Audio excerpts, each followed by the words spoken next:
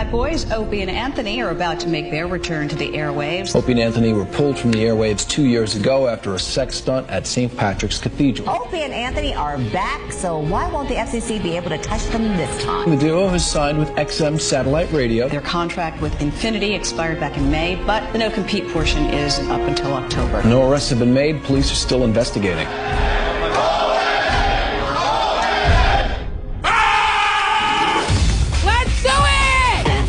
The blonde one, two so-called radio shock jocks. Our society needs borders, needs parameters. You dick! They get their jollies by saying, let's keep pushing the envelope. They were doing what they were paid to do.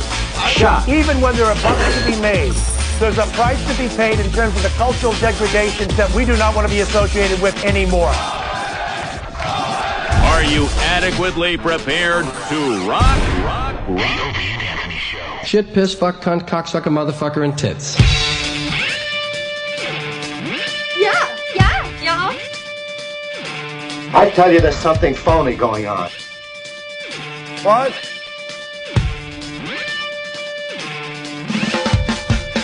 Am I being fired? Hooah! Yes!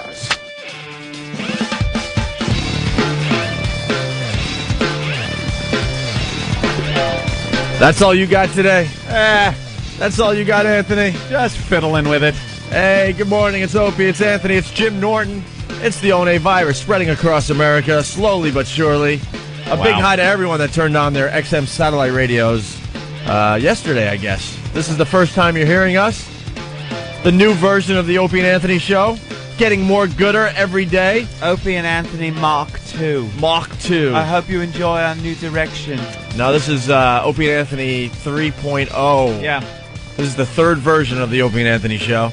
And the last version, I do believe. The last. It's over after this. We get our asses thrown out of here. That's it. I'm done. We will screw up again, and that will be it. So enjoy the ride, motherfuckers. Figure out a retirement plan.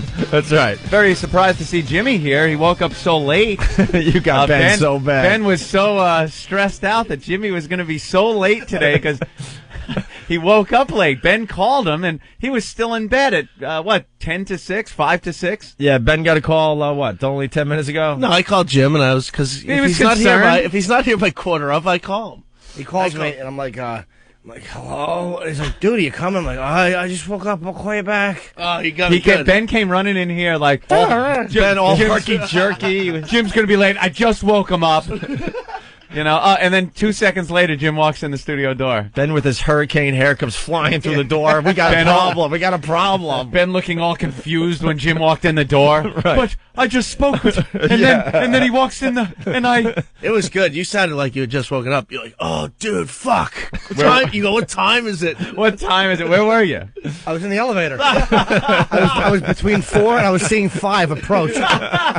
He nailed you. I love that. I did sleep late today, but that's, It's classic, too, because Ben's freaking out, and Ant and I look at each other like, yeah, whatever. Oh, well he'll be here. He'll be here. We're all going to do it one day. Yeah. I don't doubt that each and every one of us, at some point during our tenure I got here, backup plans already, though, man. What do you mean? Because I panic now, because if the lights go out, I'm done. Oh, I never thought of that. Lights go out, done. Alarm clock's not going off. So now I got my cell phone set. And then now I'm going to get a battery operated alarm clock because get the old wind up ones. I go, oh yeah, tick tick tick tick all night long. I used to have one of those. Tick tick tick tick tick tick tick tick. Oh, you want to heave them across the room. So here we are, another day. I want to say thanks to all the listeners. I mean, the listeners. This version of the show getting very, very active. Yep. With rebuilding the Opie and Anthony show. Because we'll talk about something we used to have on the old show that we don't have. Next thing you know, the email is packed with the things we need to make this show more gooder. Like someone sent us the Orson Welles clip. I know. I mean, we wanted to whack off. We were so excited about this. Oh, wow. You know, the listeners more gooder this time around. More gooder listeners. Don't tell me. Your headphones, Opie, are clipping, and now you have to put it in the other jack. It's like a ritual every morning. Yeah. And every day they have a new solution that's not working. It just doesn't work. work. The new solution is it's static electricity. So they got this static spray. The ass spray. The ass spray. It's called anti-static spray. And Ben was... Yeah. all over the studio. He should use that crap on his hair to calm it down. It might be Ben's hair that's affecting. You think that's making all the static electricity in here? But the weird thing is I move my headphones to this other jack and I'm fine. I got an idea. Yeah. Why don't they take that jack that you plug into every morning and make it my jack and put it over there and make it your jack? No, I think it has something to do with this jack being too close. Oh, you think? So, Ben, can we use the anti-static spray in your hair? See what happens. Put some ass in your hair. I'm reporting here from a windless corridor. This stuff actually does the trick. All right. Oh, it didn't? You had to switch headphones already? Yeah. So it didn't work. I lasted about 4 minutes today, and then all of a sudden it just started clipping. That doesn't work. That's good if you're putting on a belt bomb. Honestly, it's going to help my stammering. Bus. It'll help my stammering because all of a sudden the headphones will go out and I stop. And then I pop back. Yeah. So, anyway, what do you want to start with? We got so much stuff today that I'm a little confused. We have McGreevey audio. We watched his little speech last night. I was watching the new war show, which I'm so glad is back after the election. What a coincidence.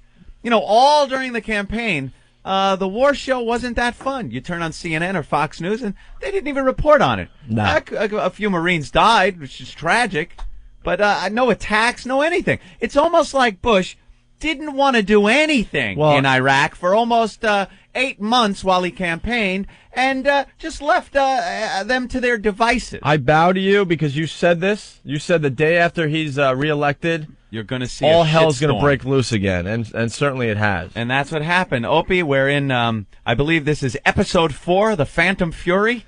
Is that what they're calling this one? They were calling it the Phantom Fury. Operation Phantom Fury. But they had to change the name, right? Why? Why did they have to change the name? It's another cool American war operation name, Phantom Fury. We always come up with the good ones. Desert Storm. Those are some cool, strong-sounding things. Now it's called the Dawn, Operation Dawn, because the Iraqis, Opie, contrary to popular belief, the Iraqis are in charge of this operation. You watch the news? It's amazing. The Iraqis are invading Fallujah, the new Iraqi army. It's just with American support. We're just helping them out. It's kind of like taking your kids trick-or-treating.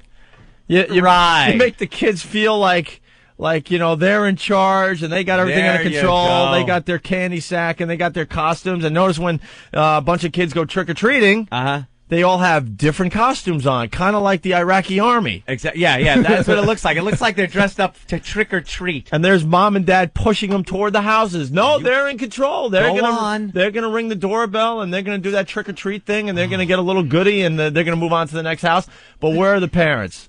Right on the curb. Yeah. With their eyes, glued on their kids, making sure that they get the job done. You ever go to the store when you're a kid and you want to buy something and it's yours? You go to Toys R Us, your parents take you there and stuff, and they go, okay, you get up to the register and they give you the money. Now give this to the lady.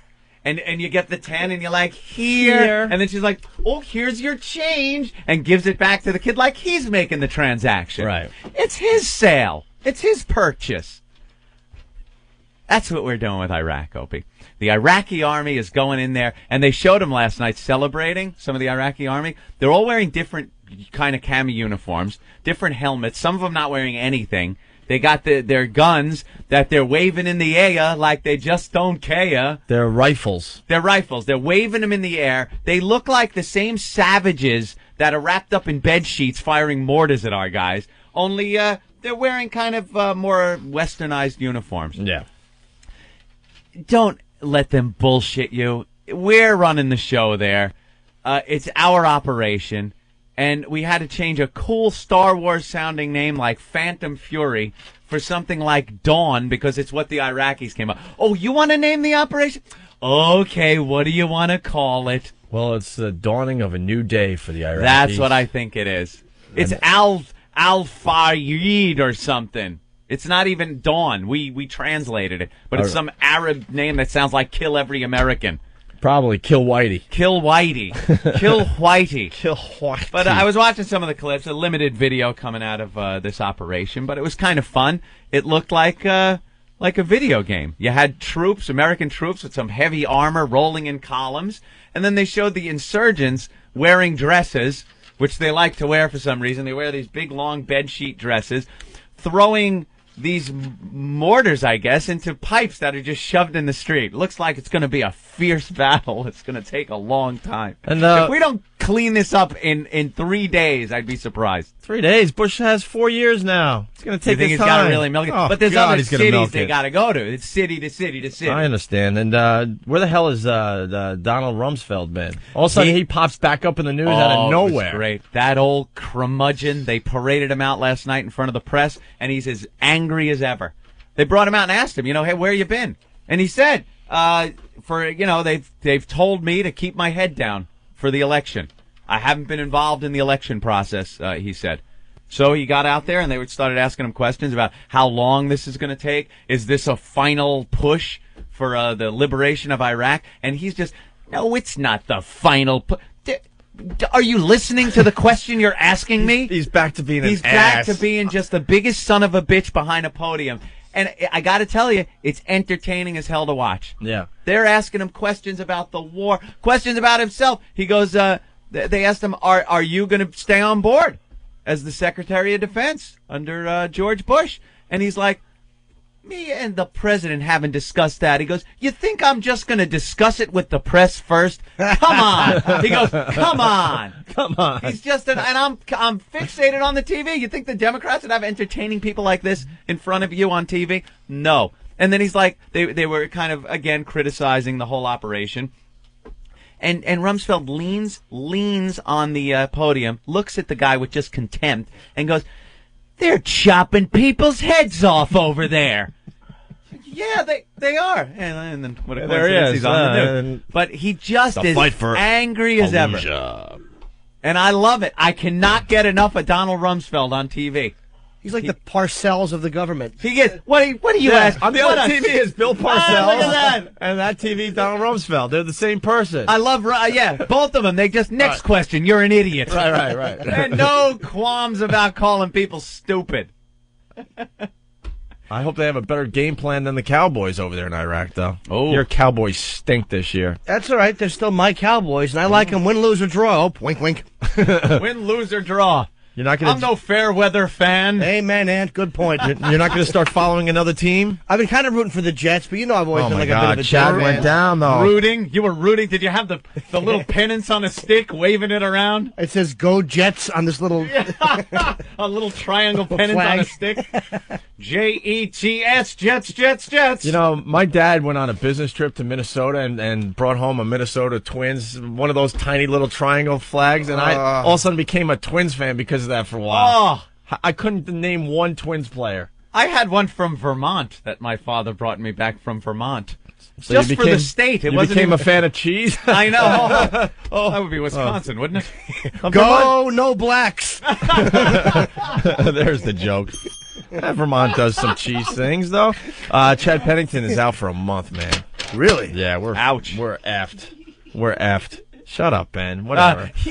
Go Pats, I know. Go Pats. He's giggling over there, his hair all awry. Well, you know how it is in New England. All that cheese. What? Dude, Vermont cheese, you ass. Cheddar cheese. Vermont makes cheese? Yeah. When? I buy Vermont cheddar cheese every time I'm in the supermarket. I like going to Wisconsin for maple syrup. All right, the maple syrup would have been a little better, I guess. guess. Vermont makes cheese, do they? Yeah, they do. I don't even have a clue enough to goof on you if they don't. It wasn't the best example. I understand that, but they do make cheese. Do they export textiles? Let me look. Textiles. It is too early to be that accurate. All right, just go with me here. Is that our excuse every day? Oh, without a doubt. It's too early to be accurate. It's too early to be accurate. Just go with it and understand and nod your head. That's your job as the listener. Just make believe we're brainiacs. Sure. In other news, Anthony, we got to get Steve in here in a few minutes. But oh yeah. In other news, I hate this Zoe bitch I hate her. I hate her. I hate her. She's been doing this for years, and no one's on to her game. It's a gimmick. This started when we were working in Boston. She'd be the last person to cross the line at the Boston Marathon, and now she just kind of goes to these big marathons across America, and she is the last person to cross the line every single year. And the media does not pick up on this, and they act like it's she's doing it for the first time. It's so brave and courageous that she's completing this. Look, the drive she has. Look, she has MS, but she's an attention getter. All right? I mean, someone has to call her out on this. Okay? Last one home and proud of it. Here it is again. The last runner home in this year's New York City Marathon. They ran the New York City Marathon Sunday morning. Sunday morning, okay? Yeah. The last runner home, first of all, it's not a runner. She walks the whole thing. I think if you're not running the race, you should be disqualified. That's what the marathon was all about. It's a race. Yeah. Okay? Good point. The last runner home in this year's New York City Marathon finished in a record slow time of 29 hours and 15 minutes yesterday morning. But MS sufferer Zoe Kaplowitz believes she's a winner, everybody. She does this every year, and she purposely makes sure she's the last one to cross the line, and that's what I have a problem with. She's not really running the race and just happens to be, the slowest runner. Her whole goal is to cross the line last so she gets the attention. Yeah. And you could say whatever you want because she has MS and stuff, but she's an attention getter. Does she actually, let me ask you a question, does she actually go the whole time or does she take a break? I can't picture someone with MS, with that awful walk they do, the leg drag, doing 29 hours of walking. I'm certain there are breaks in there. And you know what? There's people that are, they want to go home. But it's all about her, and you got the cops, the NYPD. They have to follow the last runners in and make sure no one else is on the course. So now these cops have to sit around for 29 hours as she's slowly but surely making her way around the course. They probably love the OT, and we love paying for it. The 56-year-old veteran of 17 consecutive New York marathons crossed the Central Park finish line at 10:30 a.m. yesterday, Anthony. And then here's the quote. It's not always about being first. It's about giving it everything you've got. And I certainly did that, she told the Post. She did it. She's got. Does it always have to be about being last? Turnip legs? I've really had enough of this bitch. And old rutabaga legs. And she's fully aware. She's fully aware that there's no one behind her. We should have entered somebody to be slower than her. Just to watch her cry at the finish line. That is what we must do next year. We will... a little musical interlude. Is this Chariots of Fire? Of course it is. We should get somebody that just paces her and lets her go in front. You think there'll be a standoff at the finish line? We can get Steve. Make him walk the marathon with a martini in his hand the whole time. Earl. And then you could just wait there and go, no, after you. Right. And make her cross the finish line, and then our guy can cross and be the last guy. And then they'll write stories about him. Right. And he'll be all over the TV. And if she refuses to go, is she in a wheelchair? No, I was going to say, you could just push her right across the finish line. Hey, you win. Honestly, she looks pretty pathetic. She's got the crutches with the... Oh, the metal-braced crutches? Yeah, But I see right through her. She's all, dramatic as she's crossing the line. She's been doing this every year. Yeah. She knows the game. She knows what works for the press. Of course. Yeah. What's her last name again? Kaplowitz? Ugh. Just bothers me. What a pretty name. Zoe Kaplowitz. Jesus, your legs shouldn't work if that's your name. Anthony and I have been following her little story for years, and sure enough, we get in and they're showing her cross the line. I'm like, not her again. Which means she's doing it on purpose every year. Hey, what happened to Uta Pippig? Uta Pippig? Remember her? She retired. Did she retire? I believe so, yeah. I remember watching her in the Boston Marathon when we were on the air. Oh, my God. She crapped herself, and she had her period at the same time. So she passed us by. We were broadcasting live. She passes us by. We were horrified. As she ran by, we were looking, and blood and crap were dripping down her legs as she's, running and all in pain, just surging for that finish line. Crap and period blood. Dude, everyone, down her legs. We were right on the course, right off on the curb there. everyone as she ran by was like, "Oh my!" You see that? It was just dripping down her legs. You just heard this collective. Oh! It was brown and red, just flowing down her legs. Blood from the front, crap from the back, and down her thighs and her calves, all the way into her sneakers. Hey, whatever. Wow. What else happened on that fine day, Anthony? That's when Opie punched somebody. Live on the air. That's right. Yeah, we were in a bar. One of the many times. Someone was taunting Opie, and he totally faked him out. He started yelling, "What? I can't hear you." No, I'll tell the story. I don't care. Well, it's a quickie. It's a real quickie. We're at this bar, Marianne's. And we're with all our listeners, hardcore listeners just drinking with us. Ant and I are even hammered. We're just like broadcasting live. It's a mess. And we're in front of this table, right, with about 1,000 of our listeners around and one ass. And the one ass starts going, "Hey, Howard Stern rules. Howard Stern rules," right? He's trying to get attention. And I'm sizing him up already because the table's about 4 feet wide, so I can't really reach him. So I go, "What?" This is all live in the air. I'm like, "What? I can't hear you. What?" So he starts yelling louder, "Howard Stern rules, Howard Stern rules." And he leans in a little bit. I'm sizing him up. I go, "What? I can't hear you." Dope walks right into it. He leans in again. He goes, "I told you." Bam! I clocked him. The guy totally bit on the "I can't hear you" thing because Opie's like, "What? What?" And the guy just kept getting closer and closer. It's like, "What?" And Opie leans out and like cups his ear. Like, "What?" Right when the guy leaned. And a there's little audio closer. of Anthony because we were doing a break at the time where Anthony goes, "Oh my God, Opie just punched somebody." Like, so then all hell breaks loose. This guy had just the fear of death on his eyes because now he's realizing, "Oh my God, I'm in front of 1,000 people that are fans of these guys." In the wrong camp. And I just got punched in the face. Then the bouncers grab this guy, put him in some kind of like Master Poe type of hold, and they start dragging him out. And everyone's drunk. I mean, these are hardcore Boston people that love to drink, and everyone starts, punching the guy and giving, pop shotting the guy on the way out of the place, and they throw him out. What a fun day that was. It was unbelievable. Everyone all drunk. We're all just at hammered. Boston. They love to drink up there. They love to drink. Everyone's just cocked. I'm watching the marathon. I'm fucking cocked. They give everyone the day off. They make it a holiday. Well, because everything's got to shut down. Yeah. Out of Can't control. get through anywhere. It's the best day of the year in Boston, though. It's Yeah. a great day, I think. It's always so much fun. All right, we could either take a break or we could go on to the next subject. Next victim? Steve? Yeah, we got to get Steve in here. We kind of touched on this yesterday.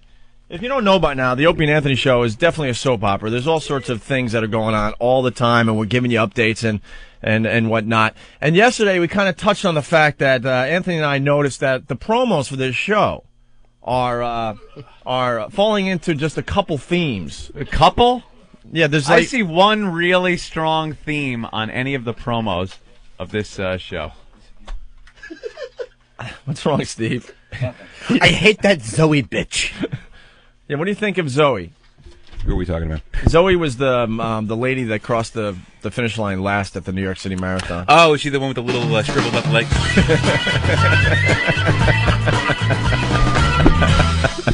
And Martini Steve is in the studio. Okay.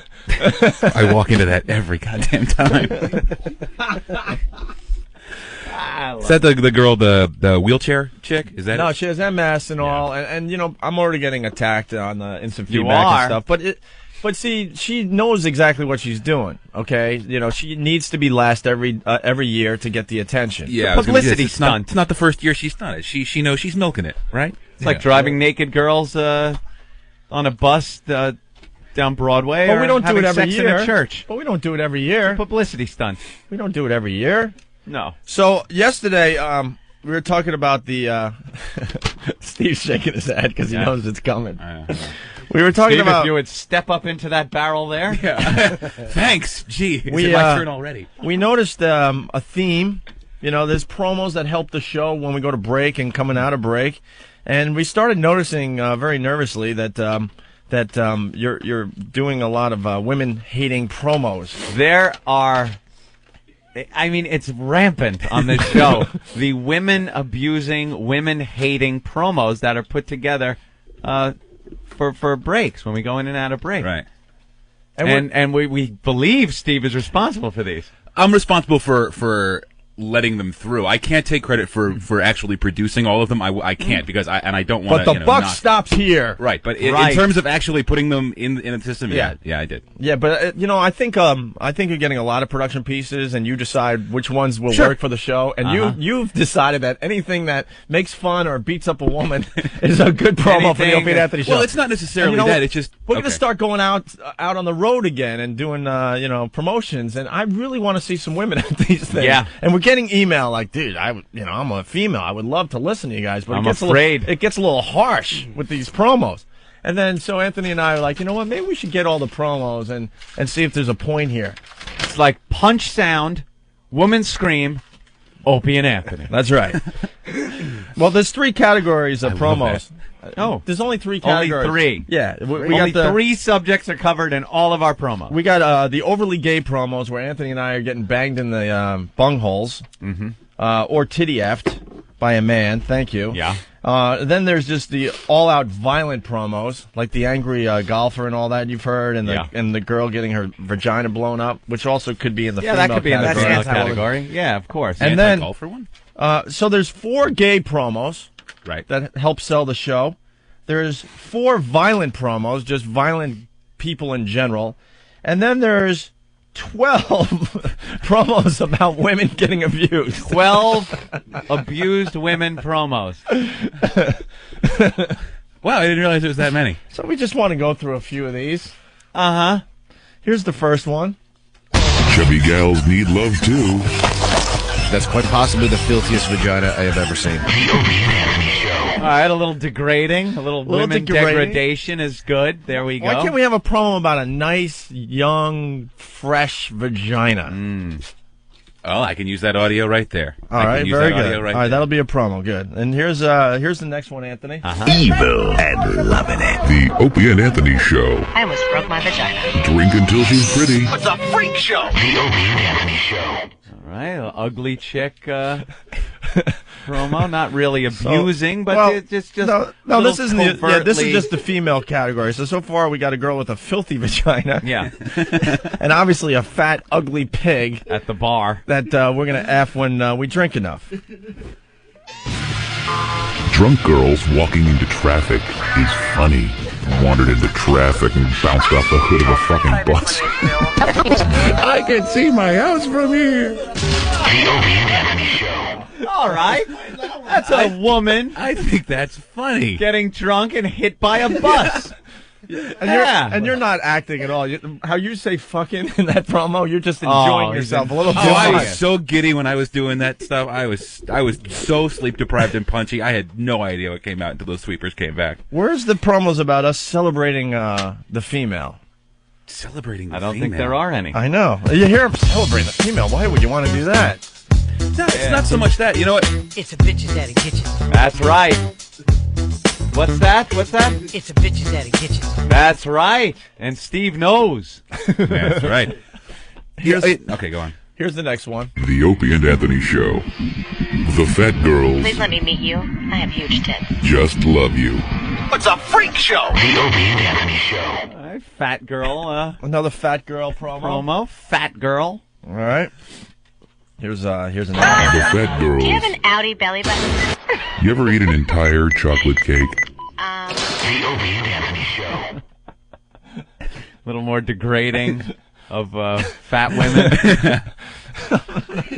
Ever eat a whole chocolate cake? What was that? Yeah, I don't know. I just that was the instruction I got from the guy who created those was just ramble into a microphone for 10 minutes, and I'll piece together whatever you say. So he took snippets of whatever I said going on 10 minutes, processed the vocals, and said it back. And it was 10 minutes of you just talking about fat girls. And no, I was rambling. It was drunk girls that are so desperate that they're just waiting around for you to get drunk enough. That's right. Jesus. How about a little variety? All right. Well, you know what? In all fairness, picking through Opie and Anthony's show vocals for drop-ins, those little pieces of audio, you come across a lot of really violent lines, and it's very difficult to pick out ones. It's so exciting for you to just make sure you but it's just, isolate those violent. There's such an abundance. Incorporate this into some woman thing, and there's such an abundance of them. It's like, oh, hey, look, another one. All right, fine, throw that in there. Well, how about this one? Shut your mouth. fucking mouth! I masturbated so hard, I almost broke my vagina. The Opie Anthony Show. That's one of my personal favorites from Steve. Shut your fucking mouth! What were you trying to get at with that promo? Yeah, I didn't do that one, but I did think that was funny. But you really enjoyed it. Yeah, I did. The woman pretty much tied up in a basement somewhere, getting her... Yeah, that's from that Rob Zombie movie. That's getting an attitude adjustment. Getting beaten. Mm-hmm. All right, well, maybe we're just looking into this a little too much. You think? It's date night. Get your shovel. I never really find a good sound effect of a guy getting hit in the head with a shovel. The Opie Anthony Show. Date night, get the shovel. So, I guess that means you're going on a date. There might be some date rape involved, and then you got to get rid of the girl?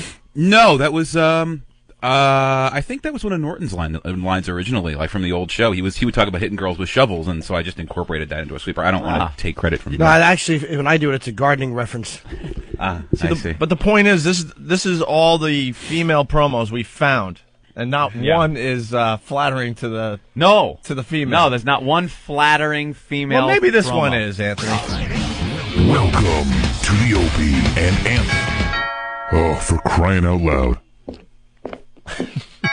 Yeah, heard you the first time. Can I help you? Yeah, that's me. Yeah? What do you mean served? Divorce? That bitch! All right. I have a question: why was the teacher from the Peanuts giving you a subpoena? Oh, that was... Yeah, exactly. You try to find random speech of people. Exactly. Well, I couldn't find that. I'm just trying to find one that would be flattering. Flattering, to the where a female. girl listening to the show would go, "Wow, that's really nice." They're very thoughtful. I like those guys. They're thinking about us a little bit. I think I'll go out and meet them next time they're in my town. The only way you're getting a date is with a bottle of chloroform.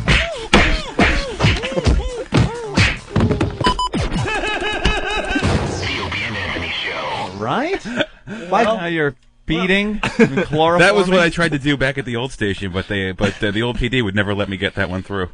But why both? Why a beating and chloroform? You don't need to punch her if you knock her out. I think she struggled. Like you were trying to get the chloroform on her, and she started struggling. There you go. So you got to beat the crap out of her a little bit, and then put the chloroform back on. Okay. You seem a little angry, Steve.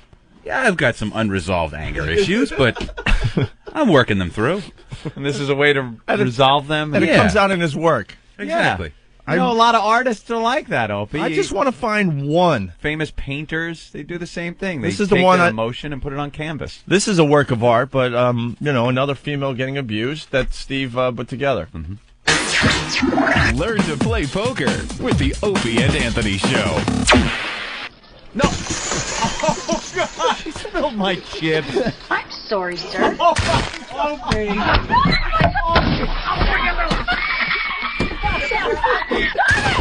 Now clean it out! That's right. Be a poker player, just like your father. The Opie and Anthony Show. Are you happy now, Opie? Are you happy? Now, I'm not going to deny that that's not funny. It's hilarious. He had taken my lines out of context. Exactly. He took mine out of context. That's half the too. fun of doing these things. Is I can take the audio and rearrange it in a totally different way. But another abuse women through my promos. Well, crap! Look at the circumstances under which that audio came through. Another woman getting abused. This chick was out in the hall Dude, bawling her eyes out. The point is, I can't find one where a girl's not getting abused. Well, in that list, probably not. You even make fun of your mom. Welcome to the Opie and... Hello? Hi, Mom. Ma, I'm working. I'll call you back, okay? Love you too. Welcome to the Opie... Hello?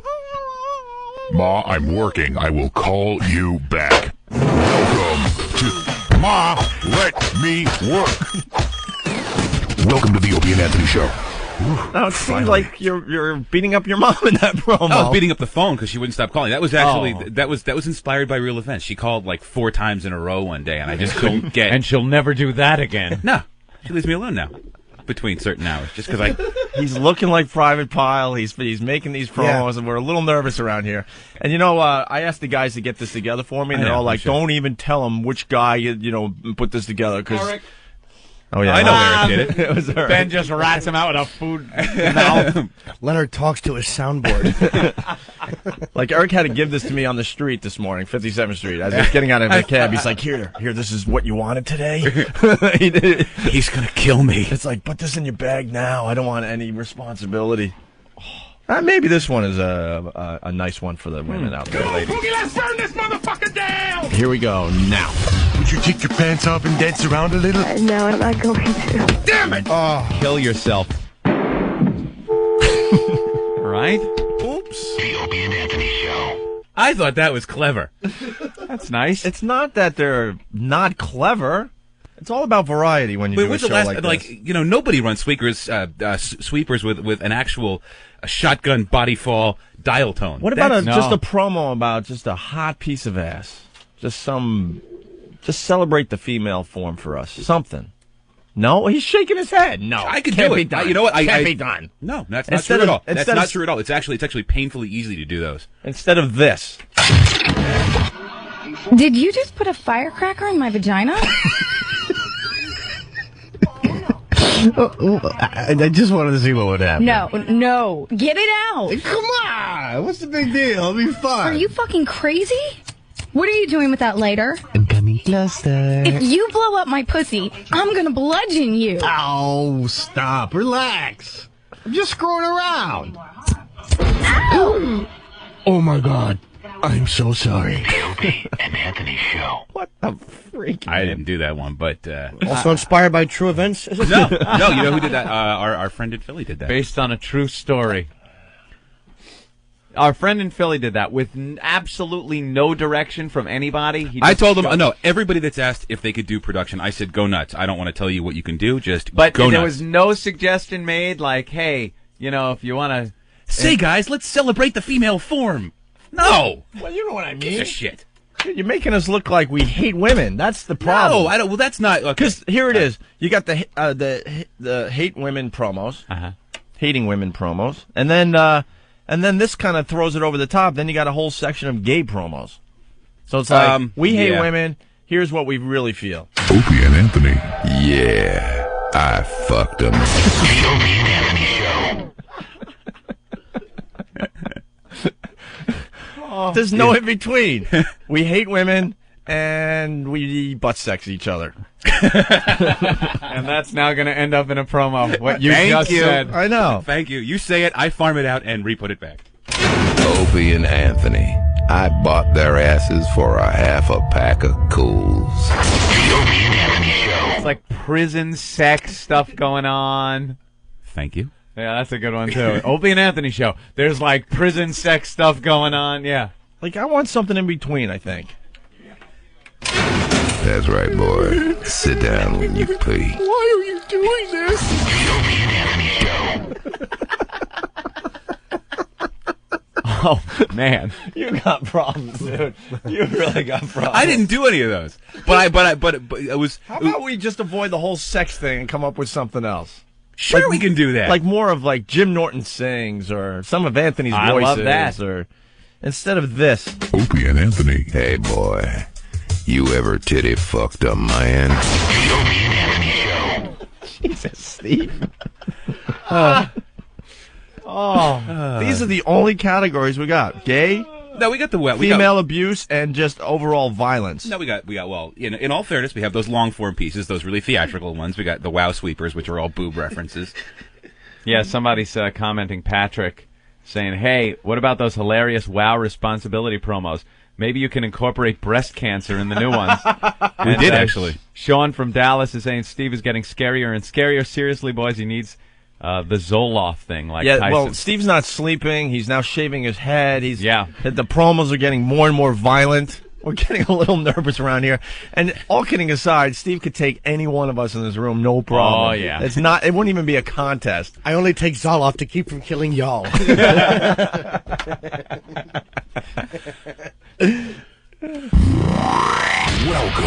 to the Opie and Anthony. Die, you son of a bitch!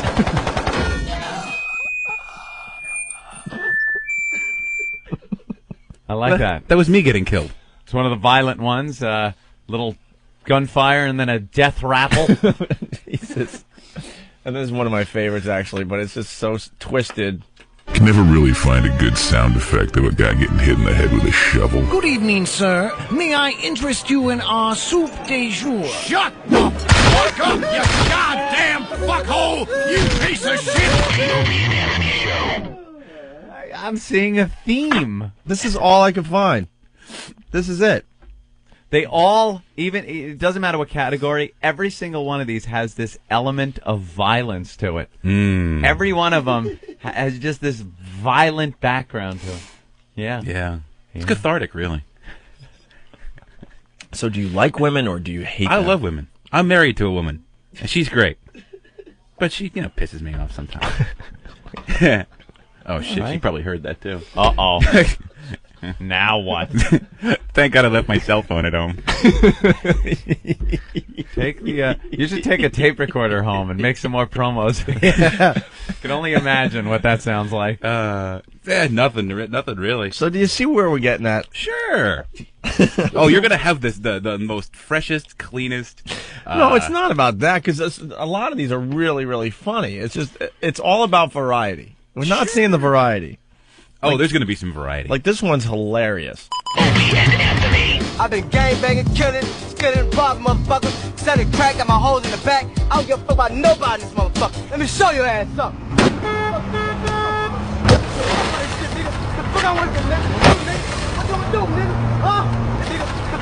Radio for the angry golfer. The Opie and Anthony Show.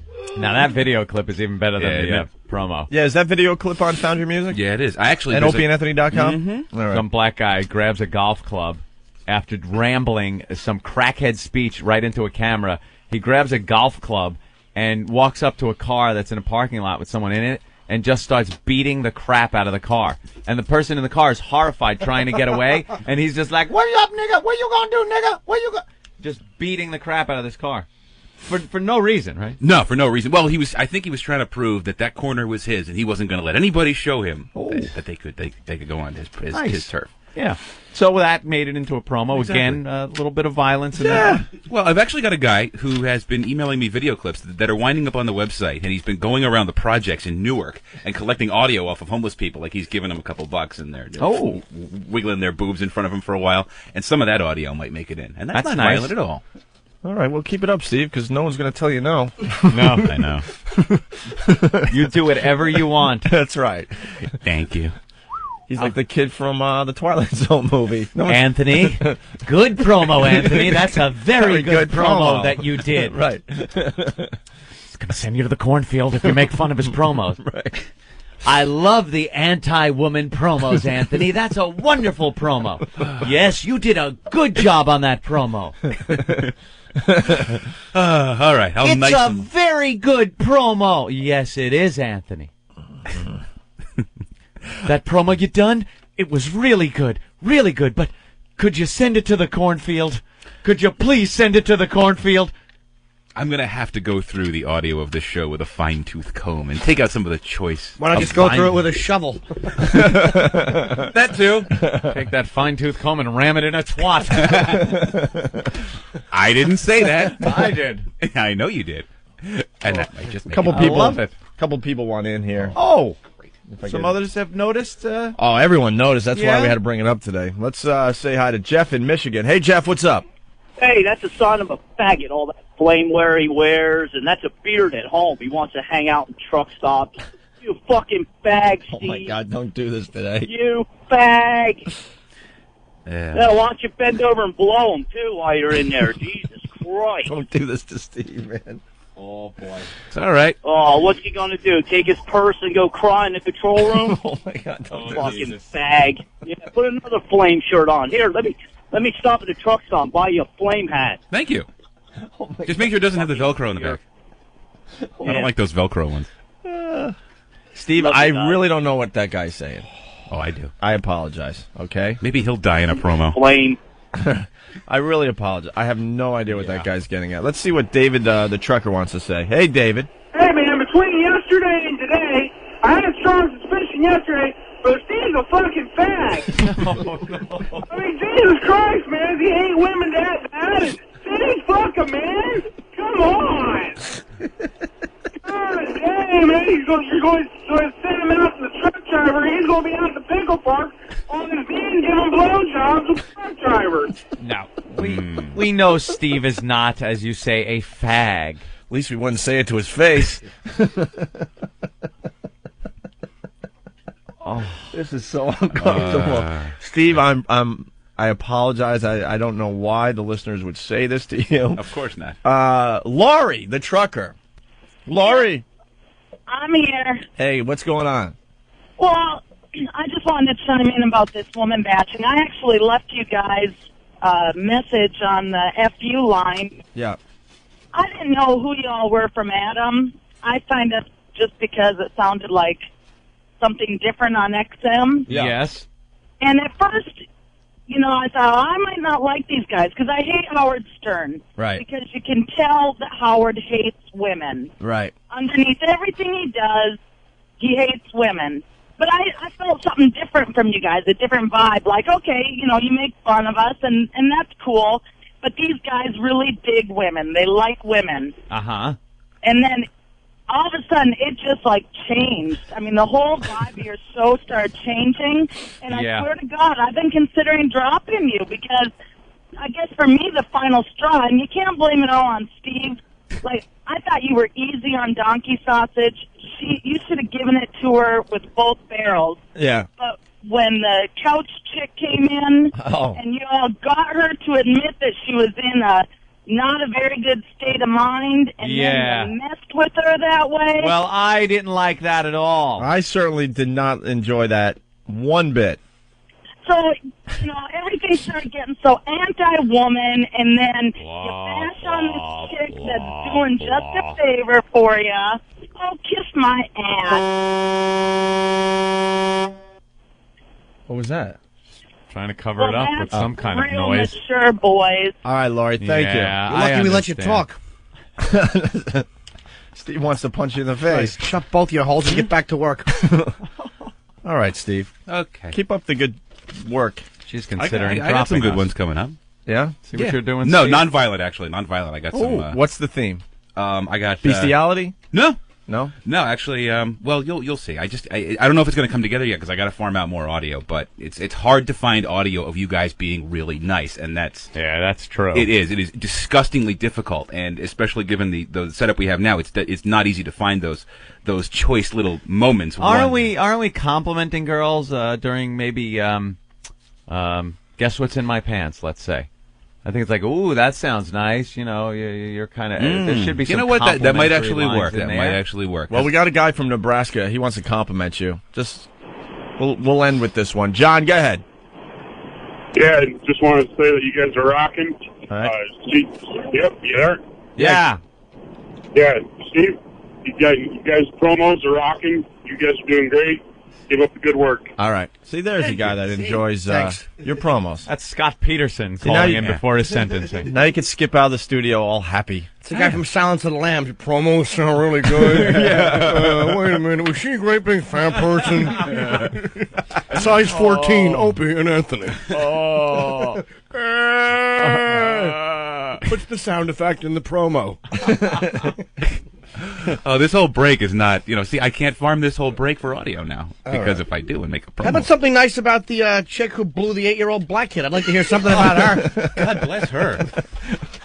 Excellent what she's doing. Yeah, why don't we get into that story next, okay? Yeah. And we also have McGreevey, his audio from his farewell Oh, there speech. you go. How about something from The lovely governor of New Jersey that came out of the closet, and now he's stepping down, and he did his farewell speech on TV last night. This is Governor McGreevey's favorite show with some of those promos. That's right. Man.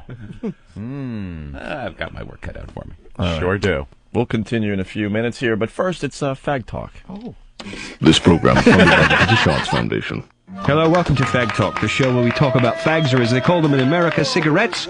Let's not waste any more time. Let's bring out Bob, the fag expert. Bob, welcome. Thank you very much. Wonderful to be here. Tell us how we can be more intimate with our fags. Right. Well, when you have a possession that you love or cherish, you do what? You give it a name. Exactly. So why not name your fag? That's a wonderful idea. It is a wonderful idea, and go ahead and do that. Okay, right. Now, I've got... Right, you gave me a fag before the show. This is wonderful here. Right. I love this one, too, because it's one of my favourite fags. Right. From France. Look at that beauty. It's a beautiful fag. I'm going to call him Dick. All right. Oh, I love sucking on this dick. It's wonderful. My fag, I call it Woody. Woody. Let me help you out there with... Thank you. How's your Woody? My Woody is wonderful. Would you like to try my Woody? I'll tell you what we'll do. You suck my dick and I'll suck your Woody. All right. All right, here we go. Hello, Dick. Oh, that's a wonderful that's suck. Right. Thank you so much for being here, Bob. Well, In the meantime, I'm going to enjoy my Woody. You enjoy my dick. Right. Join us again next time, right here on Fag Talk. Bye-bye. It's a wonderful dick. It's time to find America's sexy stage. Let's hear it for California.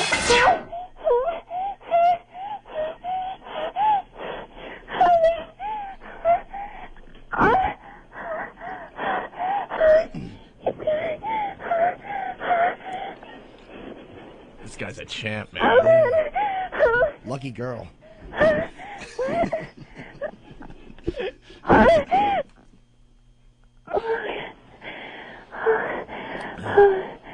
Oh God, I need a towel. Yeah. I need a towel. Come on. There are plenty from the other booth, too. Thumbs up. Stop, Jimmy. Jesus Christ, Jim. Think you can do better? Call Opie and Anthony live at 866-WOW-1-WOW and give it your best shot. How big does that thing get? That we offer home delivery service at our price for the next 12 weeks at your convenience, at your doorstep, for $3.60, 7-day service, sir. You understand what I'm saying, sir? On Friday we have the weekend. You want to check out new releases of Broadway shows. Hello, sir. Hello. You sleeping? Hello? Yeah, sir. Hello? Yeah. I'm sorry. Well, I think you were sleeping on me, sir. No, it's just, I'm sorry, just, No, what? That's what? I just got back from Florida. Oh, you just got back from Florida? Miami? No. Tampa? No. Oh, alright. Okay. I'm saying, sir, we have this paper at price. You understand what I'm saying? For the next 12 weeks, you know. If you don't want the daily service, I'll just give you the weekend special for $2. Would you like to be opportunity to capitalize on the offer, sir? Mr. James? Mr. James? Hello? Hello, Mr. James. Yeah, I'm sorry. You sorry? What you sorry for? I just conked out. Oh, I forget the middle part, what you were saying. I think I missed a couple things. A couple things? Yeah. Like what you missed, sir? I don't know. I missed it. I don't know what I missed. Okay. How am I going to know if I missed it? All right, sir. I'll tell you what. I go over my pitch again. Okay, yeah. I was saying that we have the 7-day service for $3.60, and you get it delivered from.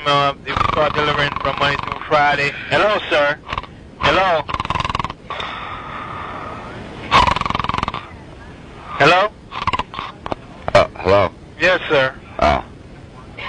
Hello? Would you like me to call you back at a more convenient time? No, I gotta get up anyway, so.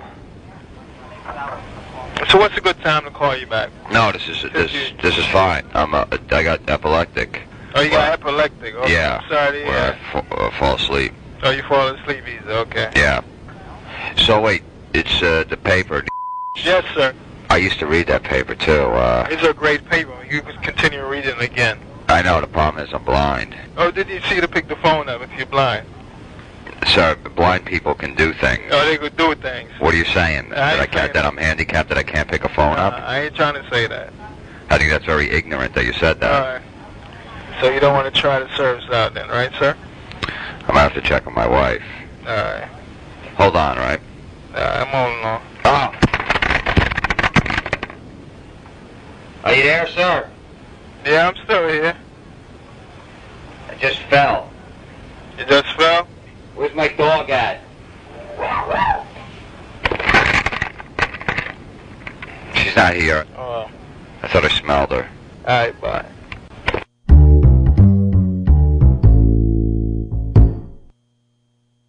Last time I was in Houston, somebody broke into my truck and stole my radio. Thank you, whoever you were. I got to drive back home listening to the sound of wind for 5.5 hours. I went to the insurance company. I was filling out these forms, and I got to the part on the form where it says, what kind of radio was it? And I told the guy I didn't remember. He said, Mr. White, if you can remember what kind of radio it was, we'll know how much money to give you. That's some good news, right? I thought of a real expensive sounding brand, and I wrote it down. He knew I was lying. Mr. White, I don't believe Rolex makes a radio.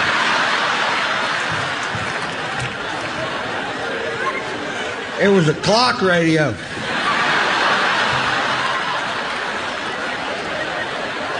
Write the check, premium boy.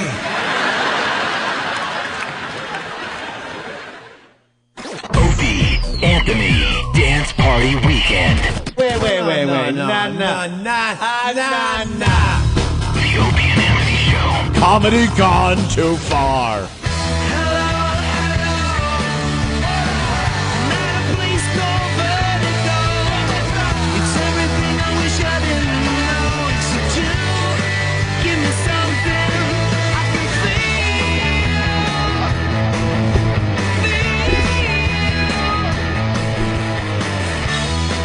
We're back with the Opie and Anthony Show. U2, Vertigo.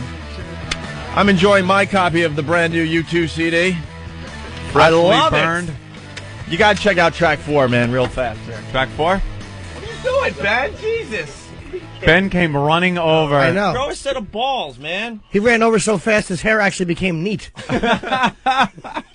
Ben is just in a panic. That's a good producer. Not over those 2 CDs that you have. What? We got the brand new Eminem CD and we got the brand new U2 CD. And by the way, for anyone out there, you can get them so easily on the internet. It is no problem finding it.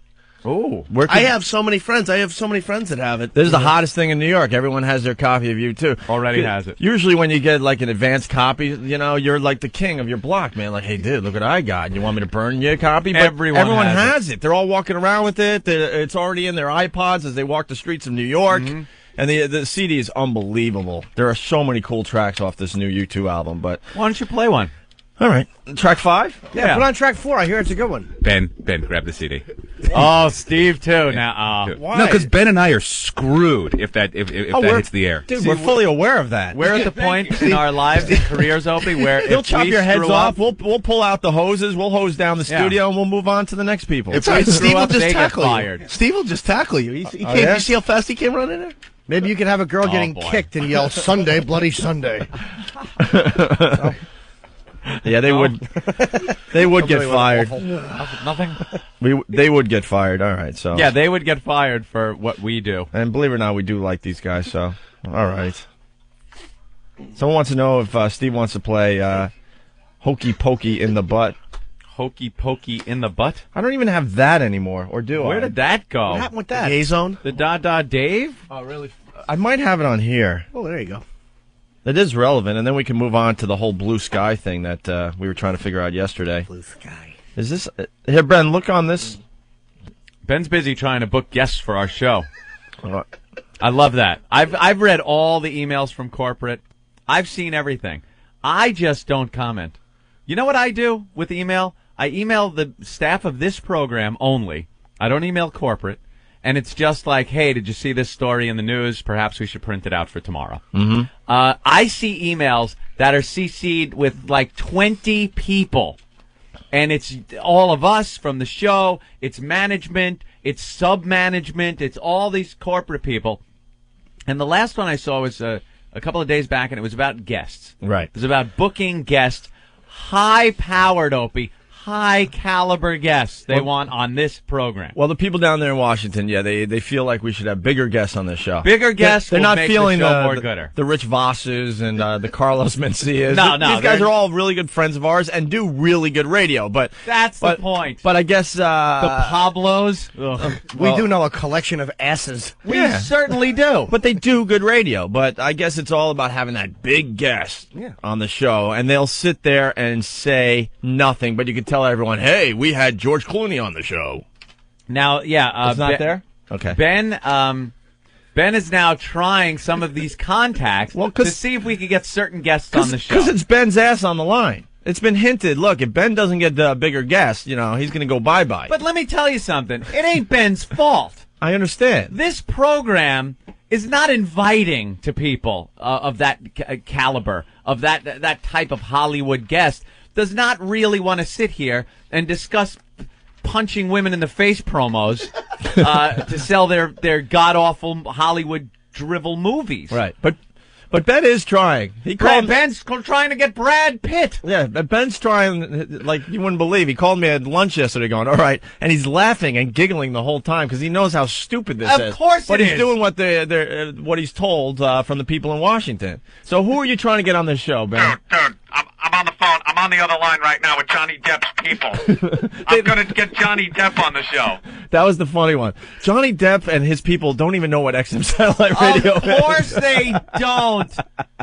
Look, Ben's trying, man. He's trying. It's a fledgling industry. Right. We know that. The people that are subscribed to XM, the people that work at XM, the people that are involved in some way, shape, or form with satellite radio, they understand what it is. They see the potential in this. Yeah. It's going to be huge. It's going to take time, though. But the reality of it is there are still a lot of people that have yet to find out what's going on with satellite radio. They will, just like cable TV. They will.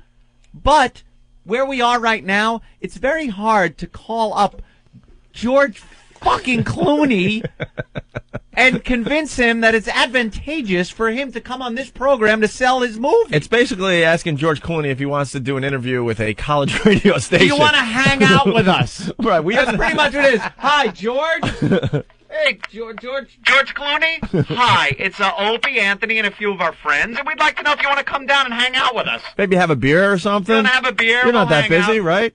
Oh, we'll be talking to a lot of people, relatively speaking. If you would hang out with my neighbor down the street, it would be far less people you'd be talking to. But, you want to come out? XM Satellite Radio. Yeah, what?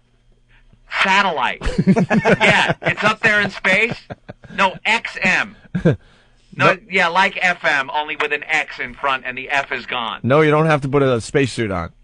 No, it's on Earth. It's on George. Earth, right. It's on Earth. Yeah. We just want you to come down, and we could talk about Ocean's 12 that's coming out, and, all that. What? No, it's not CB. It's XM Satellite Radio. No, you won't have to key down the mic when you talk. No, it's not accurate about that little bit you just did. Why? You would never have George Clooney on the Right, phone. how did I get George Clooney on you my would have fake George phone? Clooney's people's people. I took it way out of... I was talking to George. A little out of control there, thinking you're that big that you would actually get him on the phone. I actually almost had him, I thought he was coming in. So, Ben, who are we working to get on the show in the near future? Who are we working? Watch Ben start giggling. We better not say it. Someone might block us. No one's blocking us because we have 4 times the influence other people do. Exactly. All right. Who are we working on, Ben? You really want to know some of the ones that I bet we absolutely These are wanna actual know. phone calls that Ben has made just to try to save his job. George Clooney. Yeah, That's we a know. possibility. Brad Pitt, Johnny Depp. Yeah. Easy. Yeah, those. Yeah. What did Colin Farrell? What did Johnny Depp's people really say? Yeah, they were like, whatever. Whatever. That's great. Well, we have a definite whatever from Johnny Depp's I'm people. sure that's exactly what they say to Good Morning America too. Whatever. Didn't you tell him about the little MiFi Walkman? Yeah. That's a great invention. By Hey, the way. I know it is. Ben. Yes. We're clearing out the cubicles and stuff. You two can set up right in that room. Wow, I was think we thinking should that. call up yeah. Bono Yeah. and see if we can't get him down here. Hello? Well, what the fuck is XM? Will you have some fucking Guinness? I'll be right there.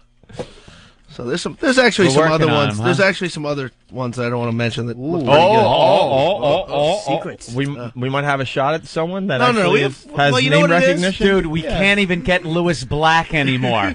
Yeah, Lewis Black is Lewis even blowing Black us is off. blowing us off. How are we going to get anybody? If anyone holds Ben responsible for not getting guests for this show, I will personally put them in a bucket and ship them out because Yeah, I mean, because it's not anyone's fault. It's just the People don't want to come on this show right now. Not yet. I mean, it's a slow build, people. It's a very slow build. We understood what we were getting into, but we believe in this technology. We believe this is the future of radio, but it's going to take some time. Our biggest interview so far has been John McEnroe. That's not too and bad. It's because we were going to be on his show that night. Oh, yeah. It's not bad. He talked about Tatum O'Neal. We also had Ozzy on. And, right on the phone. I'm talking about coming in. McEnroe didn't come in here. Oh, that's right. But Lewis Black will come on, though. You guys have I read the email. Has been Pablo. In the spring, when there's a book to promote, they said that he will be coming on. We had Kevin Smith on the phone, too. We're finding out who in the spring, Lewis is, something? We're finding out who our real friends are. A lot of people blew us off after our demise. I'm a little pissed off at Lewis. I never wanted to be pissed at Lewis. I like the man. He's very funny. And now we're getting the blow-off from Lewis Black. Yeah, he said... Those Daily Show people are a bunch of assholes. I love the show, but they have gotten so, self-important. Yeah. Well, in the early days... Central, slow down. The early days in AW, Jon Stewart was on the show all the time. Yeah, we had Jon Stewart on the show. And now he won't come on the show. No way. And it's harder now than it was at NEW. That's all right. All right, well, so we're working on big guests for the Mario Cantone lined up. The new Opie and Anthony show. Oh. Now we got Britney, Eminem, and U2. We'll have them all playing out here on top of all at the same time. It'll be great. And then Steve could come in and punch Britney in the vagina. Never say no, but there's a reality to this whole thing. Yeah. Yeah, famous people want nothing to do with us. Right. Stop hiding us on the premium tier, and then maybe we could get even bigger guests. We're not like Hollywood Howie, where we can have these guests on. And to tell you the truth, I don't necessarily want them on. Yeah, we never really wanted the high-profile guests on our show. This show isn't about getting... What are we... It's are you going to sit Johnny Depp down there, too cool for the room, and start talking to him? I'd like to. Just smell his finger. Get a picture? For a while, but get a picture, of course. It's about the funny on this show. Yeah. A lot of people feel like you're not doing a really good radio show unless you have that A-list celebrity sitting there saying nothing. You know what it's like? And the bigger the celebrity, a little insight to this whole thing. Like we had Carmen Electra on a few times. We had a bitch. We had a bunch of almost A-list celebrities, we'll call them. But Carmen Electra, when she was on our show, she was definitely happening. Okay, This is what happens. They sit down, and then a whole entourage of people come in. Their publicists, the publicist, which is the scum of the earth, the publicist will sit there and look at you like you're a piece of shit, and question everything you're asking their client with those faces. They make the face, and they'll shake the head like, no. And they're constantly looking at their watch and doing the cut-off sign with their they give finger you on the neck. They give you the wrap it up sign. The pointing at their watch. You want to lean over and smack them. And you ask them a question that's a little off-kilter, something that they're not asked every friggin' time they do an interview. And the publicist looks at you, shakes their head no, and puts that scowl on their face. No, even worse. You want to reach over and choke the bitch? No, even worse. They'll pull their client out of the studio, or they'll cover up the microphone, or they'll say stuff like, "Don't answer that." Yeah. Crocodile Hunters, remember his publicist hung up on the call because she didn't like the questions? That twat in a power that's right. suit. Remember that? Yeah. And the publicist, when you do the phone call interviews, they listen on another line. Of course. They got the hookup, and if they decide it's going to a place that they don't like, they'll just hang up on the interview. Yeah, and it's no fun to be involved with that. I don't like those guests. We don't really care. I mean, if it happens, it happens. But yeah. I mean, they can't be obsessed with us talking to the really, really famous people on our show. If people want to come in and hang out. It's usually very boring radio. Yeah. If they want to come in, and hang out and be part of the show, that's fine. But to sit there and try to do an interview and ask them the same questions they've been asked 1,000 times, it sucks. Well, I think that we could ask some original questions. Like, I'd love to get Ozzy in the studio because I want to ask him, like, what made you want to get into music? That's a good question. I'm sure he's never been asked before. Yeah. Like, what are you going to ask? All right, well. Enough. So then we took another meeting after the show yesterday, and we were thinking about doing some kind of O&A Christmas party, like our first live broadcast. Well, no, I think we're going to have a few live broadcasts before this, right? Aren't we broadcasting the night before Thanksgiving? From the downtown on Long Island? Yeah. When your brother does his tribute band thing, and you're going to be singing, and just going to be a lot of fun out there at the downtown. It's going to be a nice drunken night out. All right. Well, we're thinking of doing some kind of like Twisted or Demented Christmas type show. Mm-hmm. It could be fun if we could develop this thing. Christmas party type So thing. we were discussing it with the salespeople and the programming guy. Which down I got in to tell Washington. you, nothing personal, guys, in Washington, but the after the show meetings oof. When we're sitting here, especially a phoner, it's Opie sitting where he sits for the whole show. Me sitting where I sit for the whole show, exhausted because, we just did the show and we wake up kind of early and never sleep well. And then on the cell phone with a conference of, 3, 4, 5 people down in D.C., you know how hard it is to stay awake during those? Yeah. It's not it's not like George Clooney's on that other line and I'm chatting with him. You know what keeps us awake, though? All the corporate lingo. Yeah, it's hilarious. We've already, goofed on the phone yesterday. It's like, bucket okay, analogy. Yeah, we got this idea. Let me tee it up for you. Yeah, teeing it up. Let me tee it up for you and tell you. Tee this up for you. And then it's like you're teeing it up. And then ready to slam it. And the other one is we'll circle back around on that, whatever that means. I don't know what that means. We're going to circle back around, which means nothing gets done. It just keeps going in circles and circles and circles. Run it through the mill one more time. We're going to circle around before we decide on that. Well, yesterday we're talking about this possible demanding Christmas show or something. It's very primitive right now. We got to try to figure something out. And all of a sudden, was it Kevin?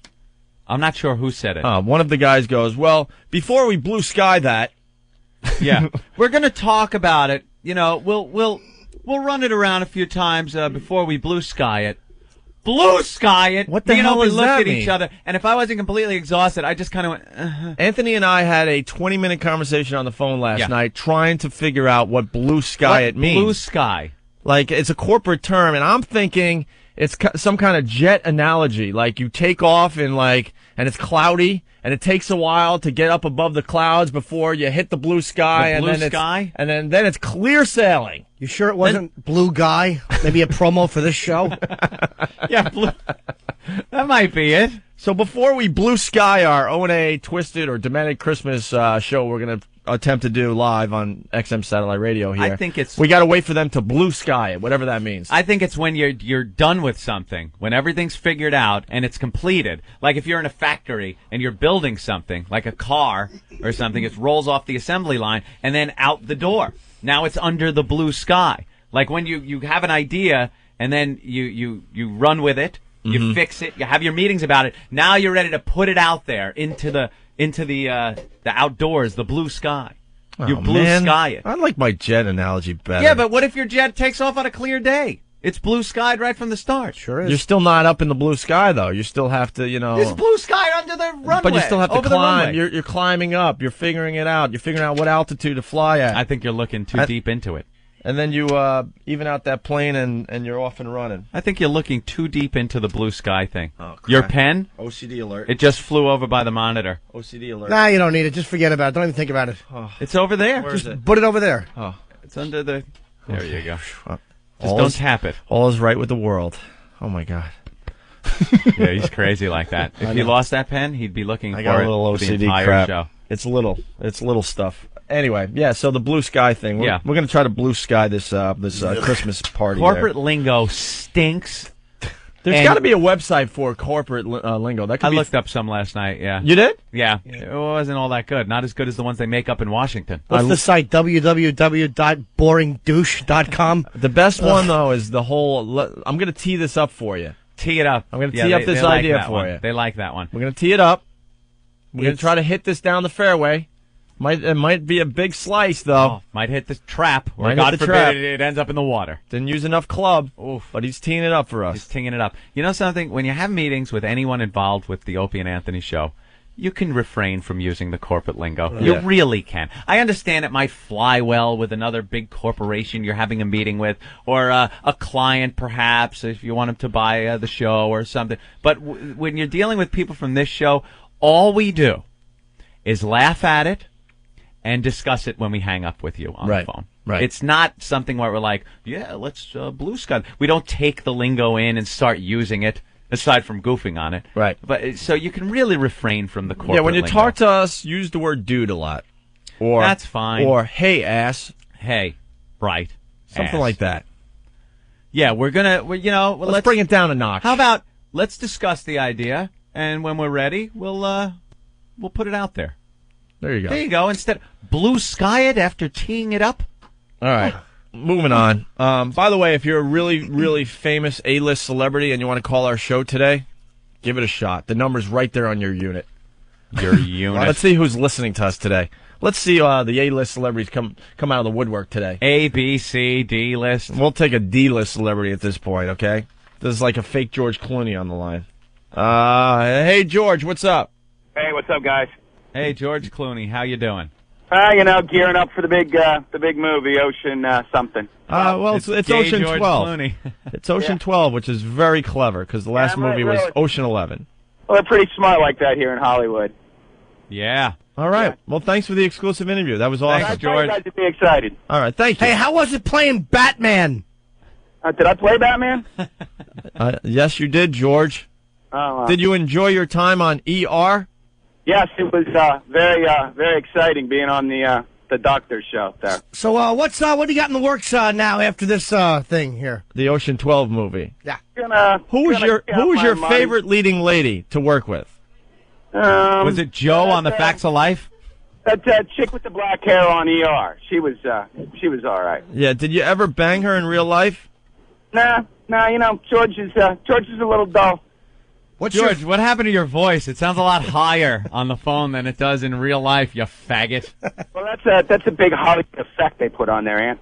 Without the A-list celebrities, you probably don't know all these secrets. Yeah. We all like this, but then they put in a special Hollywood effect. All right. Well, thank you. There he goes. George Clooney, our first A-list celebrity interview.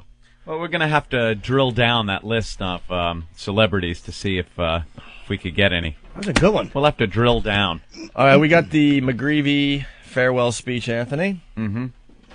You want to set this up for the people in Missouri and Texas and Alabama and Tennessee and Georgia and... Is that an action item? You just... What? Is that an action item what that do you you just put in there? I'm trying to use some corporate lingo, Opie. We have to drill down on that. Oh, wow.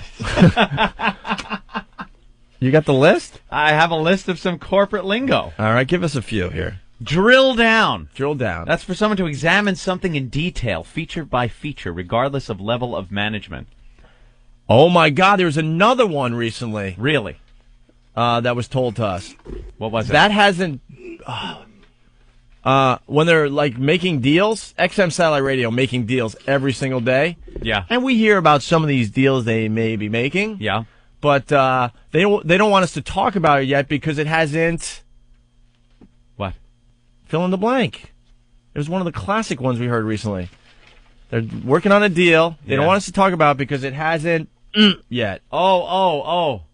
Damn, I can't remember. I keep thinking like incubated or something. Baked. It hasn't baked. It still hasn't been baked. That made me physically ill. I swear to God, we heard that one from a lawyer lady. They're working on something, but we can't talk about it yet because it hasn't baked yet. You know what it is? Corporate people are trying so hard. I know what that means? What? The deal hasn't been signed. How about we've been working on that offline? We've heard offline. Offline, a term meaning at another unspecified meeting, suggesting that an uncomfortable or technically complex topic be taken offline is an excellent way to put off its further discussion indefinitely. Put that offline. Take that offline. Oh, this stuff makes me nauseous. We got a guy that knows what blue sky is. He does? I think so. Peter in Jersey. Hey, what's up, guys? Hey. First, let me tell you guys rock, man. I've been listening to you guys since you guys were on NEW from the early days. Thank you, my friend. It's funny because I'm listening to this, and I'm a regional sales manager with a small company out of North Carolina, and I got to deal with these stupid bullshit terms all the time, and everybody always wants the blue sky, any idea we ever start. And basically what it is, it's what they want to do is they just want to, it's almost like taking a white piece of paper. They want a blue sky, like when you paint a picture, you got to start with a blue sky before you put anything else on it. So they want to start from nothing and just like build it from... Oh, now that's something we didn't see coming. Nice. So it's starting from scratch. We're going to blue sky it and just plan from there.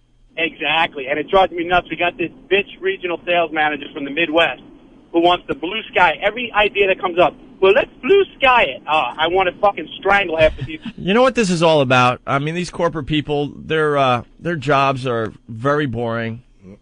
You know, and they're trying to, throw some excitement into it, you know? Some but the new fact lingo. is, it's just boring. It's black or white. That's what their jobs are. It's just black or white. They don't want to be the bores that they are. Right, so. That's it. I was a 34-year-old regional sales manager that was in Mulcahy 10 years ago. And I don't want to deal with this, just tell me what's going on. Tell me the story. Let me answer your question, and let's move on. All right. Thank you, Peter. All right, guys, you got it. All right. Sync up. We're going to sync up on that issue to have a meeting, especially, not necessarily between two people. Evidently borrowed from the Palm Pilot lexicon. Sync up. They can't just say, hey, let's have a meeting. Now, let's sync up about the blue skying that issue that we spoke about. And while you're at it, we need a couple new buckets. Yeah. And by the way, we should also tee up ourselves. Ugh, assholes. Proactive, own. You know what own means? To take responsibility for something. Someone who owns something can never claim that they are out of the loop. Yeah, I own that. Great. Results-driven scope creep. What is a scope creep? I don't know. You tell me. The gradual inflation of the goals of a project as its leaders imagine more things for it to do. So the scope of it is creeping upward. So it's an idea that kind of gets bigger and has more things put on it. I figured it was a guy with binoculars whacking his bag in some chick's bushes. There's that scope creep again out my window.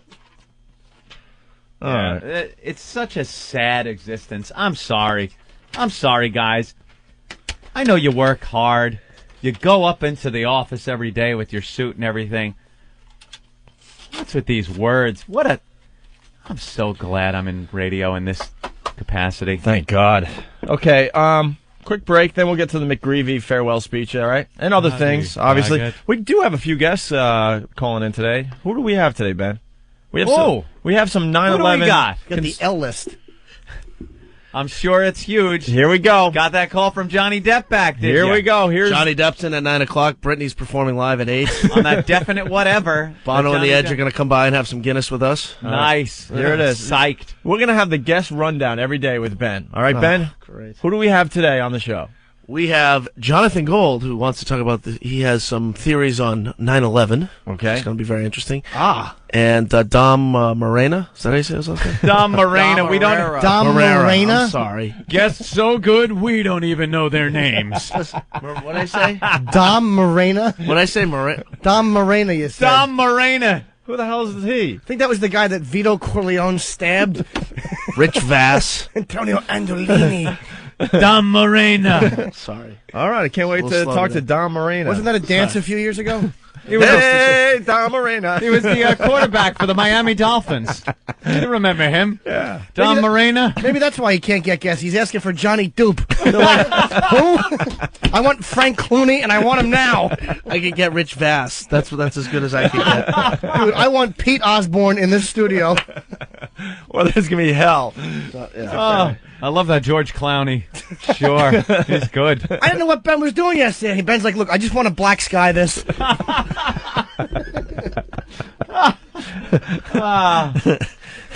Sorry. Oh, this show is so stupid. Dom Morena. Dom Morena. Hey, Dom Morena. Jesus. I'm going to call him Dom Morena now today. Dom Morena. He's a very funny comic. Yeah, it is. Dom Morena. All right. I wish he was in studio.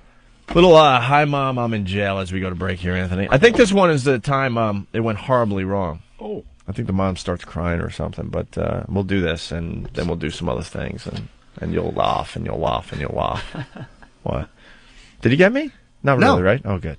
Hello, Mark. Yo. Are you ready to play Hi, Mom, I'm in jail? Sure. All right, now what are you going to tell your mom when she gets on the phone?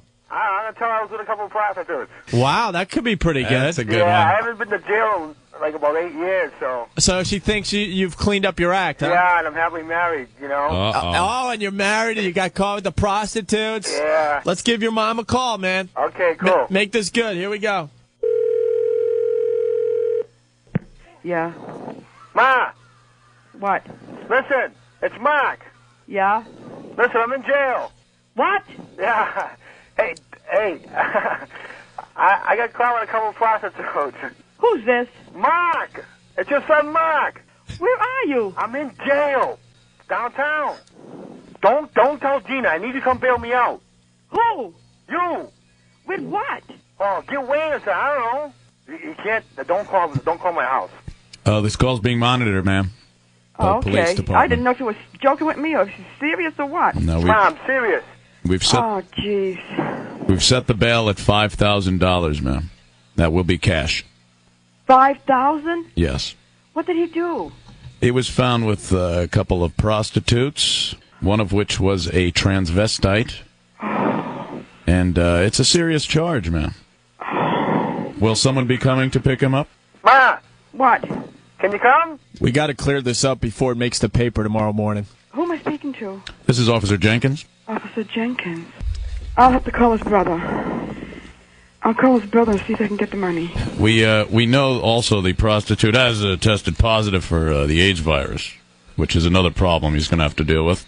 Hello, ma'am? Yes, I'm here. Oh. Where's Sonny Boy? Are you speaking up to your mother? Yeah, Ma. What? Ma, I don't know how to tell you how this happened. I was with the Brain. You know the Brain? Oh, yeah? Yeah, I picked him up with a couple of them. Oh.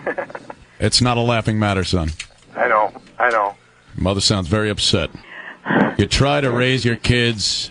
You do your best. I'm sure you did your best, didn't you, ma'am? Yeah. And look at what happens. Oh, my God, she's so upset. I can't do this anymore. Ma! I can't do this. Ma! Hey, Ma! Hey, excuse me, ma'am? Yeah? Happy Mother's Day, Ma! It's a joke. This was It's all a the joke. worst. Oh, I'm going to burn in hell for this, man. Oh, no. Ma! She's all right. He's fine. He's not in jail. It's only... Ma, you're live on the radio. You could smack him in the head. Mom, you still there? Yes. Talk to us, Mom. Look how upset. Oh, my God, dude. I gotta make a phone call. Dude, did you know she was going to get that upset? No. Oh, my Usually God. I can joke with her, I'm always joking with her. Oh, no. I'm always joking with her. Oh, we feel horrible now. You got to smooth things over and call us back, man. All right. All right, bro. Oh, no. Good luck, guys. Good luck. Bye. Oh, no. That one didn't work well. Oh, my God. The very worst of the Opie and Anthony FU line. Hey, fuck you, Office Mac. Why don't you hire some fucking people who speak English, you stupid fuck? Maybe if you do that, I won't piss all over your door handle anymore, you cocksuckers. Hey, I just want to say, fuck you, you fucking bastard Wayne. Yeah, this is me, Tony. I just want to say fuck you to the guys for harassing my audience out on the sidewalk. Fuck you. Yeah, I'd just like to give a big F you to the idiots on the message boards that are saying that the Opie and Anthony show is getting too sexy. It can never be too sexy. Call the Opie and Anthony FU line at 1-866-FU line 1. 1-866-FU line 1. Well, fuck you very much. Flower shop? Yeah, hello? Is this flower shop? It is. Yeah, this is Spoonie Love from up above. I want to send some flowers to somebody. 2 dozen red roses. Okay. And on the card that we're going to attach to the roses, what would you like? Oh, y'all got the cards and all that. Okay, let me see what I want. Okay. Now, it's the small card. You know, that little enclosure card? You might have to put 2 in there because I got some things I want to say to her. Okay. What would you like? Yo, baby, I love you. Okay. I love you more than you know. Okay. But you did me wrong. Give 1 dude a BJ, shame on you. Okay. Give 2 dudes a BJ, shame on me. Okay. If you think I can't get to you, you wrong. Uh-huh. You ain't nothing but a stupid hoe. You've always been a stupid hoe, and you will always be a hoe. Got that? Mm-hmm. Love always, your teddy bear. Spoonie. Spoony? Yeah. Could you read that back to me, please? Oh, I got it right. Could you read I know, but I just want to make sure. Could you read it back to me? No. Could you read that back to me, please? No, let me see if I can even write this. You might have to come in and write it. What was okay? what was wrong? The whole message. The hoe or the hole? The whole message when I call her hoe and stuff? Yeah. Could we change the word hoe then? You know another word for hoe? No, I'll let me. Do you know another word for hoe that we could use? We can't put sexual messages on there. Hoe is sexual? What would you say? I mean, what would you suggest? I would just say, I'm sorry. She gave two of my cousins BJs Well, on Thanksgiving Day. I just went and put a card. Right on Thanksgiving Day at my mother's house. She gave them both BJs, and I was in the closet. Because I ain't believe it. I love my woman, you know what I'm saying? I loved her, you know? And I saw it for myself. She was doing both of them at the same time. On her knees. Gagging and everything, yo. I can put I love you. Could we change BJs to smoking the sausage or something? Blowing the pole? I can't do anything like that. What do you call a BJ? We can't do that. We just can't do it. Have you ever took part in that? Have you ever been a part of that? You've never given no one a BJ? No. What? I just can't do it. I call You're her really on Thanksgiving. offended me. Please, could you just read it back? I can't talk to you no more.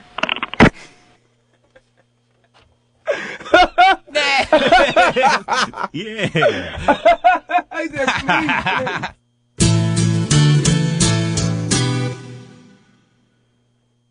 It's everything 24/7 XM 202. The O&A virus. It's everything all the time. On the Opie and Anthony show, we're going to make fun of people with Down syndrome. I just didn't want to be in the middle of the flight and have him yank that handle hoping candy comes out and blow the door off the plane. We all get sucked out except for him because his head gets stuck. The Opie and Anthony show.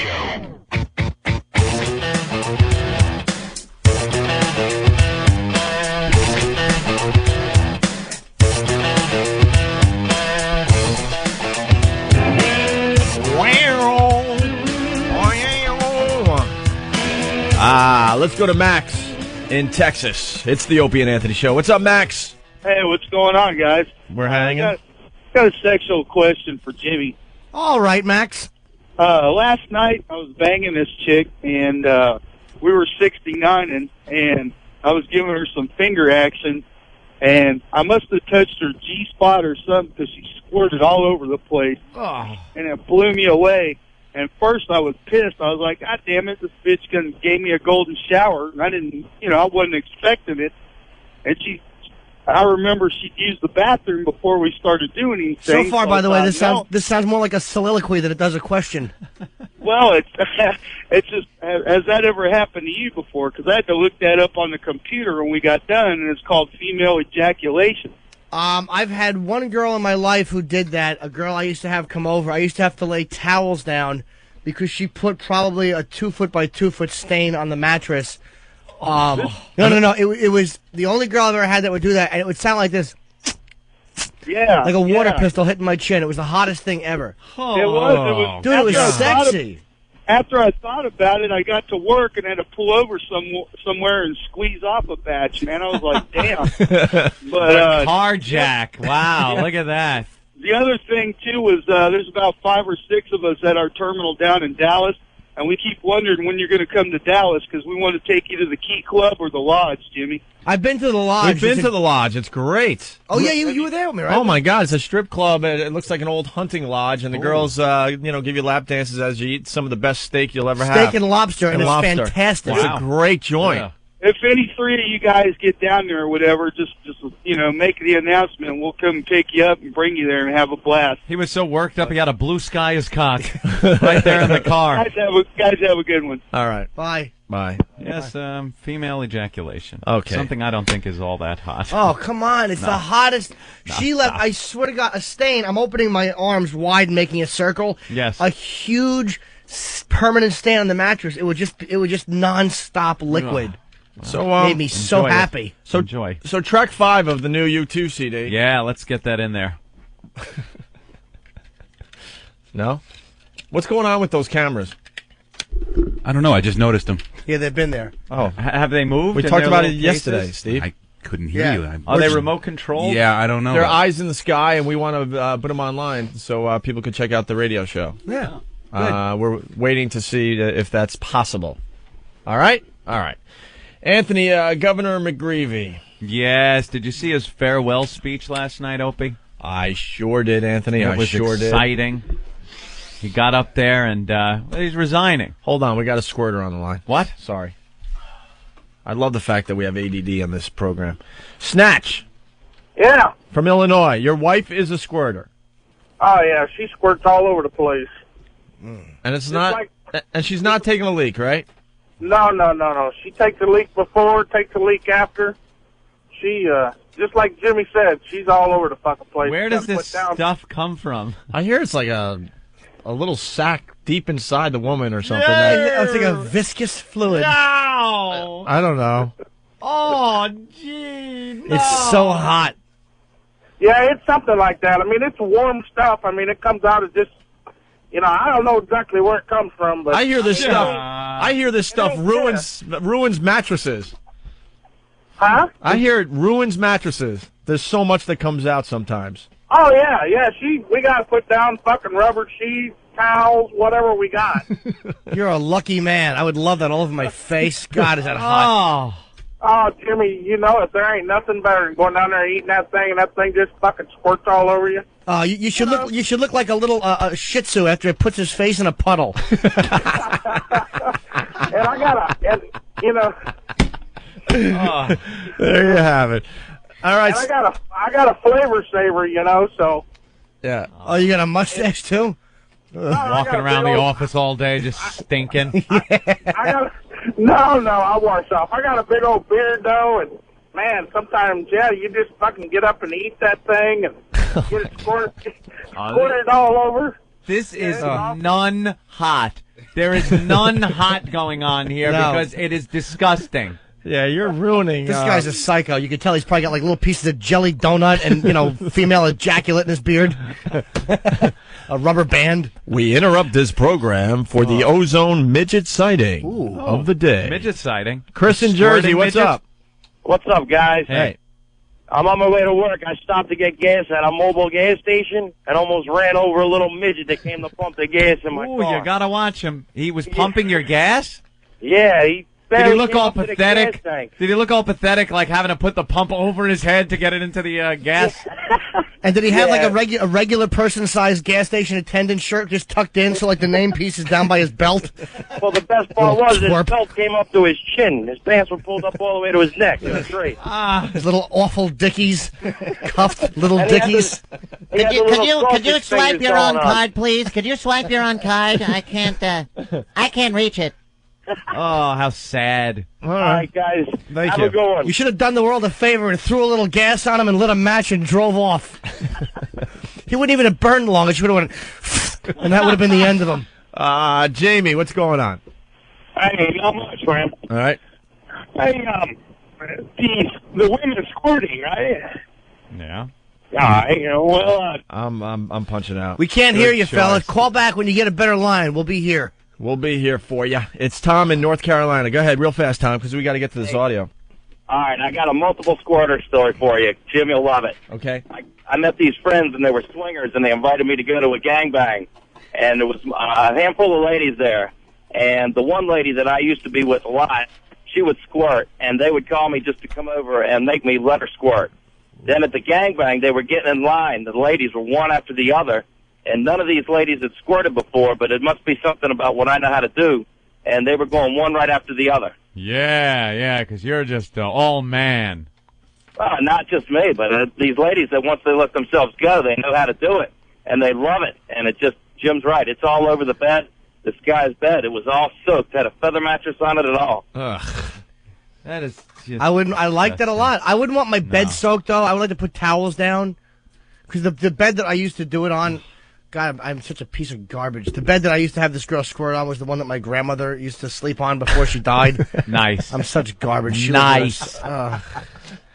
Your grandma took pride in that bed and made sure it was all nice. Her squirt and grandma's baby powder all caking up, making a nice dough on the mattress. Yeah, well, we couldn't pull the thing off the mattress because it wasn't baked yet. Eric in Minnesota. Hey, Eric.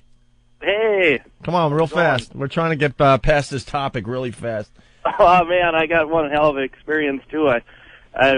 I just had a girlfriend, and I was eating on her. Next thing you know, I'm kissing her, finger banging her, and oh my God, it was wet down to her ankles, and I just fell in love with her. I mean, it's unreal. I can't get over this woman. It happens all the time with her. I mean, it's awesome. Something about the Minnesota accent makes it not quite as sexy. Yeah. Oh, yeah? You're going to drop some of that on my chin, are you? Yeah. Oh, I I made can't quite help a it. mess on my mattress, Margie. Yeah. Oh, yeah. How come no girls who are squirters are calling in? Because we don't have any women that listen to the show thanks to that guy right How there. about you could say, girls, squirt, and then plug a toaster in and hold it. That's the reason. Thanks for that line, Jim. He has a problem with women, we're thinking. Yeah. Sebastian. Sebastian. Yes. Where are you calling from? Hey, I'm actually from Pennsylvania, Yeah. but originally I'm from Poland. Where are you calling from right now? I'm from New York City. Oh, all right. You're here in the I'm city? listening to you actually every morning, and you guys rock. And I had the girl actually a couple years ago. So when she had an orgasm, she squirted too. So that was hot. That was awesome, man. How high does it squirt? Well, when she had the orgasm, that was not like all the time, but once in a while. But that was hot. And That's one time how when I we was- kept warm in Poland. We would have our squirt, and it was warm for maybe 5 minutes. We able to sleep under communism. Isn't that the G-spot orgasm? I don't know, actually. I can't comment. All I know is it's a body temperature viscous fluid that shoots onto your chin and in your face. Very and, clear, right? Very clear. Odorless. No odor. So Odorless. is blood when you stab him in the chest. Good point. Same description. All right, well. Steve. Welcome to the Opie and Anthony. Steve's taking notes for more abuse promos. He can't wait. He can't wait to get back into his production studio. All right, so want to set up the McGreevey thing, Anthony. He's the governor of Jersey, and they discovered he was gay. Discovered? Yeah. Well, he came out and said it a while back, and he said he was resigning, and it's come time for him to resign. Leave office and just be a civilian gay man in America. And that's right. what he's doing. So he had his farewell speech yesterday. Kind of an apology, thank you to his staff. I'm off, kind of leaving office. And he's going to be replaced, I guess, next week or something.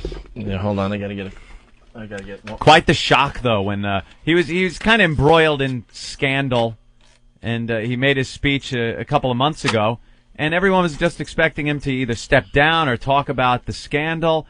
And then when he stood up there and said he was gay, you heard the whole, all the press in the audience just go, it was a shocker, real shocker, because he had a wife. He had a wife who, during that gay announcement, he had on his arm. Dragged her out there. She was, she looked a little drugged, didn't she? When they brought her out, she was just emotionless. Yeah. And he announced he was gay. She's just standing there like a useless piece of crap. Yeah. Just knowing everyone's looking, going, you couldn't satisfy. Laid him, there could with you? your head to the side, didn't you, stupid? Hey, You couldn't make him happy, could you?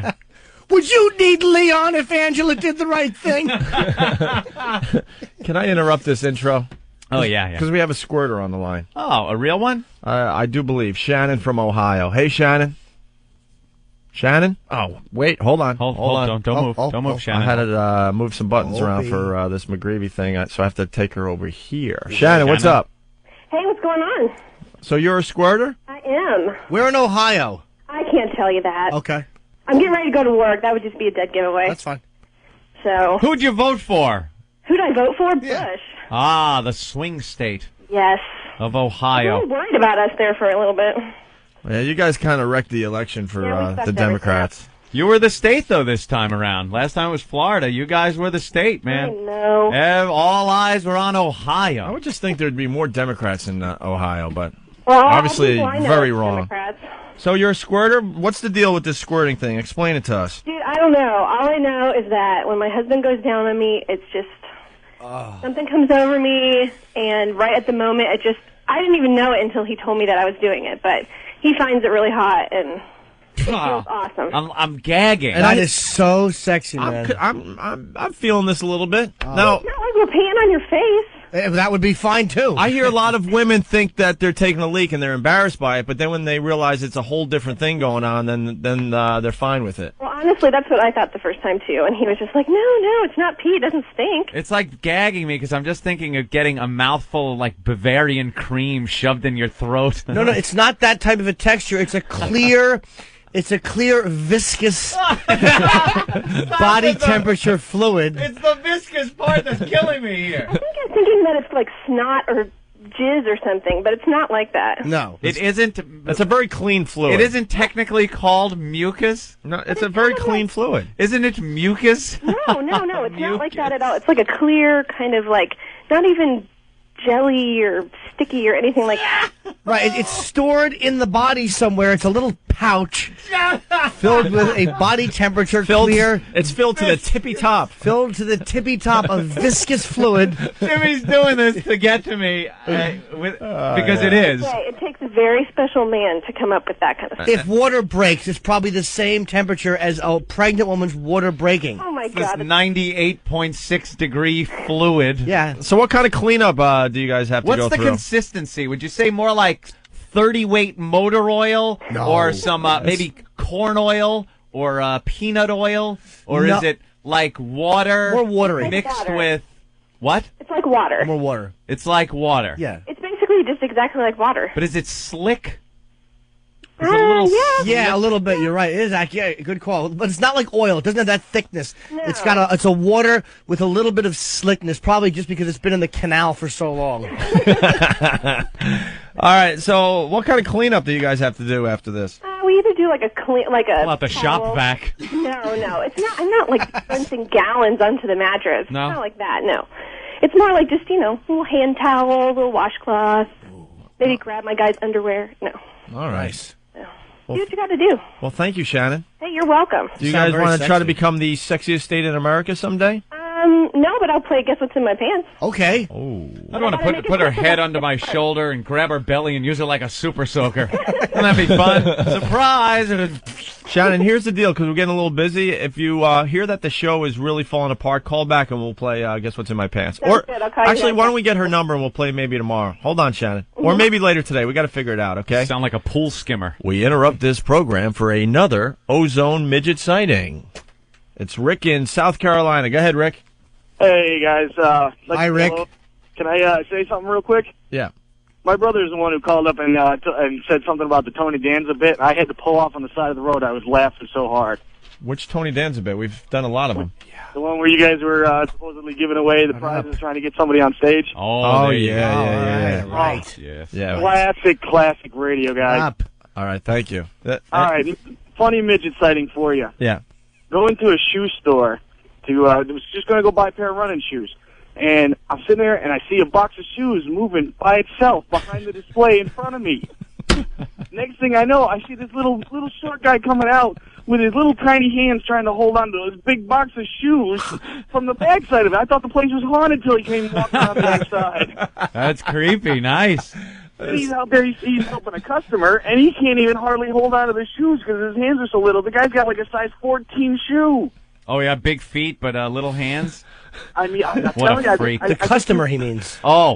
Not the midget. He must have been thinking about hanging himself with those shoelaces or something. I thought the midget had big feet and those little puffy hands. No, he probably sleeps in that shoe. All right. Oh, those fingers where it just looks like breakfast sausages with knuckles, like all between them. Little, and the fingernails that are just like little circles on top. And all right, Rick, thank you. How you doing? Pleasure to meet you. Oh, I gotta shake that thing. And you want to grab the hand and just bite the palm until he screams? Oh, don't you? It's so puffy. And the whole arm looks like something off a chicken. It's like that bent up, puffy arm, and I just want to break it like I snap a drumstick off a thigh. They all should have hanger marks in their heads. Those midget sightings just make me giggle. Oh, I love it. He saw the box moving, Opie, and then he realized it was a midget behind. Cody from Buffalo, I had to flip my mattress over because of a squirting bitch when I was 16. And Justin from Utah, the fluid from the female ejaculation comes has the same chemical properties as male sperm and only occurs when a woman is totally relaxed and positive in the moment, Anthony, with no fears of the partner. Fluid secrets from a bag near the colon.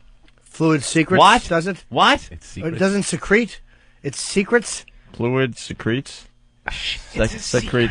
Oh, It's yeah. a secret. No, that is... Fluid secrets. Secrets. Wait. I got to see that.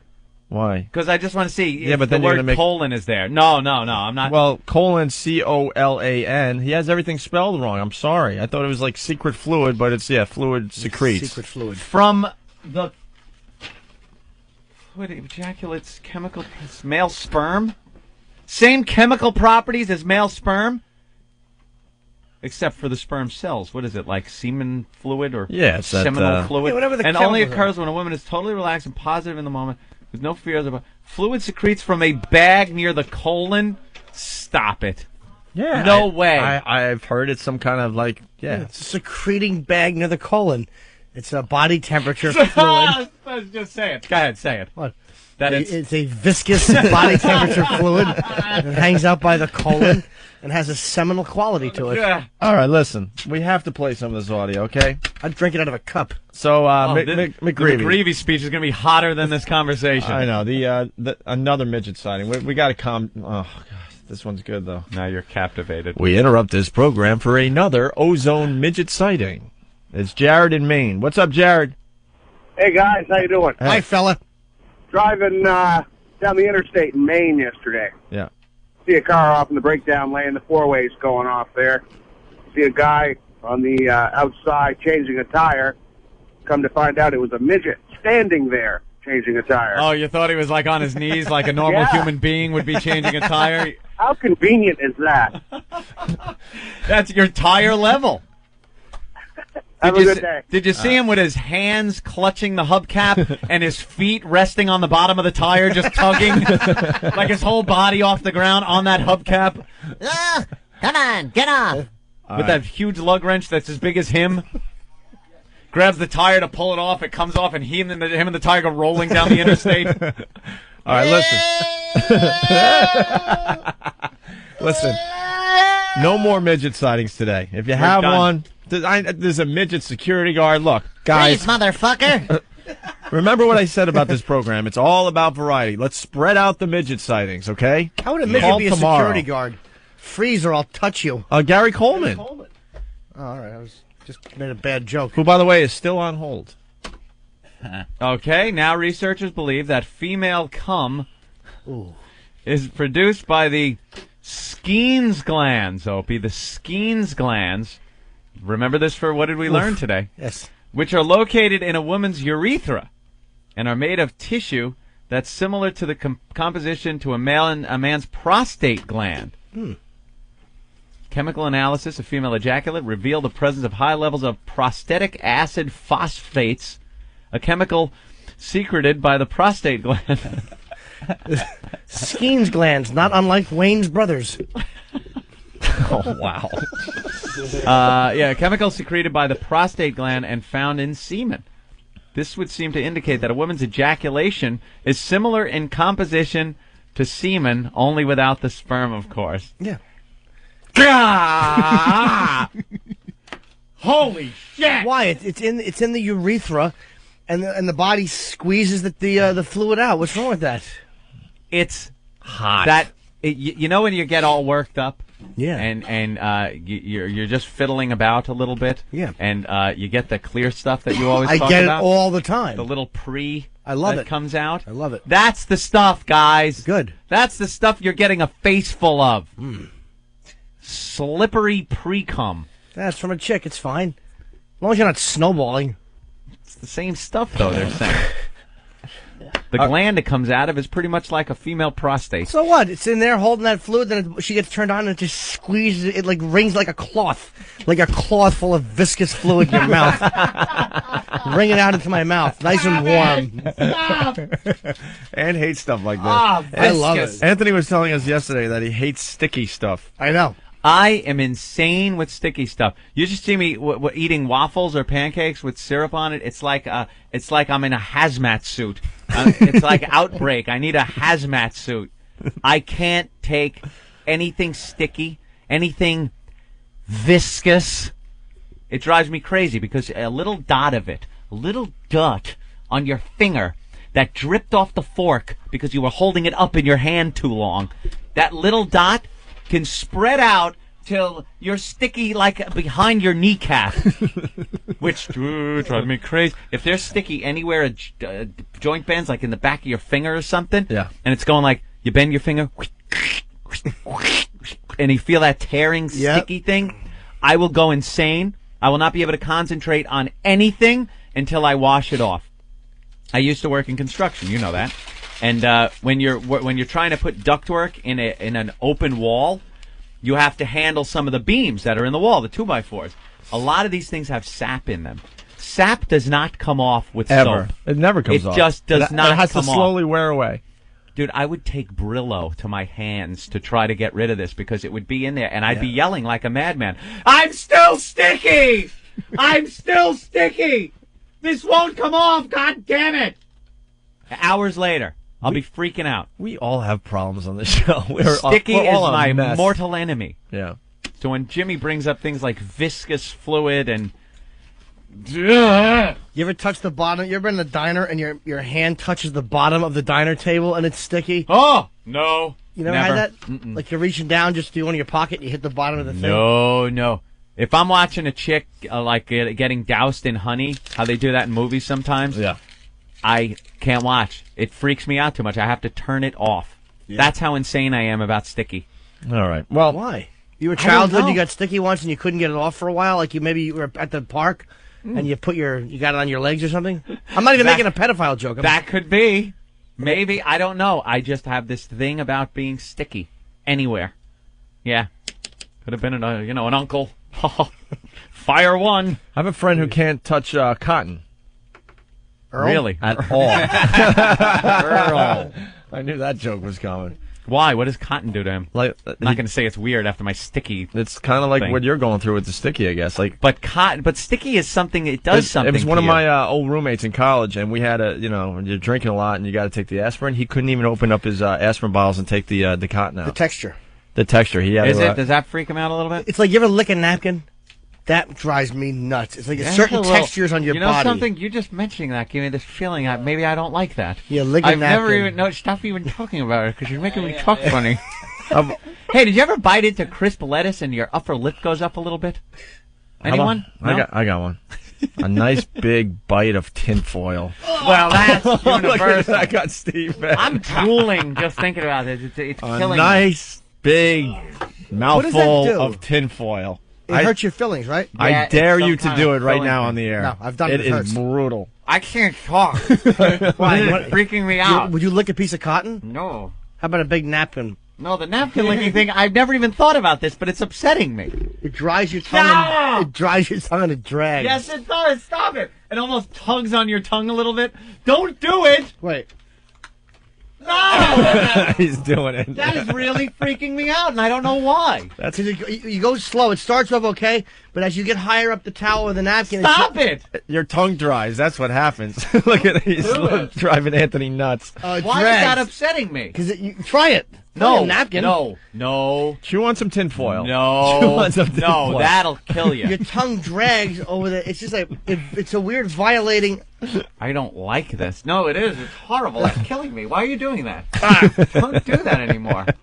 Can we get to this audio? I need water. We haven't taken a break in like an hour. We could segue into this. We haven't done anything on the show today. Again. You want to segue into the McGreevey audio? The McGreevey audio? Yeah. How about if you took this napkin and wrapped it around a mule and licked it? Let me just sit in that one. That is really hot. We're letting you sit. Just simmer. Simmer at a low boil. Bubble. And it was just like I said. I set up by going, want me to segue into the McGreevey audio? And everybody went, all right, balls in your court. Let them roll. Wow. That was a Sheffield swing. I hurt my back on that swing. That's the type of swing you fall. What the hell is that? Did it come out of the water machine? Yeah. Thank you, sir. Oh, can I get some of that? You spit in this. If we're not going to take a break, we need water and stuff. Wrap it around your mule. So McGreevey's the... Oh, man. the gay governor of Jersey. He had his farewell speech. Farewell speech. We figured we'd play a little of this audio today. Adios! So, you want to hear some of this or what? Sure. I have to begin today with humility by simply saying, I am sorry. So sorry that mistakes in my judgment made this day necessary for us all. Be a friggin' fag. I am sorry that my actions have hurt those I love Be a friggin' fag. in my personal and political lives. Be a friggin' fag. I am sorry to those who vested their careers with me that this abrupt transition has caused them upheaval. What is this faggot crap? And I am sorry that I have disappointed the citizens of the state of New Jersey who gave me this enormous trust. To be clear, I am not apologizing for being a gay American, but rather for having let personal feelings impact my decision-making, and for not having had the courage to be open about whom I was. 3 simple words. You see, today, I am gay. I stand before you as a changed man. Aeschylus said, in our sleep, pain which cannot forget falls drop by drop upon the heart. P.S. I am gay. Until in our own despair, P.S. I am gay. against our will, comes wisdom. P.S. I am gay. Through the awful grace of God. Gay, totally gay. Like the psalmist of old, I have asked God to create in me a clean heart and to renew a right spirit within me. I stand before you as a man who has experienced the freedom that comes with the truth, Be a friggin' fag. claiming the promise, the truth will set you free. Like having your Just as Lincoln said that a house divided against itself cannot stand, Eat me, pervert. so it is true with a person. A divided self is not an integrated self. And so, as I've been preparing for this day, I have been doing some mending in my soul. And my ass. Oh, you're a big tough country faggot, ain't you? Stop with the gay American. We Gay know. American. Keep saying I'm a gay American. We know you're American. He's got to talk it up. This is his chance to appeal to his future boyfriends and people. He's gonna now. This is pretty much his last public appearance. He's got to really work it, so now he can go cruising. And now I'm going to go to Florida and try to govern there because I like the shape of the state. Stupid sissy. Jesus. Those men wanted to have sex with me. Yes. That's something. We got more audio. We could try it, see where it goes, okay? McGreevey. Listen to the first line here, though. You want to cue the music? We could use some music accompaniment here. Hit it. I so want the words of my mouth and the actions of my hands. What? Oof. Wait, that started really weird. Does he have to say that knowing everyone's going to go, yeah. Yeah.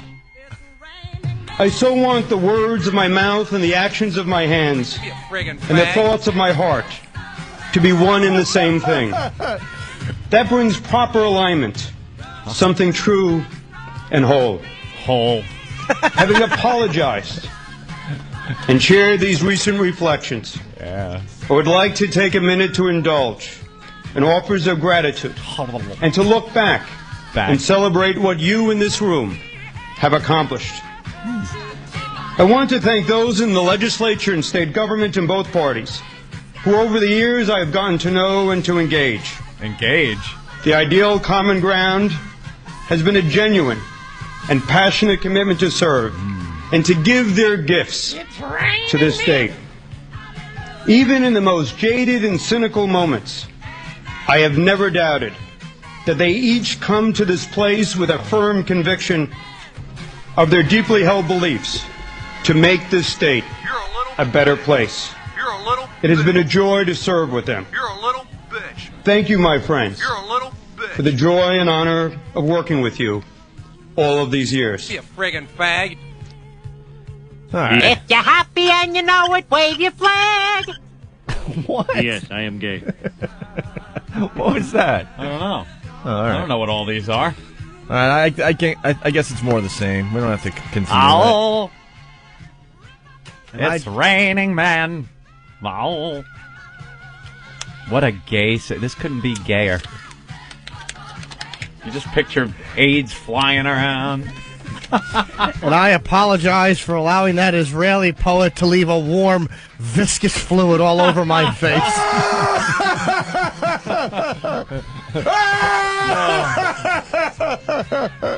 Our governor is gay.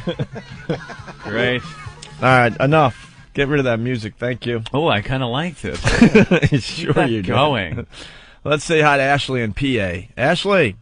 Hi. Hi. Hi, how are you? Good. How are you? I'm doing really good. Me too. Ashley. Ashley. That's a name only a hot girl can have. Yeah. That's right. You can't be fat and say, hi, I'm Ashley. How hot is Ashley? I'm pretty hot. Pretty hot? Uh-huh. Where are you from? Pennsylvania? Hazelton, yeah. Hazelton. Okay, not far from Reading. No.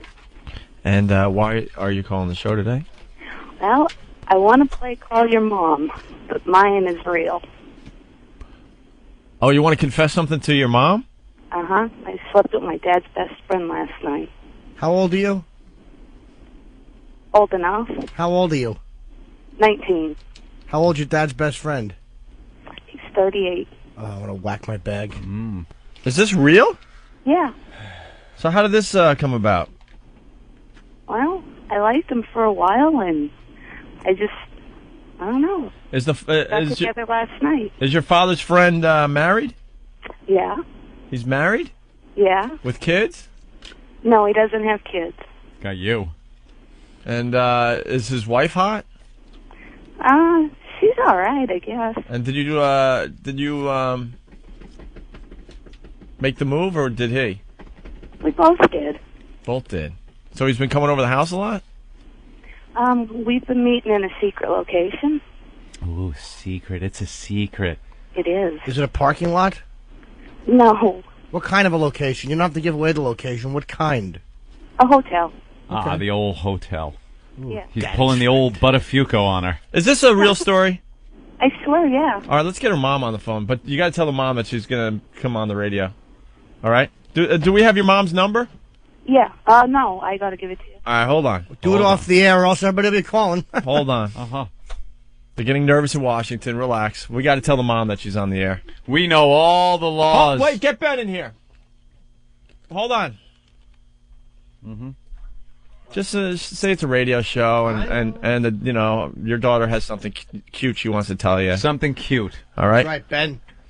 Take that wispy hair in the other room. And, you know, and the daughter's going to get a prize for getting her mom on the phone and all that fun stuff, okay? We'll set that up. We'll see if that goes anywhere. Should we play it off as the wacky DJs to keep her happy? Yeah, we could do a little... Hey, Mom, how you doing? We could do a little wacky DJ thing. Yeah. And we got Don Morena coming up in a few minutes. Morena. What an ass. Ben. Not Dom, Ben. And some 9/11 conspiracy Brad freak. Clit.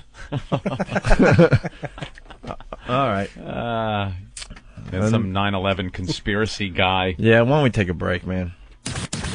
Cash up, niggas. All my niggas in the P now, right now. Bubby, Hoggy, Bubby, shoot. We doing it out here, niggas. We about to take all the millions. You hear me? All I got to say to XM satellite is Suck my dick, cause they ain't give me no money.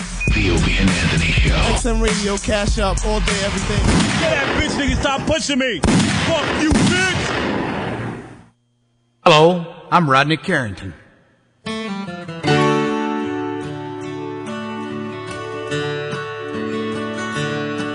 Dear penis, I don't think I like you anymore. You used to watch me shave, now all you do is stare at the floor. Oh, dear penis, I don't like you anymore. It used to be you and me, a paper towel in a dirty magazine. That's all we needed to get by.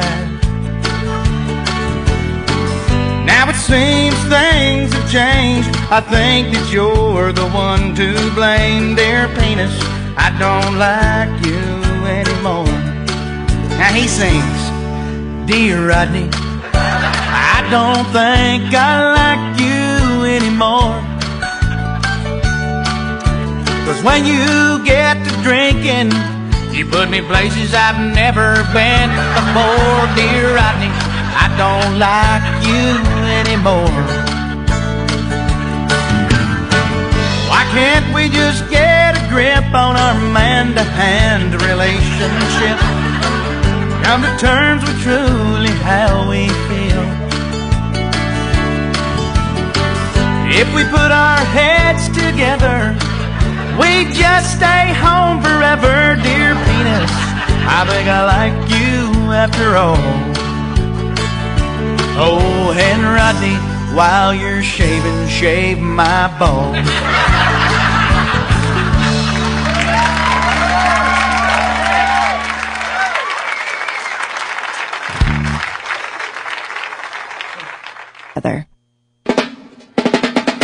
XM 101, the joint brings the sounds of Jamaica across the ocean. It can also be your daily trip to reggae country. XM 101 is reggae 24/7. Some music, just reggae music. Play some music, just reggae music. Have you had it with reality TV? If so, you might try the radio.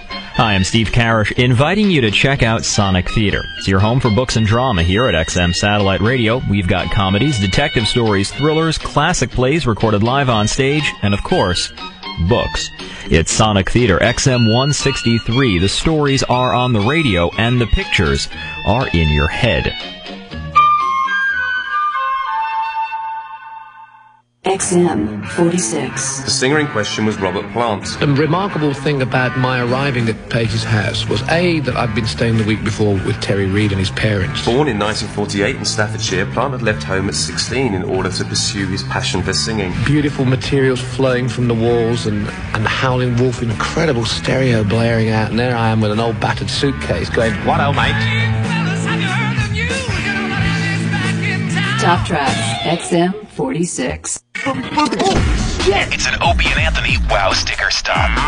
This Wednesday from 7 a.m. to 10 a.m., head down to Envision Auto Accessories, 1164 Sunrise Highway in Bayshore, New York. Whoa, those aren't real. Yes, they are. Envision Auto Accessories is located off exit 41 off Sunrise Highway, south side of the service road next to Bright Bay GMC, Lincoln Mercury, and across from the Valley's Gym. I'm getting an erection as we speak. Once again, here is how it should sound. The Wow Sticker Stop. Brought to you by your pals at the Opie and Anthony Show. Can you say fuck on this channel? Oh, Jesus. That's shocking. Holy fuck, I need coffee. You have an Audi. This is the best show ever. The Opie and Anthony Show.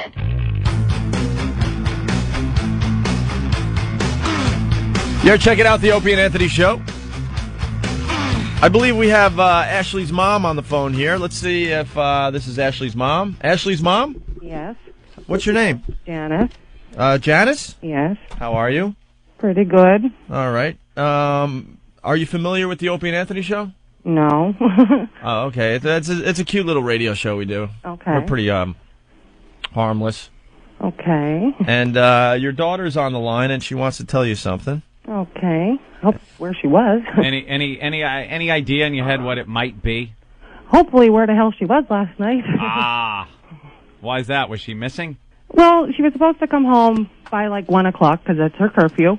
And I've been lying to her dad all fucking night about where she's been, and I'm a little pissed. Does she live with you still? Yes. She's got a little room that she's had since what? She was a little kid? Mm-hmm. Yeah. Set up the same way. So stuffed animals and stuff. Yeah, she's still a stuffed animal. And how old is she? 19. And where did she say she was going last night? She was going out to the movies and dinner, and then she was going to be home after she went to some club up in Wilkes-Barre. With friends, did she go to the movies? Yeah, that's what she said. What friend? Janine, why? Oh, just wondering. Janine, one of our good friends? Yeah. Yeah, Janine's, she's a troublemaker, isn't she? Yeah, she Yeah. can be. Would rather her not hang out with Janine? Bad seed. What movie were they supposed to go see last night? The Grudge or something like that. Ah, it's a little scary movie. Ah, yes. All right, let's put your daughter on the line here. Okay.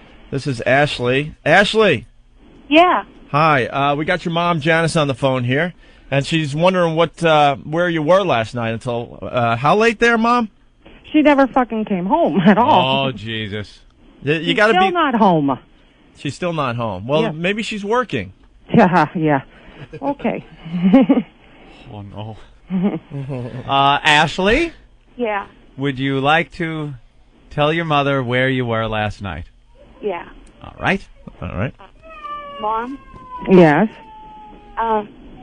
you got promised not to get mad, and I don't want you to tell Dad what I'm going to tell you. I've been lying to him all night. What else do you want me to lie to him about? Don't use any last names, by the way. Okay. I slept with Fred last night. Fred, Daddy's friend. Yeah. What are you out of your mind? I am friends with. Oh. Mom, please don't tell Dad. I don't. Oh, don't tell Dad. Sure. You tell Dad. Oh. And you're doing this to me on air? Oh, you're lucky your dad's never heard of this show. Or he'd be in state pen by tonight because he'll go. What are you all mad about? His age and you're my baby and he's fucking a baby? Well, you're not, but you are. You're my kid. Well, Ashley, what happened last night? Well, we went out to eat, and we went out to a movie, and then he took me to the hotel, and we fooled around. You don't have to worry about me telling your dad. I'm going to go fucking kill him. What's this guy like, Janice? Well, see, I guess, two-faced, I would say. He's been eating dinner here. He's been eating dinner across the tables with you since you're 2 years old. I can't help it. I'm attracted to him. You're attracted to him. What? You fooled around. You just kissed him, right? No, we went all the way. You slut. Is this the first I'm not a slut. It's my first time doing it. What the fuck are you freaking out for? Because he's 38 years old. He just had his birthday. Are you friends with this guy's wife? Yes, I am. And Lisa is not going to be... oh, my God. Lisa is your godmother. How am I going to even try and tell her this? Lisa, the guy's wife, is the godmother of your daughter? Yes. Oh, my God. It's a very sacred position to the Sicilian people. And Ashley, you've Wow. been fooling around with him a while or no? I fooled around with him a couple times, yeah. But this was the first time you went all the way last night? Yeah. And it was in a seedy hotel somewhere? Yeah, it's in Hazleton. Yeah, every hotel here is seedy. Mom, what are you gonna do? Are you gonna tell the wife, maybe? No. Mom, you better know. I don't want you to tell anybody. I just Don't tell anybody. You take me on the radio and you don't want me to tell anybody. Oh, you have some nerve. Oh, my God. Hey, Ashley, was he good? Actually, was. He better damn well be because now you are out. What do you mean I'm out? You can go live with him after he gets a divorce. Well, fuck it, then I will. Yeah, you will. This is bullshit. Ashley, I did not raise you like this. What happened to college? Are you going to still go? Are you going to still have a life? Or are you going to just hook up with some old man and live off of him for the rest of your freaking life? He makes good money. Well, you know what? You're smarter than that, and you're being a complete moron right now. Complete moron. And this is the something cute you had to tell me. Jesus fucking Christ. Oh, my bad. God. Calm down. My blood pressure's shooting up faster than anything. You know, you're going to put me in my fucking grave. I'm not that old, but I'm going to be going in my fucking grave soon. Can I ask a question? Uh-huh. Not to be... Ashley? Yeah. Was he a big boy? Yeah.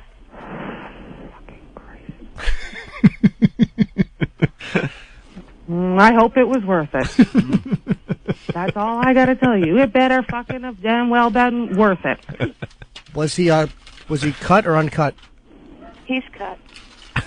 What position did you enjoy? I was mostly on my back.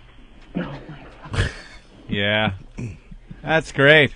Eating dinner over your house, now he's eating somewhere else. Oh, God. Mom, please don't tell Dad. Yeah, like I want to lose a husband. Mm-hmm. Why would you lose a husband? Because they'll fucking kill him. Why? That's his best friend and his daughter.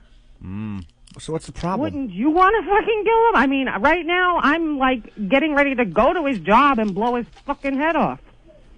Oh, boy. That'd be the second time in 2 days he's had that done. I hear a kid in the He's not background. gonna enjoy my way, though. Fucking little bitch. So, did you notice there was some flirting going on there, Mom? No. No? And what's going on with the kid in the background? I have babies that are crying. And this is your oldest? That's my oldest. Ashley's your oldest? And I'm hoping, you know what? He's never allowed in this fucking house again, because how is he going to go after my 12-year-old? Is he going to go after my fucking 2-year-old now? Wow. Or what? Maybe he'll go after your brother. You got a little farm there for him. Yeah, it's like the Expos of pedophiles. So what are you going to do to keep from raising another slut? Fucking lock him up. You home after school. You just come home after school. Could you quiet that baby the same way they quieted the baby at the end of Caligula? Oh, my God. Last episode of MASH. Mom, I'm just going to come home and we'll talk. And You the chicken can't come home. wouldn't be quiet. I've been up all night, not only with the baby, but walking the fucking halls waiting for your ass to come in this door. Well, she was getting laid. And you're out. You know something? I wouldn't believe this unless it was some shithole in Pennsylvania that they were coming from. The fact that it's Hazleton. I know. It's totally... I believe this could happen there. Yeah. All right, Ashley, anything else you want to say to your mom? No, but I want to play what's in my pants. Oh, you gotta go. You know what? Your bags will be at the fucking steps when you get home. She's your mom's heartbroken. I did not raise my child to do stuff like this. Oh, boy. We might live in a town where fucking people walk around and do shit that God only knows what, but I raised you better than that. Apparently not. Mom, would you play a game of mother-daughter, What's in My Pants? Jimmy. Not a bad idea. Why not? All right, She's well... upset. Well, it looks like you guys got some things to work out there, huh? Oh, yeah. I'll come home and we'll talk. Oh, yeah. Come home. Yeah, we'll talk. How many times did you guys have sex last night, Ashley? 4? Yeah, we're going to talk. 4? About 4? About 4 times. Not bad. Not bad for the old guy. Did he rub his helmet on your brown eye? Did he try anything, like, freaky? No. Like the whole situation isn't freaky enough. Yeah. No, he was nice about it. Yeah, he was a real gentleman. And does he like you? I think. All right. Janice, you all right? Yeah. Oh, boy. She's just reflecting, looking at her other children, thinking, who's next? Yeah. You're not necessarily going to fail with the other ones, too. Oh, don't cry. What? I don't want Don't cry. You just basically told me that everything that we've been living and everything, I thought we could trust these people, and apparently we can't. I've known them for that long, and this is the way they're going to be. Yeah, it's one of those things, I'm sure she's upset. She can't get the image out of her head of this guy just on top of her little girl, pounding away. And that's an image that'll probably stick with her for quite a while. Both of them just naked. Yeah, and your descriptions are so helpful. Get that image out Sorry, of my head. I was just trying to convey that, it's probably very upsetting to you. All the trust the holidays spent together. Her little teenage body, just wanting and wanting. And a couple of years ago, you remember her like, the little girl. All right. And now all of a sudden she's a young woman, and this guy that you've entrusted is just ravaging her in a hotel room. Yeah, just fouling your daughter over and over again. Now you're running back through your mind, thinking of all the times he was over that you might have thought he was looking at her a little weird. Oh. When she was 13, maybe? Yeah, and now I'm worried that he's looking at my other children. Well, then dress him better. Oh. All right, Ashley, any final thoughts there? No, I'll be home and we could talk about it then. Yeah, you need to come home so we can talk about it. Yeah, and you need to come home, like, soon, okay? Yeah. Mommy's not mad at you. Not at all. Boy. Ashley, where are you now? I'm at the hotel. Which hotel? The one right down the street? Or by the mall? The one by the mall. The one by the mall.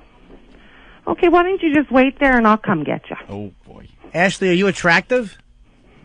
She's a beautiful girl. Does she have email? Oh. Jimmy. All right, Ashley. Janice, thank you. Oh. I didn't know this was going to happen today. Ashley said she just wanted to tell you something on the show today. Yeah. I didn't know it was going to be this. But we told you there was a prize attached, and you actually win Dr. Spock's book on how to be a better parent. Yeah, I should have used it 19 years ago. Right across her ass. Either that or a hanger. Yeah. Or how to choose better friend. You just got... Are you going to come pick me up or what? Yeah, I'm coming to get you. All right. All right, we're going to need an update on this story, so why don't you guys call us tomorrow or Thursday or something, all right? Oh, you want... When she can breathe Put again. Ashley on hold because Eric wants her number. We're going to put Ashley on hold, and Janice, we're going to put you on hold, all right? Okay. We're putting you both on hold. All right, shut up. All right, thanks, Janice. Oh, you're welcome. And there they go. Oh, that was good. Interesting. I mean, I don't know what to make of that story. Oh, God, Jimmy. I have a full rod. He is all like... How does he get a rod from that one? Janice? Just hearing mommy's tears. Janice? Yes? Jim has a full rod after listening to this story. I'm not some 38-year-old creep, though. He's 35. 36. Yeah. 36. 36-year-old creep. And he was very turned on by your daughter's story. How are you gonna confront this guy?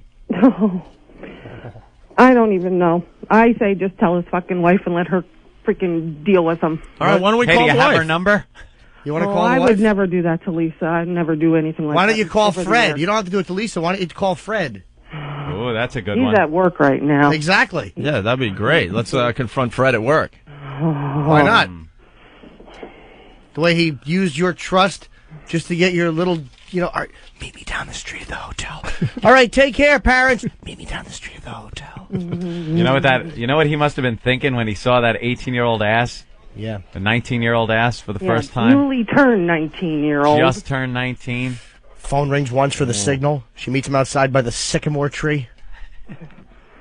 All right, we got to put you on hold. Okay. We're going to get your number. Yeah, possibly. But let's take a break first, all right? Now available on Nortone Records. A heartwarming compilation.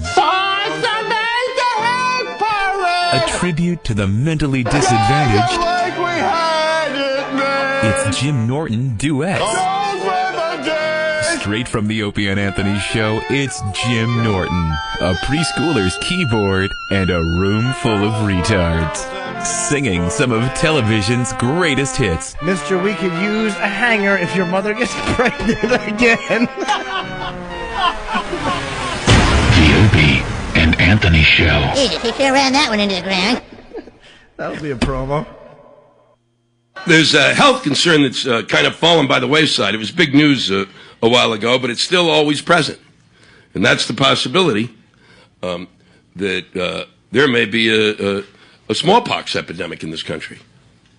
Unbelievable. A smallpox epidemic. How could that be possible? And the reason is because the smallpox vaccine that we were given and that I was told was going to last forever wore off.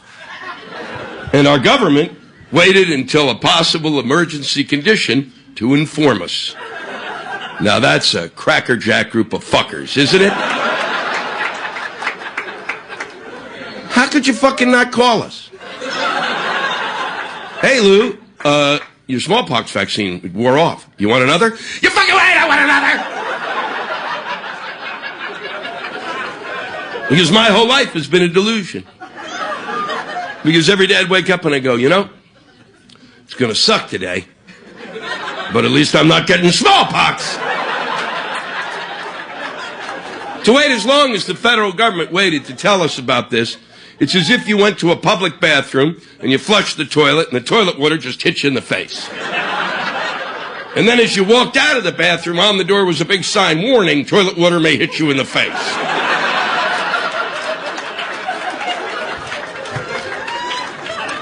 If I get smallpox, I'll file suit against the federal government because they took me out of a very important class to get that vaccine, and if I'd taken that class, I wouldn't have to do this bullshit for a living. I'd have a real job like with WorldCom or Enron or Tyco or Global Crossing.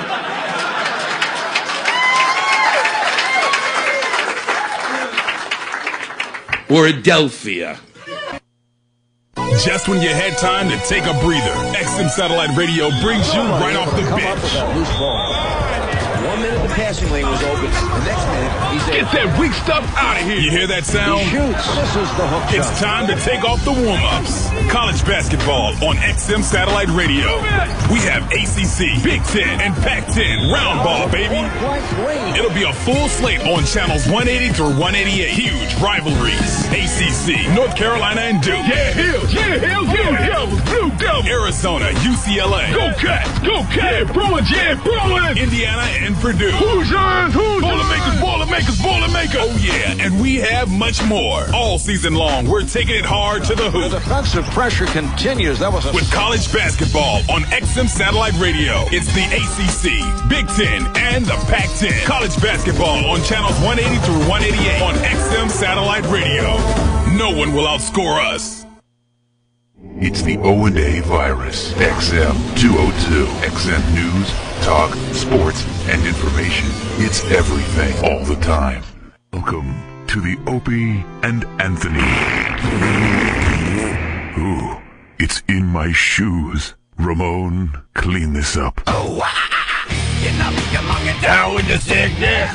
Get up, come on, get down with the sickness. Get up, come on, get down with the sickness. Open up, and never mind me. Get up, come on, get down with the sickness. You mother, get up, come on, get down with the sickness. You fucker, get up, come on, get down with the sickness. Madness is the gift that has been given. All right, we're back with the Opie and Anthony Show. Controversy has broken out on the O&A Show. Ashley was on the line about 15 minutes ago claiming that she slept with her father's best friend. She wanted to tell her mom. We got the mom on the phone. And very awkward phone call to listen to. But we got to be honest, half the listeners are completely buying it, and the other half are not buying it whatsoever. Yeah, we're divided in here, too. Yeah, we're kind of on the fence in here. I don't know. I love to think it's real. Yeah. I sure would. Right. But I don't know. We still have Ashley on the line, and we're going to try to get to the bottom of this. She can't hear us right now, and we're going to make believe like, we're someone from the legal department or something from XM Satellite Radio wants to get to the bottom of this, okay? Yeah. So why don't we get her? Yeah. Okay.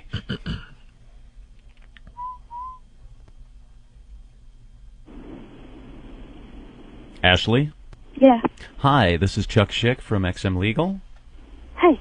How you doing? We need to fill out some forms regarding your the content of your conversation on the air.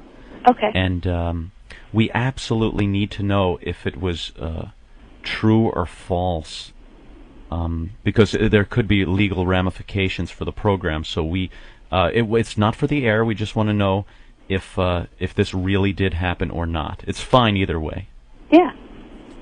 So you're saying this absolutely did happen? It's happened. Okay. And you were telling your mom for the first time? Yeah. Okay. Check that.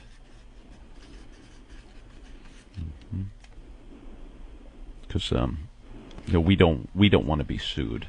No, on this side, So if it's true, we will then write down that it is indeed true, and if not, that's fine too. But you're saying this absolutely did happen, and your confrontation with your mother was absolutely legitimate. Yeah. Okay. Well, thank you very much. Okay, thanks. And please hold. Janice? Yes. There's your confirmation. It's real. Shameless hustle. Okay. Lou, Lou. Right, the Ted Lou, Mary. Oh, Mary had sex with Lou. Mary and Lou. The Ted Knight sounds. Oh, Mary. Mary had sex with Lou. All the trust that we put in Lou, and he slept with Mary. Jesus. Well, Ashley, you need to be in the lobby in 15 minutes because I will be there for you. Okay. just tell her there's a 38-year-old cock waiting for her, and I'm sure she'll be right there. All right. Well, I'm sorry to hear that this is actually true. I can't believe this. You guys got some talking to do. Some healing. And you know what, Janice? And if you need it, we do have Jerry Springer's number, if that'll help you I'll guys. say I'm sorry to hear that it's true, but then there's a part of me that's glad it is, because I'd hate to think I got a fat boner for nothing. All right, Janice, any final thoughts? Because we have to move on. Yeah. No. Take care of yourselves and each other. That's right. All right? Okay. All right, we're going to let them be. Wait, Janice? Yes. Yes. Oh, two yeses. 2 yeses, and you hang up on her. Wow. All right. Yeah, beat it. Where's Eric? Eric said when he picked up the phone, the mom was like in tears and stuff, so. You could hear the sniffling and the huffing. She's like, "Fine, it's fat." Now I'm buying it. Now I'm definitely buying All it. right, Ben. Ben just spilt his coffee. Oh, Jesus, dude. Do you have to have a large all over the console? Could you at least, hold on here. Dude, that's equipment. Get the... And what are you doing? I know, you got the remote in it. It's the remote. Oh. Ben's just panicking. He's not putting it down. He's just looking at the spill. You fucking bitch! He spilled the coffee. Master Poe has entered the studio, Anthony. Oh, Master Poe. Yes, Is Master he gonna Poe help has clean entered up? the studio. Look at him with his karate fast hands. He ripped off the paper towel, and Sensei is sopping up the coffee. He's wiping on and wiping off. He's wiping coffee off the console. No, up, down. Make a circle. Make a circle. Hey, you could bring the guy from Hustler in. He put 2 brushes on his hands and started chopping Ben's hair. We have to say hi to Dom Morena. Dom Morena. Dom Morena. Or was it Dom Morena? Hey, Dom. It's Darth Ferrer.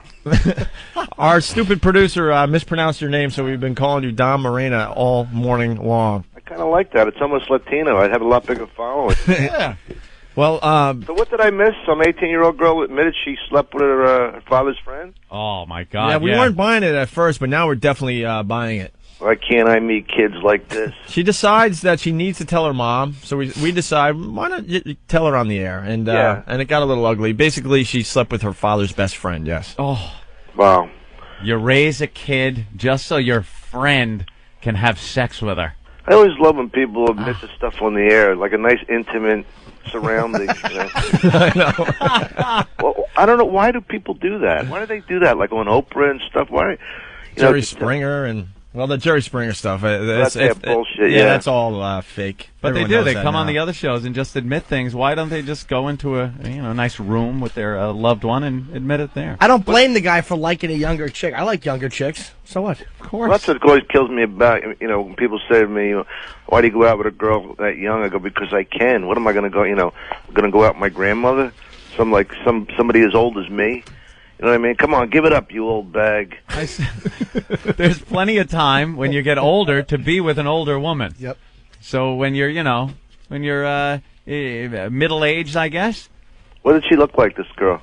We don't know. Sounded hot. We didn't really ask. She seemed like a typical 19-year-old. Oh, I love that. That you would find in Hazleton, Pennsylvania. And the mother's raising another 2 so best friends can have sex with them. Dom, did you ever date a younger girl? Oh, yeah, always. I mean, my girlfriend's 20 years younger than me. Really?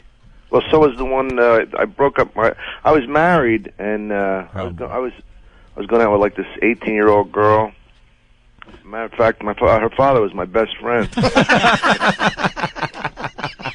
No, but I did for a while, and I cheated on my wife, and that really, it was like a year. That's not worth the energy. Wait, you were married and you cheated with a younger woman? Yeah, for You a cheated year. for a year? How'd you pull that off? I don't know. I was just out of my fucking mind. I was like going to Vegas with her. I looked like one of those like Goombas with the with the big blonde with the big tits, you know. Chippy at your side. Yeah, like the arm piece thing. I mean, I'm still friends with her, but she got too old for me. I asked let you her go. I asked you that question because Dom is the author of one of my favorite jokes ever.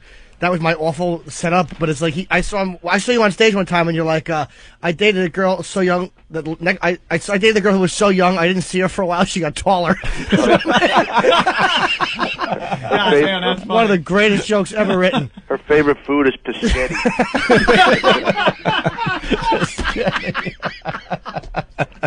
Oh, that's funny. They're really good. Oh, wow. Well, that's in that child molestation bit.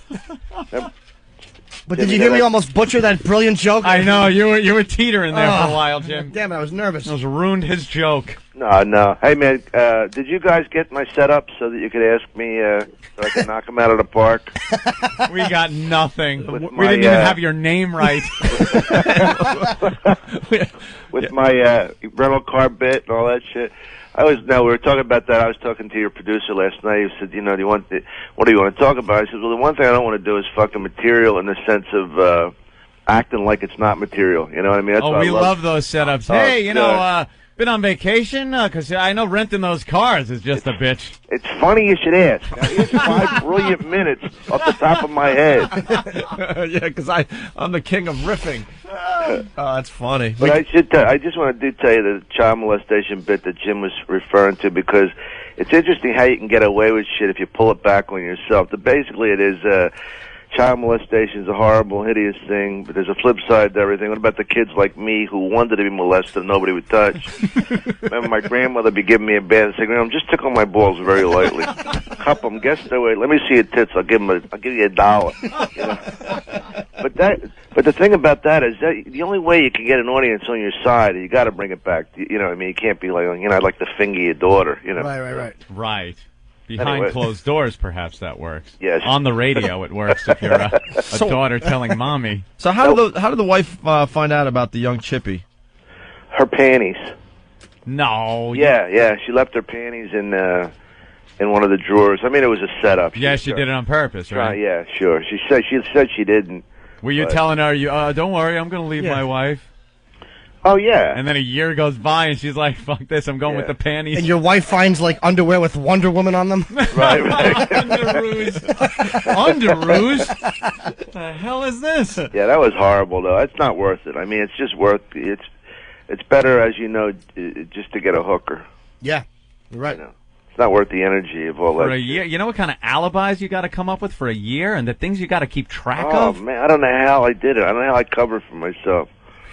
Like, I just got caught with an internet thing with this girl from San Francisco. My girlfriend just caught me now. I can't stop. I'm sorry. This is my only fucking addiction. I could give up drinking or anything else, but this. And she says, so I made up this whole story about it. I was just trying to practice using a computer and the internet and all that, and I got away with that. How'd you get caught? She looked in. I'm so fucking stupid. I gave her my email. Oh, Jesus! I know. No, I gave it to her because she had to look up a ticket of hers that I had bought for her, and I totally forgot that they weren't all erased. And she's paranoid enough. Well, she's smart enough to go back and check it all out. That's how I got caught. You got to watch even on Instant Messenger, because there are programs that can track all of the dialogue you've had on Instant Messenger. Yeah. So you even got to watch what you say in those little IMs, because the chick knows a computer. All of a sudden, there's a stack of printouts of things you said 12 months ago. Yeah. Oh, I am the worst at cheating. Always everyone's running to their computers right now, thanks to Dom. Dump it.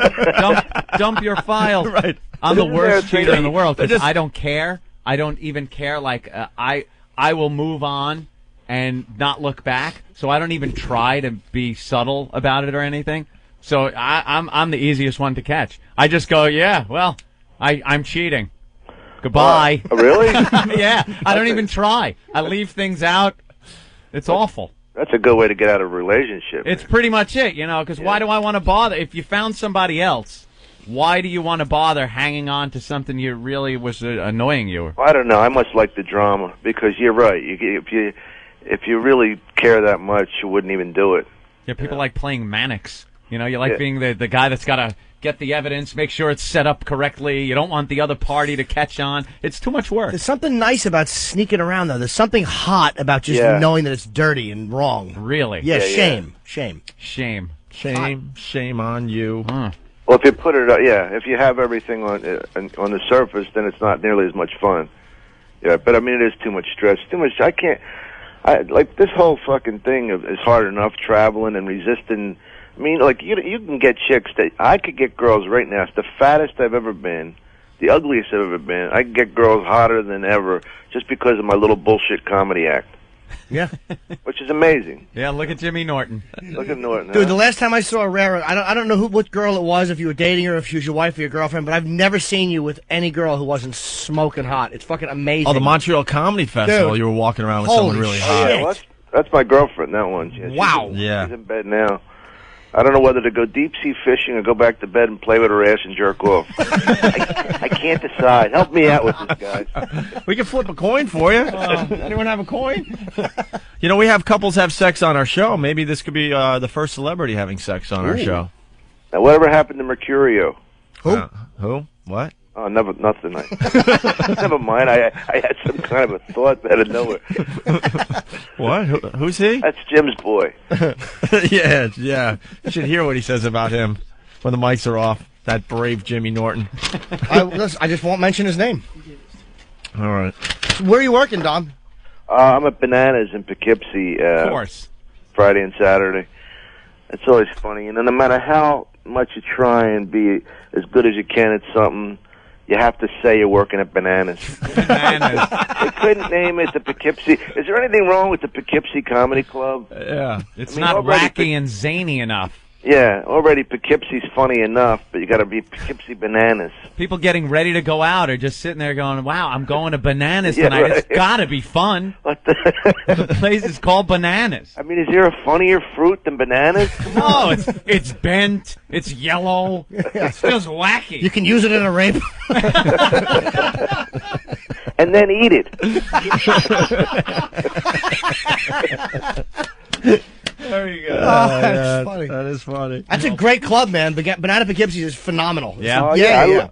I love those clubs. I mean, to me, it's like so much. I just like not having anybody tell me what to say or do. That's why you guys must be having fun on satellite.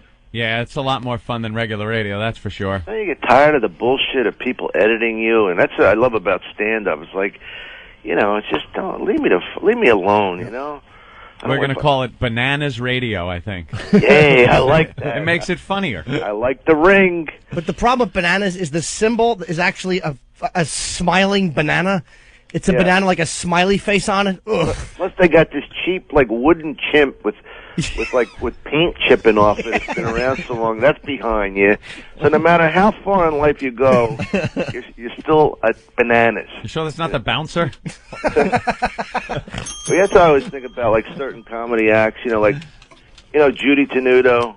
Yeah. Or Harry Bazon, if you remember him. But he was like a prop act. And I said to him, Harry, because he has to pick up his props after the show. I said, no matter what I do, hopefully I walk away with a little dignity. I said, you can have the greatest show of your life, and you're still picking up your plastic ass and your Superman cape and your cow that goes over the moon.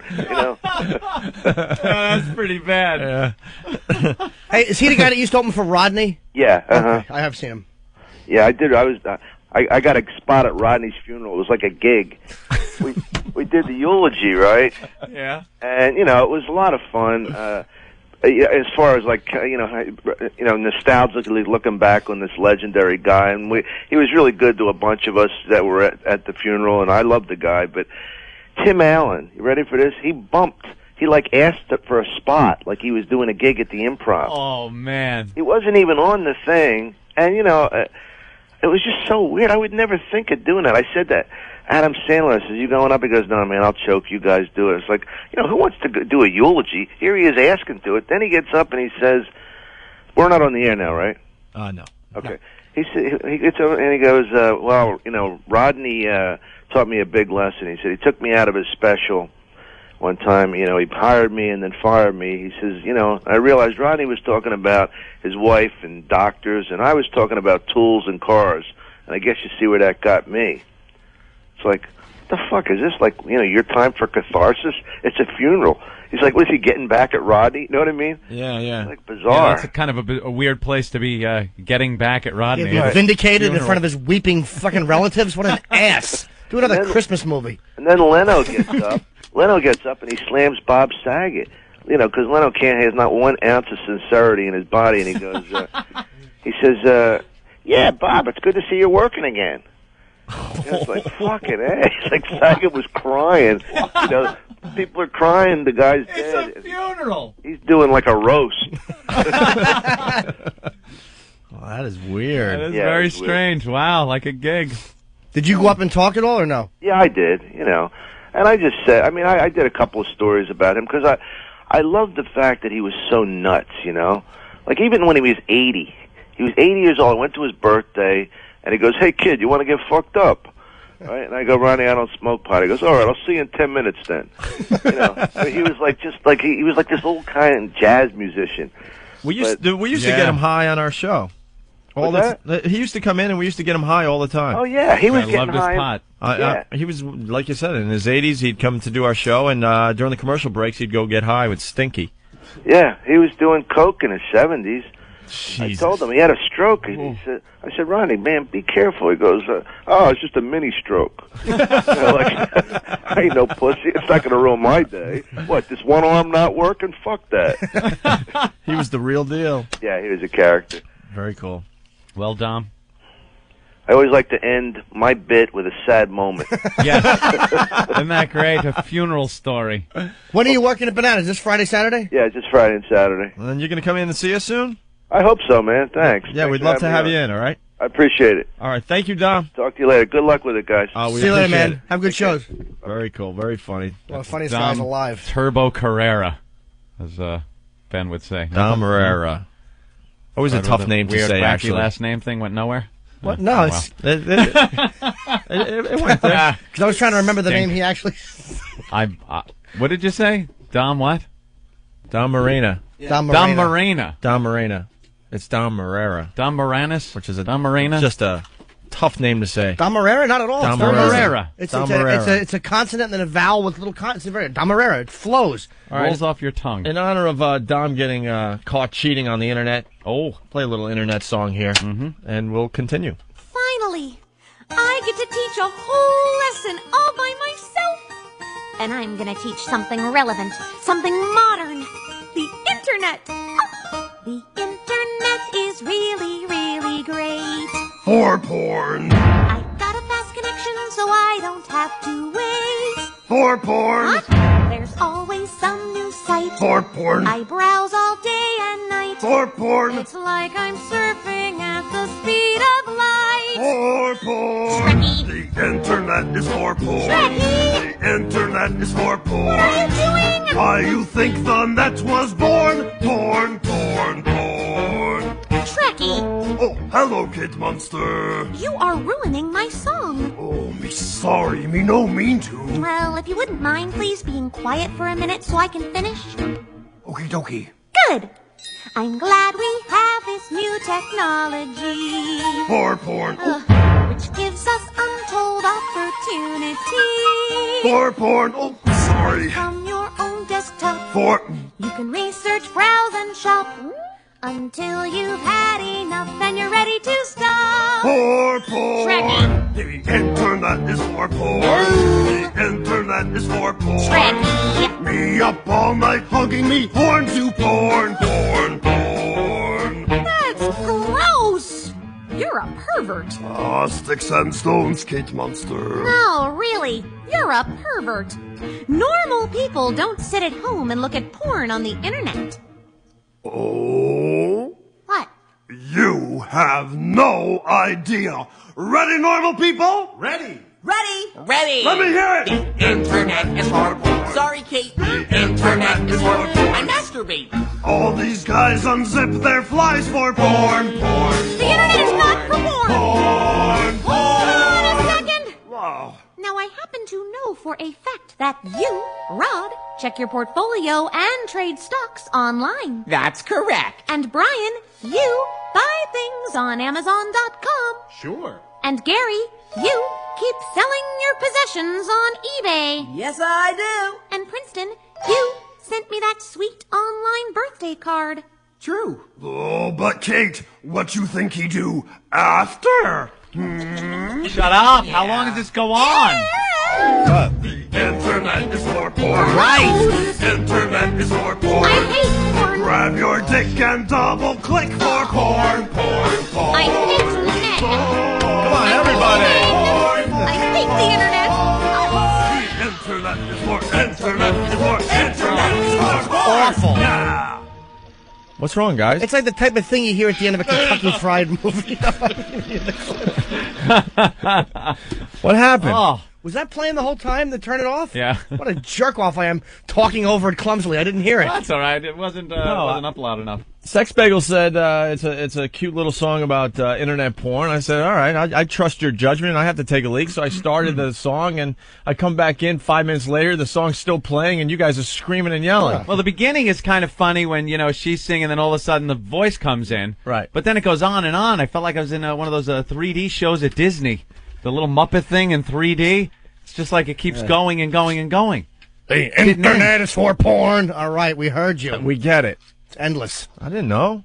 They said it would be a good little filler. How so long we can was take it? a leak. It's Felt like 6 minutes. It's about 4 minutes long. Oh, jeez, 4 minutes is death. I had to take a long leak. All right, now we'll take a real break, and then we'll... The internet is for porn. That's going to run through my fucking awful head all day. The internet. In the middle of the night, you're going to hear that as you're trying to sleep. As I'm laying there wide awake like a caged animal again. It'll be like Karma Chameleon. Remember that? Oh, yeah. Well, at least that was a good song. We'll do that bit again. All right, so what... Really, Jim? Yeah. It's no Sabbath, though. No, you're right. It's not, but I still like it. I have varied music taste. So what do we got going for the rest of the show? Jonathan Gold, after the break there, talking about 9/11. Okay. If you want to take the break, and then we get the Jaeger guys are here. All right. Steve's going to start doing shots of Jaeger. Are you going to do shots of Jaeger today? Why not? No? No? Too Martini early. Jaeger, Steve. Okay. All right, we got lots of show to and we still got do to, here. Oh. Nailed. That was ugly. Nailed. Learn to play poker with the Opie and Anthony Show.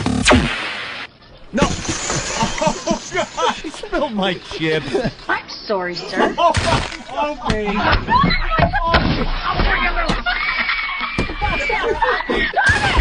Now clean it out! That's right. Be a poker player, just like your father. The Opie and Anthony Show. Are you happy now, Opie? Are you happy? Folks, it's important to remember the old days of the Yiddish theater. That's right. This very Bowery Ballroom was a Yiddish theater years ago. And right now, I want everybody to remember that no matter what you do in life, no one is more important than your mama. For those of you who love Yiddish theater, perhaps like us, you'll recognize this tune that we humbly offer. So you saw some tail in the fat man's yard. She's kind of old, but you were already hard. You jumped the fence and you're ready to go. But there's one thing I'd like you to know. Hey, mister, that's my mama, you're stupid.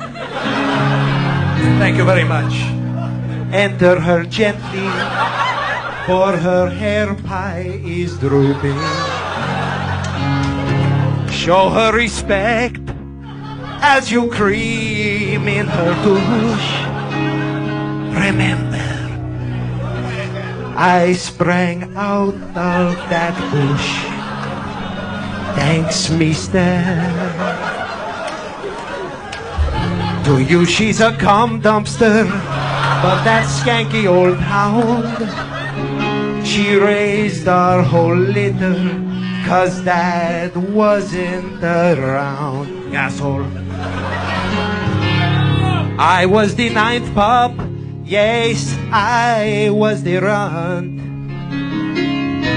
She had only 8 nipples, so I went for her. You know what I'm saying. I'm not going to say it again. Out of respect for Mama. What we had was about more than mere nourishment. So maybe let her see you just once from the front. Please be kind as you break your cock off in mom's behind. Have control, don't pop out and get it into mom's wrong hole. While inside, think about my mama's pride, how she beamed with joy at my very first poop. And then she ate it, she ate it, she ate it, yes. Hey, mister, gaze in mama Kachenstub. Mein mit die Snatchbox sein Suckel Clam Soup. Schleiden für Burger mit der bisschen Steakenslag. Gisem quid Kishka macht Pissflat gesagt. Mama,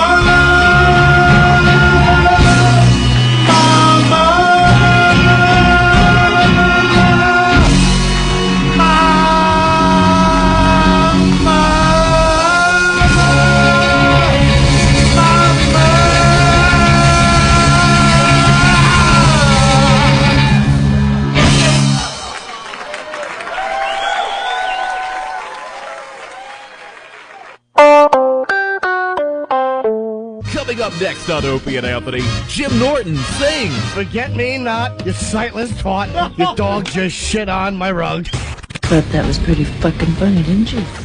How's that for a sketch? The Opie and Anthony Show. We don't do sketches, stupid. Bitch, just a kiss on the lips, and I was on my knees. I waited and give me a bitch. She was shaking her hips, so that was all that I needed. That's a better song than The Internet is for porn. Oh, that song. The Internet is for porn. Take out your dick. Click, click, click. Oh, the Internet is horrible. Porn. Well, that was a sex bagel pick. Yeah, it was a good one. Where is Eric and his straight sweater? Eric is running into the studio as we speak here. Yes, sex bagel. Awful grunge sweater. Here he is. That song was... that was a big Kev suggestion. He gave us the CD. So. When? Really? Yeah. He's calling in to say, he's like, wow, that's really brave of you. I'm like, Kevin, you gave me the song. It was kind of... Big Kev. Liar. You gave that song to Sex Bagel? I did not. I played it for him in my car once. I did not suggest he use it for the show. You rat bastard, sell me out the river. Why would you play that song for him in the car? He did. Why, though? Because I was playing the sound. You know what that song is from? Did he tell you that? Avenue Q. Correct. Yeah. Aha. I happened to be going to see that show. I got the soundtrack. There were some tracks on it. I thought were very funny. But it's a little... I didn't say they were funny for the show. I said they were funny. Funny is... If it's funny, then it's funny for the show. How could there be two different columns of funny?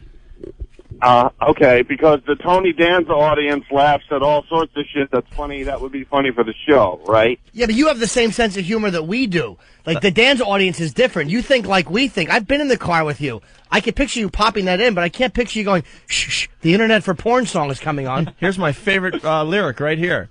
Right, because that's so me. That's what I'm saying. It's not like you.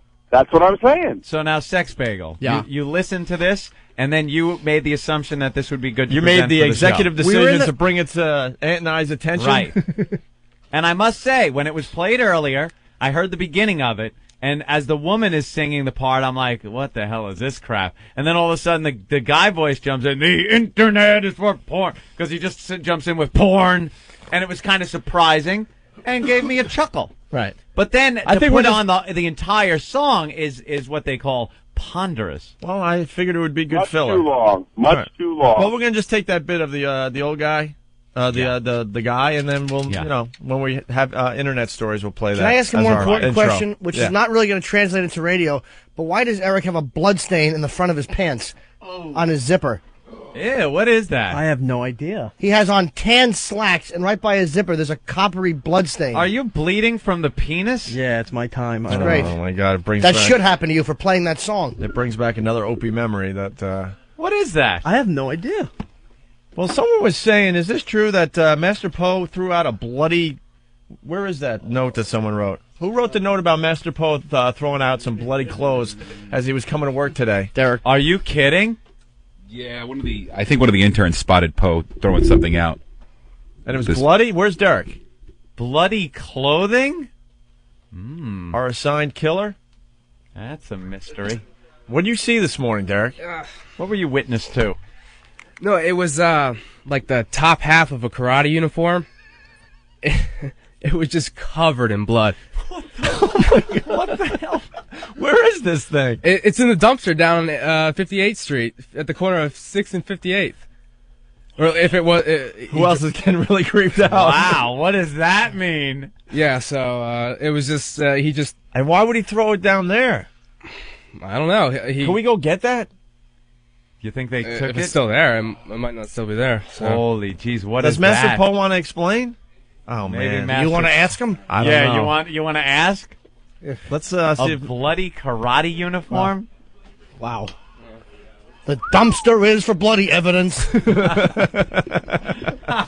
are you guys doing? They're getting gloves so they Getting can gloves to the take gloves the they evidence? use- Why? Yeah, for the wiffle ball bat. Well, if it's blood, you know. It's blood. It could be tainted blood. Tainted blood. All right, Big Kev, thank you.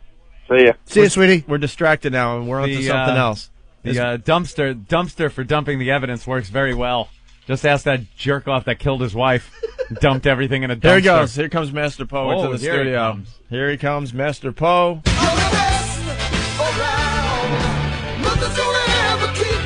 That's right.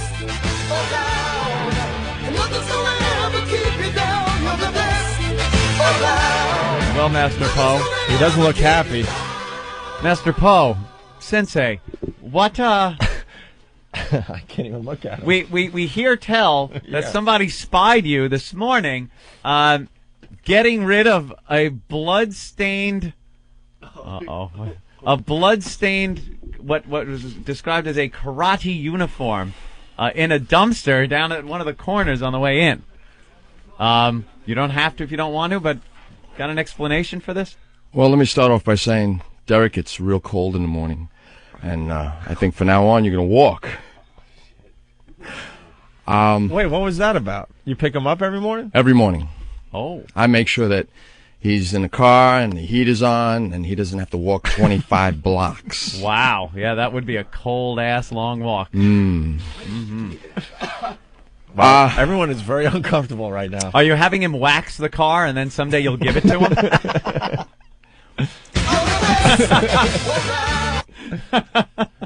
You know, huh? Would you like to hear the truth? I'm not sure. If it makes me party to this, no. Does this have something to do with an 18-year-old girl? No. All right, good. Okay, a boy? No. Okay, what happened? My dog was injured yesterday, and unfortunately, I was taking care of him. I tried my best to take care of his wounds, and I had to bring him to the vet. So I didn't have anything at hand. Is the dog okay right away? Well, the dog's in the hospital right now. Is he going to be okay? He's going to be fine. Oh, okay. All right. That way we don't have because I hate when the story goes on and then at the end there's the downer and then we don't know how to react to the rest of the story. But now we're free to react to the rest of the story without worrying that the dog died at the end of it. Why don't you just say without worrying that we're going to get our teeth kicked in? That too. If that was Marion or Die, we'd be like, I hope your dog's dead. But if him, we're like, is the little thing okay? Yes. God bless. Right. We don't want our God asses bless. kicked. Hey, let me tell you, my hearts and prayers to your dog. Hearts and collars. Hearts, collars, hearts ringworm medicine. Out for anything. What I had to do is I had to take off my jacket because it was very cold last night. Yeah. I took off my jacket. I wrapped my dog in my jacket and also the gi top. And unfortunately, there was blood on the gi. On the gi. It Yes. was dog blood. It was dog blood. Now, what kind of injury did the dog have? He had a fight with another dog. Oh boy! Oh my Yeah. God! And Are you one of those guys? No, actually, my dog is the kind of dog that watches television, listens to the radio, Okay. XM radio. Right. He's not the kind of dog that is That vicious. fights? No, he's What are not those, that kind. The pit bulls that go at it. Right, the fighting dog. The fighting dogs? No. No, he's a great dog, and And right what- now he's in a lot of pain. What kind of dog did it get in a fight with? Husky / pit bull, combination of both. And the owner of this other dog? Unknown. Unknown. Yeah. Because I'm sure you'd have kicked his ass. No, I'm not about violence. However, I just wanted to take care of my dog, and I was there till about 1:30 last night. What a nice guy. And then the gi was bloodstained, so you decided to dump it in a dumpster. I Well, understand. yes. Yeah. All right. Why not? Not like that'll turn up somewhere with somebody going, "Holy shit, what was this all about?" Right. Should have just left it on the sidewalk for the reaction. All right, how do we get out of this, Anthony? Thank you. Master Paul, everybody. Thank you, Sensei. Thank you, gentlemen. And there he goes, Master Paul. Walks out. We're all breathing a sigh of relief. No kidding. No kidding. Not only do we like Master Paul, but we were afraid he'd murder every one of us to cover it up. I know. I'm not even kidding you. I had this vision in my head that he was going to just decide to take us all out. Because we didn't know where that story was going to go. No. And he was looking around the room. He was already sizing up who he'd go after first. You know what the worst part of the whole thing that I was thinking is because of the way the room is laid out and the position of everybody, I would have to watch all of you die first. And I'd be the last one cowering in this corner in the back here, watching you all get killed, and then have to, watch him come over. And know how you would die? He would throw you right out the window I would behind get you. flying right out, 5 stories, cracked head on 57. I just want to watch Derek walk out there and talk to him now. Go, that was pretty funny what we did in there, right? As We he just sold him down the river. Takes his pinky and drives it through his voice box. All right, why don't we say hi to Jonathan Gold? He's on line 12. We have another fine guest to the radio program, thanks to Ben. Hey, Jonathan, what's going on? Hey, how you guys doing? Morning, good. Mr. Gold. What are you about? I don't even know. Oh, you're the 9/11 guy, right? Yeah, I'm the 9/11 guy. You have a book. What do you got? Well, first off, thanks for that internet porn song. I can't get it out of my fucking head. Yeah, it sticks there, doesn't it? Yeah, nice song. What am I about? The truth about 9/11. The truth. Now, as most people know, the truth is a bunch of animals decided to get at the United States by loading themselves onto some planes, taking them over, and crashing into various symbolic buildings across the country. The official story states that 19 hijackers decided to take some planes and fly them into buildings. Now, your opinion of this is different than what everybody says? My opinion of the hijackers isn't necessarily different. However, I do believe that either our government allowed for these attacks or they purposefully planned them. All right, Mulder. Mr. Gold, you sent some questions for us to possibly ask, so I'll kind of go through. How did you get interested in the truth about 9/11? Well, I've always had an inquisitive nature. Who cares? And some things didn't add up. I mean... shut up. Just Fucking think idiot. about it. The Bush administration blocked the creation of the commission. No, they didn't. They appointed the commission themselves, which to me So is what? It like means a nothing, murderer stupid. Or a murderer appointing his own jury. Wait, a murderer appointing his own jury? Yeah, that's what it sounds like to me. I mean, that's essentially what it is. I mean, that would imply that George Bush and his administration did have responsibility for 9/11. Yeah, that's what I'm implying. Oh, you are? Yes. Okay. And can we read this in a book? There are several. Absolutely, there are several. No, I mean books that you have written? No, I was a contributor to the 9/11 omissions dossier, which was written by 911truth.org. You idiot. Was Mohammed Atta But behind the grassy I didn't knoll? write a book. I don't have the time for that. Now, let me ask you a question. What evidence do you have that kind of point? Because I've been trying to find evidence about the Pentagon. Supposedly, Flight 77 never hit the Pentagon. What evidence do you have, or can you direct us to? Okay, first off, in regards to... You're a nut and a bore. Missiles hitting Pentagons, remote-controlled airplanes, I try to avoid all of those things because they don't help me. To give you an understanding... What does help you, Paxil? The Zapruder film clearly showed that JFK was shot from the front. I mean, clearly showed that. JFK. JFK, yes. I'm sorry? JFK? Yeah, JFK. Just think about that. The Zapruder film clearly showed that he was shot from the front. You know, what has that done for us 40 years later? We still don't know what killed him. And the reason is because of magic bullet theories, missiles hitting Pentagons, remote-controlled airplanes. Those don't help me at all. I'd rather focus on the why it happened as opposed to the how. I mean, the how is easy. They flew planes in the building. You sound like We all saw Donald it. Sutherland and JFK. You're a But why ripoff did and a it happen? tedious asshole. That's what's important. Yeah.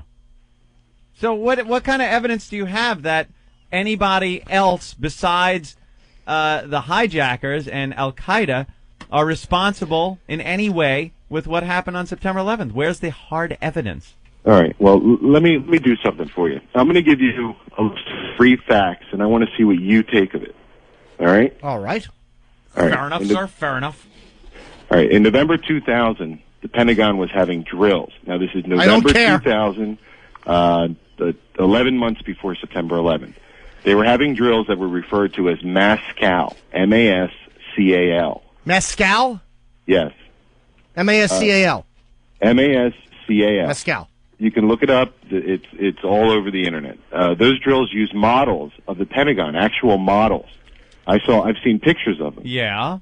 The purpose of the drill was to plan a strategy in the case of an emergency. Now, isn't it kind of obvious that, of course, the Pentagon would be used because it would be a target? Right, exactly. So But- this is not anything huge Right, or but out of the let me- ordinary. Let me finish. All right, sir. Fair enough, fair enough. One emergency was a plane flying into the Pentagon. Now, this is November 2000. Obviously, on September 11th, 2001, according to the official story, a plane flew into the Pentagon. However, when Condoleezza Rice testified, she said, and I quote, "No one could have imagined them taking a plane and slamming it into a Pentagon." Yeah, but she's black. You can't believe it. I mean, come on now. That's ridiculous. No one could have imagined it. Hey, do you smoke a lot of pot? No, I don't smoke any pot. No. Well, what about the wing damage that didn't occur on the Pentagon? That's a question I have. I didn't hear it. I'm sorry. What about the wing damage that didn't occur on the Pentagon? Like they're saying that's part of the proof that the plane didn't hit the Pentagon because there's no wing damage on the plane. On the Actually, I'm sorry, I have building. I have a film of an F-16 fighter pilot being driven into a wall, and it literally disintegrated on impact. I have a friend by the name of John Judge, have who's no the friends. co-founder of 9/11 Citizens Watch, who has a friend who was a stewardess on that flight. Not a friend. He's just And another she guy went who to the doesn't Pentagon get pussy. that day, saw upholstery that she recognized. She saw windows that she recognized. She saw the dead bodies. I mean, it was definitely a plane that hit the Pentagon. That's why I don't like to focus on those things, because it takes it away from what you're trying to What are you accomplish, focusing on besides boring everyone? if that makes any sense. Well, what are you saying then? I don't understand what you're saying. You're saying that there's no big conspiracy thing. You want to stay away from things like missiles and planes that don't exist. But you're not. Let's talk about. What's your point on this whole thing? My point on this whole thing is that the government was compliant in some way, shape, or form with the events of 9/11. I mean, look at who benefited from it. Who? Bell helicopter. Who? Go ahead. Yeah, I'm sorry. Look at who benefited from it. Who? If you look at the actions of the Bush administration after 9/11, they look more guilty than they do for their actions prior to 9/11. I mean, they literally used 9/11 to further their agenda. Well, does Ask that yourself this. necessarily mean that you were involved in something? Even if you use something to your advantage after it happens, does that mean you were involved with it happening? Well, it's like obvious taking lemons and making lemonade. Attaboy, Ant. You didn't grow the lemons. It's obvious that when Bush first came into office, his main objective, and according to Paul O'Neill, who I quote, said Paul it was O'Neill about is better finding because a he way to do retired it. and they 10 replaced him in days right after field. his inauguration. Paul O'Neill, who was the Treasury Secretary at the time, said it was about finding a way to do it. That was the tone of the president saying, "Go find me a way to do this." To get into Iraq, you're talking about. This is Iraq. There were 20,000 other ways to get into Iraq besides being involved with the killing a few thousand Americans. Would we have gone into Iraq or Afghanistan had 9/11 not happened? Maybe not Afghanistan, but definitely Iraq. We'd have been there. We had enough reason. Why would we have gone into Iraq? The same reason we went: weapons of mass destruction, breaking the UN sanctions. There were no weapons of mass destruction. But the excuse was used. I'm not saying there were. I'm saying the excuses to go into Iraq has nothing to do with 9/11. It has everything to do with 9/11. No, it based on what they were saying. The friggin' UN sanctions were enough to get us back into Iraq if a president really wanted to get back in there. The 9/11 to even think that the government in any way, shape, or form had any knowledge or involvement in 9/11 is crazy kind of conspiracy theorist nut job stuff to spew. I don't agree. Right. I think this guy might. Sir, do you have any evidence that kind of points in that direction? Evidence. Evidence. I have several evidence. I mean, I have a friend of mine by the name of Mary Schneider, who was she a fucking a whistleblower. A maintenance person on one day at a time. Fired soon. Hey, Mrs. Romano. She came out, basically, Dummy, shut up. In 1998, she started sending letters to the Department of Justice and the FBI and so forth, saying that there were sham marriages taking place. Meaning that... Oh, my God, you're a kook. What does this have to do? Sham marriages? Go ahead. Let him continue. Let him finish. I'm fascinated where this is going to go. I want to hear this. All right. There were sham marriages taking place, which means that people were coming out of the country and marrying somebody and for citizenship. Yeah. And the people at the INS were taking bribes of $10,000 and more. Okay. To get these marriages into place. All right. And this all seems like it could happen, and that's fine and well, and it probably has and does happen. Okay. Yes, absolutely. Continue. But one of the things that she found out was that Khalil bin Laden, Osama bin Laden's brother, was associated with one of the sham marriage participants by the name of Yazid Abid. All right. Who married Christine Sharrett for citizenship. And he did a movie with Kevin Bacon.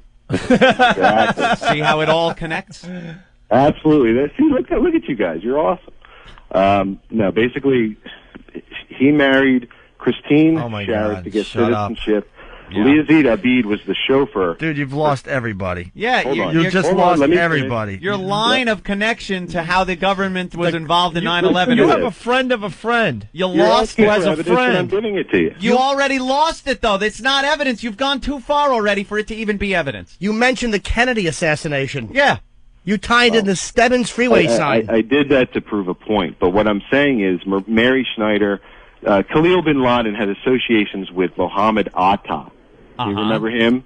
Yeah, the pilot that flew into the first building. All right, Khalil bin Laden was thrown out of the country on September 19th, 2001 under White House approval. Now, why would they do that? Because he obviously was very good with his hands and they needed work done. Why would you let somebody associated with it? I mean, for crying out loud, Cat Stevens was turned away. Hey, easy with that kind of language. After 9/11, the pre-9/11 mindset was this stuff happened. It wasn't really priority. Should it have been? Of course. Does it mean you're involved? No. It means that there were some stupid people who let a lot of things slip by that shouldn't have, and in hindsight, it now makes sense that we should have looked into it. Does it mean that they were involved? There's no evidence. Right. You know something? If you had some clear evidence, I would go, wow, and let me consider that. It really does seem like there was involvement. I've heard these theories before, over and over again, and there's never, ever, ever any evidence. Can I ask you something, Jonathan? This is what bugs me about you mentioned the Kennedy assassination. The reason that's an interesting conspiracy is because there is something like the Zapruder film or Commander Humes and the statements he made in the autopsy room that were overheard by Siebert and O'Neill, the FBI agent. There's all this stuff. There's nothing that you're giving except for speculation. There's no. You understand what I mean? There's no real evidence. Here's what I recommend doing. Go look up Stanley Hilton. Who is Bob Dole's former chief of staff. Well, I put Hilton in the search engine, but other things keep coming up. Yeah, some hot blonde giving a blowjob comes up. Anyway, Stanley Hilton is a lawyer for 400 family members who are suing the Bush administration under the RICO Act. Ellen Mariani is another one. Yeah, see, I'm George W. Bush, see? You never get me, you lousy screw. Exactly. Yeah, exactly. It's ridiculous. All right. Dude, this is absolutely ridiculous. All right, listen, Jonathan, the left has allowed their hatred of Bush to drive them into such a frenzy because Don't you understand? This has nothing to do with Bush. This has nothing to do with politics. But you just said Bush was a murderer, so it does have something to do with Bush. Yeah, but it also has something to do with previous administrations. It has to do with our policies in the Middle East. I know, we brought it on ourselves. You're giving the whole let's go for the root cause argument. We brought it on ourselves somehow. Why? Because we support Israel, because we have troops in Saudi Arabia. That's the whole guilty left, we brought it on ourselves argument. You know what a hero you'd be if you exposed the 9/11 plot? Let me ask you a question. The 9/11 Commission refused to follow any of the funding of 9/11. Now, isn't the first rule in any investigation to follow the money? Yeah. Okay. Well, I'm just saying, I don't know what the first rule of investigation is. They didn't do it. And do you know why? No, why?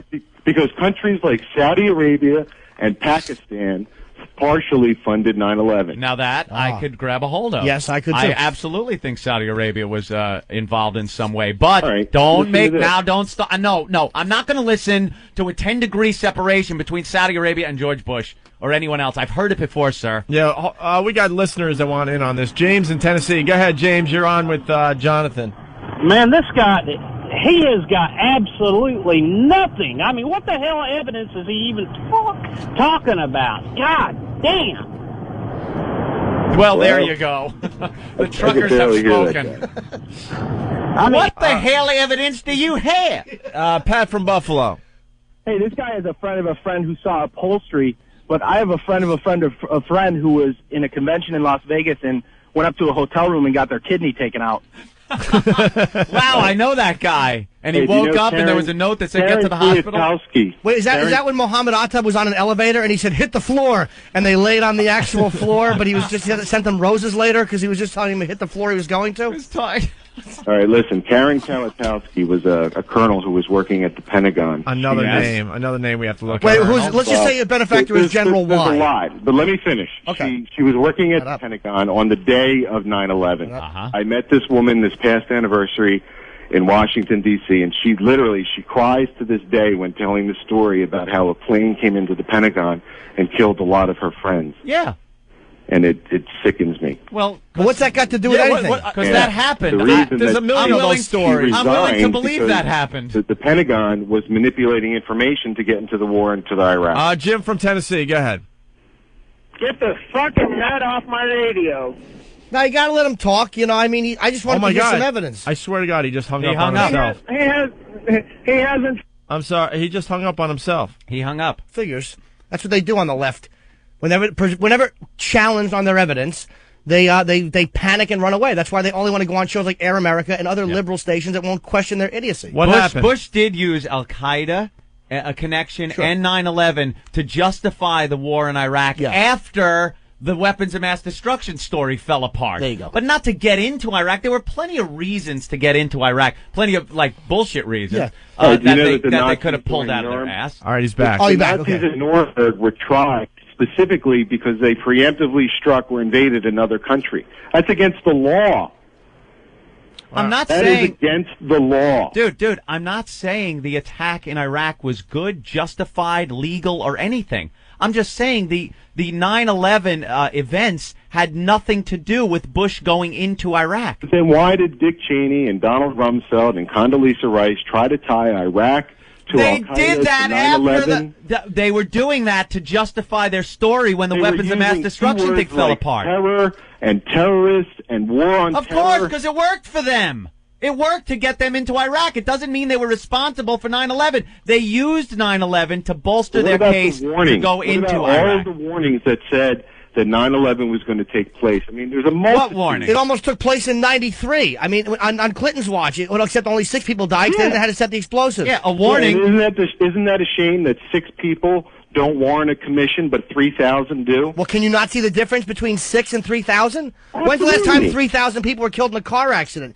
I'm not saying that it's right, but there is a difference between 6 and 3,000.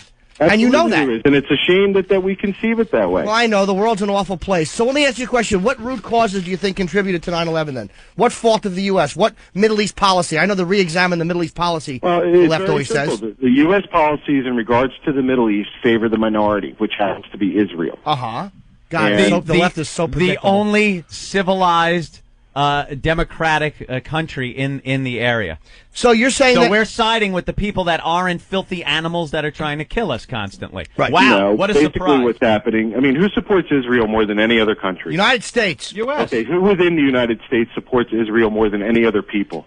Don't say Jews. It's not the Jews. Right, It's the absolutely. Southern Baptists, Catholics, Christians, people who believe that the Jews have to be in Israel in order for Jesus to return. I mean, that's ridiculous. No, it's more of a military ideology because we have a foothold in the Middle It's East. absolutely that. It's a matter of security and, the religious thing. And let me ask you a question. Do you know how much oil we have left? How much? This one. I'm sure you know. How much? I get tons of by all emails about this one, estimations, too. There's about 60 to 90 years left of oil. 60 to 90 years left. That doesn't include growth, more people on the road, more people buying cars. And this ties into 9/11 House, sir. Well, because we need it. We're here, and our oil and resources are over there. Yeah. It doesn't matter. We'll be gone. Who cares? You're only spouting rhetoric. You're not bringing any evidence. It's all rhetoric. It's all passion and emotion, but no evidence. All right, Randy the trucker. Go ahead, Randy. Hey, man, I love you guys, but this guy's got more air coming out of him than my train horns. Okay? Hey, easy with that type of criticism, Randy. Don't be so strong. This guy's a windbag. Jesus. Jesus, man. All right, yeah. We got to wrap this thing up, Jonathan. All right, here's what I'll tell you. The 9/11 families got together a list of 400 questions, 400 well-researched questions. These are the people that made Washington, D.C. open the 9/11 Commission. The 9/11 Commission only answered about, I believe, 14 of those 400 answers. This past week, about 40 family members and about 100 prominent people signed a letter to Attorney General Elliot Spitzer asking him to reopen the 9/11 investigation. About 2 months ago, a Zogby poll was run that said New York City believes that the government consciously failed to act to prevent the attacks of 9/11. Consciously failed to react. Yeah, sure. 66% of them think the investigation should be reopened. Yeah, well, the American public also thinks American Idol is a terrific show. What does that mean? No, Stop with the Israeli argument. Stop with the Israel argument. It doesn't hold water. Bin Laden predominantly hates the United States because we have troops in the Arabian Peninsula. It's not about Israel. If it was about Israel, they would help the Palestinians, but they don't help the Palestinians. They don't give a shit about the Palestinians. What? Have you ever read Osama's 1996 fatwa? Yeah, but it was really predictable and hacky, and I fell asleep before it ended, and then I loaned it out and never got it back. I got the So you're basically saying it didn't happen because you say so. What I'm saying is I get tired of that same trite argument from the left because you're legitimizing the motives of the people doing it, saying that their reasoning is real. Well, shouldn't there be accountability? I mean, Jesus Christ. There is accountability. He's a religious 3,000 fanatic. people died, and not one single person has been held accountable. Yeah, one person has been held accountable. Bin Laden, Mullah Omar, al-Zawahiri, Khalid Sheikh Mohammed. A lot of people have been held accountable. The whole Taliban government? Well, yeah, exactly. We're talking about people who were inept in their jobs, in the government. Hey, you can say that. George Tenet stepped down as he should have. You can say they were inept in their work, that they should have seen this, that the signs were there, but to turn that into they were involved is ridiculous. You're trying to marry yourself, Jonathan. You're trying to marry yourself to the tragedy to stand out and be the guy that figured out what nobody else could see. You're trying to somehow capitalize. It's not just me. A There bunch are of people millions like you, in the right? 9/11 There's truth not movement. millions. Believe me, there's nothing new in your argument. I've been emailed this crap in my inbox for 4 years now. Not one piece of why evidence. all of a sudden interest? There isn't a sudden interest. Because people. If you've been emailed this crap for 4 years, then why have me on the show? Because you want to hear about it. You got it. We wanted to hear if you had anything new, any bit of evidence that makes sense other than just left-wing idiotic rhetoric. Well, we were I giving you a sent chance to prove your point. I sent Ben and I sent Steve proof of a 9/11 cover-up. No, you did not. Yes, I did. What proof did you send? I sent them a flight manifest that shows Khalil bin Laden left the country. I showed that Khalil bin Laden had affiliations with Mohammed Atta. I sent this all to them. This is nothing. That's not proof. It's nothing. That the government was behind 9/11. Well, here's the question. Here's the questions you emailed. Jonathan, these are the questions you emailed Ben for us to ask. How did you get interested in the truth about 9/11? Not that it's not fascinating to hear about your thought process. Question 2, why did 9/11 happen? Question 3, who benefited from 9/11? Question 4, what did the August 6th PDB talk about? What is the PDB? No, you had to ask him that. Oh. I don't really care. Number 5, what about the boot options that were purchased on American and United Airlines on September 9th and September 10th? Right. Number You wanna 6, know about 'em? number 6, who financed 9/11? Pakistan, Saudi Arabia. Yeah, okay, well, we're not going to argue with that. Number 7, do you agree with the 9/11 Commission's findings? Not at all. I'm I think kind of they're asking adding as a layer joke. of bureaucracy to a system that's fully bureaucratic. And fascinating question. This is the type of monologue you have alone on your couch. Like you've dreamed about being asked these questions in front of a Senate subcommittee and finally being important. These are the type of things, while you're squeezing a log on the bowl, you sit there and pretend you're talking and being an important person. You're like the Ronnie Kovacs of the 9/11, and it's ridiculous. Here you go, Your number 8. opinions of me. See, lucky for me, your opinion of me really doesn't matter. I know, If it opinions did, are I like wouldn't be doing buttholes, this. aren't they? My opinion does matter, sir. Oh, it does? Why? Because I'm a Jew and I'm responsible for 9/11. You jackass, shut up. Left-wing psychopath. At least the Kennedy assassination conspiracy theorists have evidence. Hey, That's let me ask 40 you years something. ago, and they have more Let me evidence ask- than you have about let me something that ask happened you guys 3 years something. ago. First of all, thanks for having me on.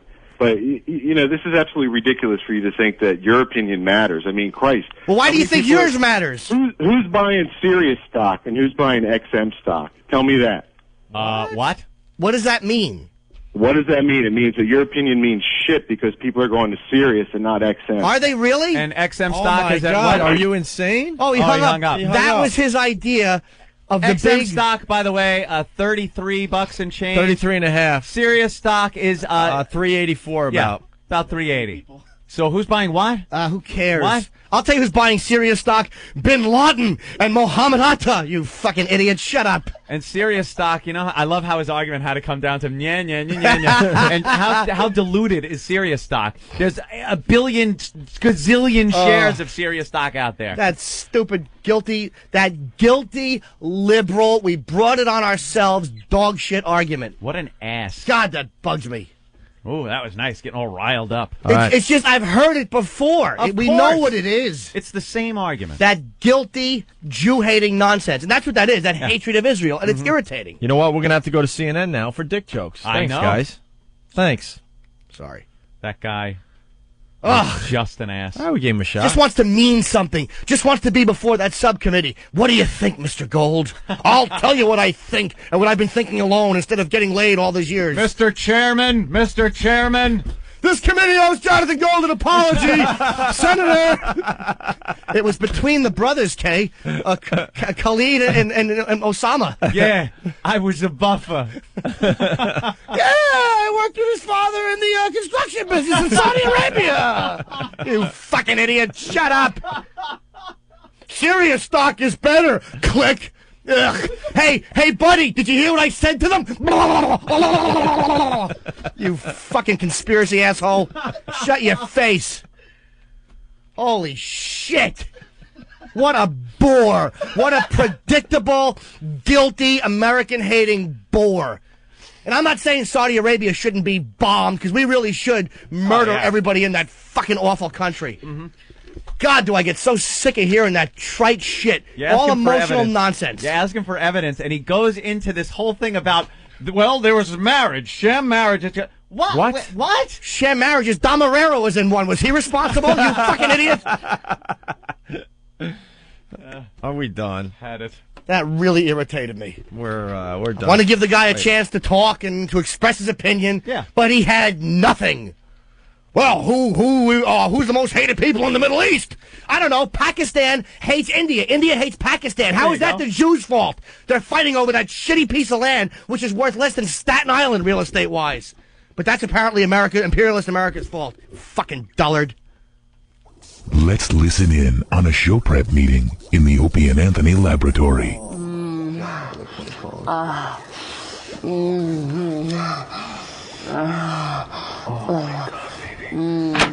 Hey guys, anyone want a bagel? No! Stop ruining the show, Eric. The Opie and Anthony Show. Feel the love. You know what's weird about New York? And this is my little story of my life. I was born in New York and I grew up in Florida, Hollywood, Florida, which is a very beautiful place, but it's very different. And I used to talk like this when I was a little kid because I'm from Brooklyn. You know, I talk like this. My mother made the best fucking spaghetti in the fucking neighborhood. And that's how we talk. And I moved to Florida, and the kids used to make fun of my accent. They're like, hey, kids, say something. I go, hey, what do you want me to say? And they go, ah! So you become aware of your accent. So it's not really as thick as... But the weird thing about the New York accent, there's no logical way the New York accent could have been conceived. No logical way. First people in America were who? The United States were who? Danish, right? Well, you had a different textbook than we did. Because it was an Indian thing. I don't know, maybe you're missing chapter 1, or you're absent that day, or how easy we forget the Indians. But I know what you meant. Yeah. And you're right in a sense, if you just like wipe off the Indians like we did many years ago. You know, that's an easy way to figure that. But the good thing is like you're ready with the answer right away. You know, you had 10 or 20 seconds before the buzzer was going to sound, but you were like, Danish! You know what I mean? And you know, unless you were ordering from the bar, and I didn't, you know what I mean? I was like, Danish! And I was like, oh shit, the timing was impeccable, you know? But, but anyway, but the first people in America were Indians, and their accent is nothing like New York. And the first people to settle in the United States, in New York, were British people, and their accent is nothing like New York. So the Dutch, the Dutch didn't stay long. They went all the way down to Bowling Green. They couldn't find parking. They fucked off and went home. That's what happened with the Danish. It's really true. But the British actually were the settlers, and no matter what, there's no logical way the accent could have been conceived, because even if it was Indians and Danish, how did Kemosabe and like, all right, turn into Opio's Joey? You know what I mean? Right? There's no natural progression anywhere unless Christopher Columbus spoke that way. You know, it's like, hey, who's sailing the frickin' Nina? Jesus, that boat's going up and down all over the ocean over there. This guy's a freak. Look at him. He's going up and down. He's drunk like Delaware. You know? Heather. Hi, this is Tom Torbjornsen with America's Car Show Tip of the Day on XM Radio. An all-season tire is one that has a tread design that dissipates weather elements from under the tire's footprint as it rolls down the road. Now, all-season tires literally pump water, snow, and such from under the tire. In addition, the tread is designed to squeegee the road surface, giving the tire maximum traction. Now, the tread is designed in such a way that if you were to pour water over it, you'd notice that the water is directed out the side of the tire.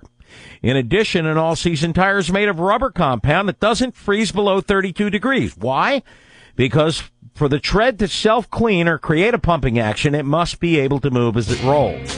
If it were to freeze below 32 degrees, then it would not stay pliable and thus self-clean. Got a question? Check our website at americascarshow.com. Hear the full show on XM Channel 166, Saturdays, 2 p.m. Eastern.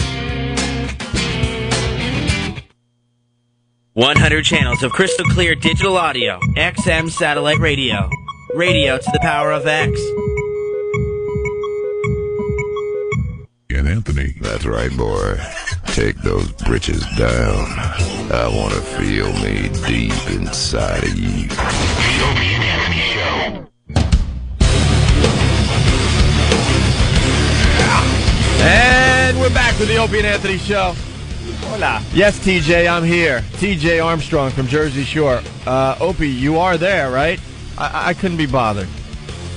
That bores me when they try that conspiracy crap. I like laying into those idiots. Oh, it's just great. It's fun. It's good sport. Because you hate them so much when you read about them. It's nice to finally get one of them like on the phone. Yeah. It's rare you can find someone that completely committed. And it's great to shred him to the point where he just pretty much goes, nya, nya, nya, nya, nya, and hangs up. And then hangs up. Good. Good point. Mr. Brilliant. Sirius stock is better. Click. Woof, woof. Fucking douche. Yeah, well.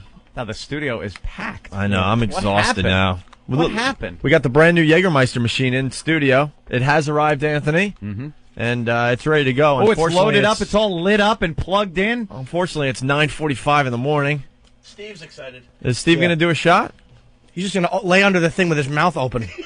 So, listen to it go. Wow. Go ahead, Eric. Have one. That's a nice morning shot. Sex Bagel, you want a shot of Jaeger? There you go. Sure. Is it icy cold? Steve, come on in. Don't be shy. Was it icy cold? Oh, my God, yeah. Sex Bagel is like trying to numb the pain because he's going to get it after the show between the Internet is for Porn song and selling Steve out with the promos earlier on the show. Hey, can you give some to Derek so when Master Poe kicks his teeth out, it doesn't hurt? I know.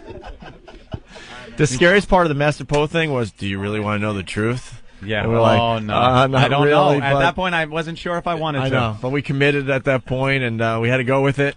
So, who's the Jägermeister guy? Tell us what you got here. Come on. We got a self-contained refrigeration unit. Nice. Dispenses Jägermeister at 5 degrees.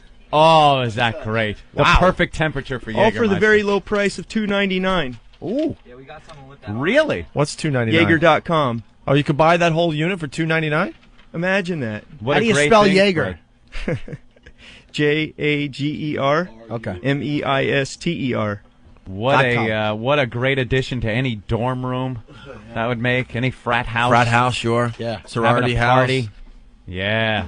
Very nice. You want that after a few of those? Yeah. You'd be feeling good. Hey, we Nice. brought you guys in some goodies, too. Oh, what do we got? Some Jaeger hockey jerseys. What do we Are you have from here? Canada? Adam? Oh, thank no. you, mister. Oh, it sounded I'm like from you had Southern California. It's close. All right. I think Steve would want one of those, definitely. Does it have flames on it? Check these out. Oh, what Golf do we got balls? there? Jaeger No, golf no, I balls? wouldn't bring you in golf balls. No, why not? What are they? Oh, look yeah, at that. Look at that. That's just slide it across there, sir. Here you very go. nice. Here you go, Ant. A Jaeger flask for those drinks on the road. Oh.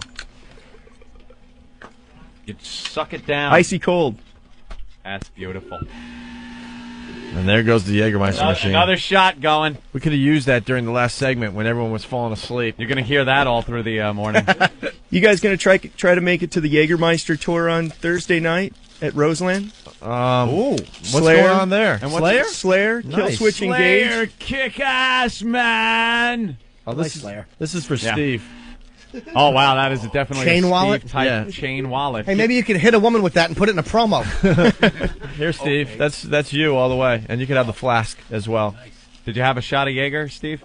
No, I got to lay off. Oh, I you got actually got work to do. Just a shot. Come on. don't I got a golf ball sized stomach. A shot does a lot of damage. I can't do it. You can't do just one. That's the problem. Any more of those like, coats? Those are nice. The little jackets. We got Sure. Oddball from PA. What did you learn on the show today as we hang out with the Jägermeister guys here for the last few minutes of the show? Oddball, go. We're going to Hazleton, Pennsylvania, and I need Jim's help. That's what you learned today, right? Yeah, we're going to Hazleton to put PA on the map as the sexiest state with Ashley. Oh, nice. If that don't work, we'll go over to Fred's house and do his wife because he's gonna be single. All right, very good. Thank you. Let's say hi to Tommy in New York. Hey, Tommy, what's going on? What's happening, fellas? Well, what do you got for the show? I learned that because of John Gold, little Jimmy Norton now leads the show in the amount of curses. Yeah, sorry. Yeah, it's obvious that Norton curses the most on this show. I love it. Derek from Illinois, what's up? What did you learn today? What's up, man? One, you rock. Norton, you rock. Thank you, fella. I learned today that Norton's got a lot of balls and nobody can hear him. Yeah, you picked up on that one, huh? Yeah. That was the original bit, and then we said, you know what? No, we were just going to goof on him for a while, but then he started getting so irritating, it's like you want him to hear it. Eric from Jersey, I learned that Big Kev makes people listen to show tunes in his car. Scott from Jersey, well, he learned the internet is for porn. And he's going to be hearing that song all night long in his sleep. Is indeed. Steve, you actually use that wallet? Is that the type of wallet you like? I never had one before, but I will. It's neat. Didn't mean to step on the intro. Of course not. I love when his music kicks in when he's talking. Oh, this is great. What's that? Oh! Yeah, see, he got one too. Jimmy's got a little leather just wallet looking at with a it. chain. That's good. You could put your hooker money in there. Yeah. It's funny. This is for trannies. This is for traditional girls. You can clip it on so they don't steal it. Oh, this is great. This is Jägermeister on it. Very Let's nice. say hi to Bobby Big Rigger. Hey, Bobby. Hey, yo, how's it going this morning, man? I'm exhausted now after that last segment. I yeah. just want to nap. Yeah, no shit, right? Hey, a quick one. Did you get that email I sent you, that picture with your name on the truck? Oh, yeah, that was very cool. Did we Good put deal. that up on Found Your Music? It will be. It will be this afternoon. All right, Good cool. deal, yeah. Meant to get you that a while ago. Hey, what I learned today, man, you can use a little ass spray first thing in the morning. Yeah, definitely. Ben could All use right. the spray Little in his ass hair. spray. Later, guys. All right. You know what I learned? The guys that work for Jaeger are really alcoholics. I know, look at that. How many shots have you guys done? Oh, my God. They're immune to it. That's why they've been waiting for hours. You just hear it in the background every couple of seconds. Angry Hugo from Philly, he learned that Ant doesn't like sticky things. No. And Jaeger tends to be sticky if you get it on you. Yes. So I got to be very careful when I. Hey, James, what's up? Hey, man, I just learned that today the show got 5 degrees more gooder. 5 degrees more gooder. 5 degrees gooder. Yes, now we got the lesbian couch. Now we got the Jägermeister machine. It's starting to look like the old place, Anthony. Because you get the girls a little tanked up and then hit the couch. Now Well, you're going to get some action. See, that's the key. That is the key. That Everyone goes with the knows lesbian couch very nicely. Sure. Let's go to Ralph on Long Island. Hey, Ralph, what's up? What's going on, guys? Okay, I learned 2 things. I learned that when Norton was younger, he violated his grandmother's bed. Yeah. And I learned that McGreevey's thinking about moving down to Florida because he likes the shape of the state. Yeah, that was a good one today. See you guys. All right, thanks, Ralph. Let's say hi to Steve in Jersey. Steve, what's up? Hey, what's going on, Ope? Hey. I learned that viscous fluid comes from the Skeens gland. Yeah, you picked up on that. Gary Coleman is still on hold. He's still on hold somewhere. Wow. Thank you. Mm-hmm. All right. Jaeger guys want to say anything else? This is your big chance, man. You were hanging out for 2 hours. Right. Drink responsibly or something? Drink responsibly. We appreciate you guys having us in here. Something like that, right? Hopefully everyone can make it out to the Jägermeister tour on Thursday night at Roseland. And Friday, where? Starlin. Are there still tickets for Slayer? Yes. Cool. Slayer. Love Slayer, man. Yep. Yeah? Yeah. What's their bid? Did you What say, was their are there bid? still Waits? tickets? Yeah. No. Tickets are, both shows are sold out. Oh, they are sold out. And, So I think. So you didn't even have to come by. Well, if anybody needs some tickets, just give us a call. We'll hook them up. These guys are already in the You bag. guys are gone, I love man. it. I can tell. Yeah, there's plenty of tickets. we're Wait, not they're both faded yet. sold out. Oh, you're talking tickets. Oh, I thought you said tickets. Daryl from Westbury, I learned that Paris Hilton is in some kind of conspiracy theory against the United States. That's what we heard. That's what I got. Oh, out my of that. God, it's just going again. That machine keeps Where's going. the I love it. Jägermeister IV hookup? You guys got to get in on this. This is fun. Yeah, well, we're Steve, still, just have one. still working. I noticed you brought us in at the last 5 or 10 minutes of your Yeah, because show we can't here. control ourselves. I mean, if it was 8 o'clock, you would have talked us into it. Hey, look who's on the TV. It's Jim Cook. Hey, Jim. Oh, wow. Remember us, Remember Jim? him? Hey, Jim. What is he on? ESPN 2? He's on Cold Pizza. Oh, my Our God. old friend Jim. Hey, Jim. Great. You should be stabbing a chick through a clear shower curtain. Psychopath. This is the only show they'll let me on now, after the Sex for Sam debacle. Great. There he is, our old pal. Dick from Cincinnati. What's up? Hey, Dick. Hey, what's going on, fellas? I learned today that Norton came out of the closet to the XM Nation as he announced to us all that Carmen Chameleon by Culture Club's his favorite song. Yeah, definitely. I didn't say it was my favorite song. Don't you love how they twist things I around? just said I like to tap my foot and blow a guy to it. Dirty Harry from Buffalo. What's up? Dirty Harry. What's up? One more time. Harry, Buffalo. Go. Harry. You dick. All right. Chris in Jersey. I learned today that Norton loves staring at sex bagels and bloody cock. I like what? I Oh, learned that Norton likes staring at sex bagels bloody cock. Oh, staring at it. Did we ever find out what that red blood-like substance was on He has Sex no Bagel's idea. crotch? Probably from Jimmy's ass. no idea. It's not for my ass creep. You never know, Jimmy. No, I'm broken in. Punch it out, guys. No. All right. Oh, there goes another. How many shots have you I think guys we need had? a social. A social? Social? You guys. Oh, I gotta wait until I'm off the air, sir. Really? Yeah, it's legal ramifications of such a. I find that thing hard to believe. That would happen in the yeah. But I'll buy it for now. Because I just started working here. By the end of NEW, believe me, we were doing heroin and drinking and snorting coke, but you know. Do any of the interns want a shot?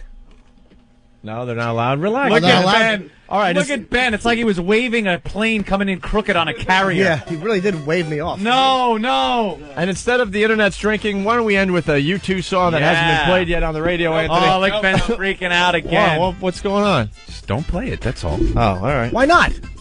Because it hasn't Let's been get the released yet. interns to come in here and drink and play some U2. Yeah. Why not? And watch Ben just have a hemorrhage. Yeah. Look at him. I don't care. You care. All right. We have nothing. Ben really waved me off on that one. He really did. We want to thank Hans. No, they can't. They can't. How about the intern with the Amish beard? Can he have some? Let him have some.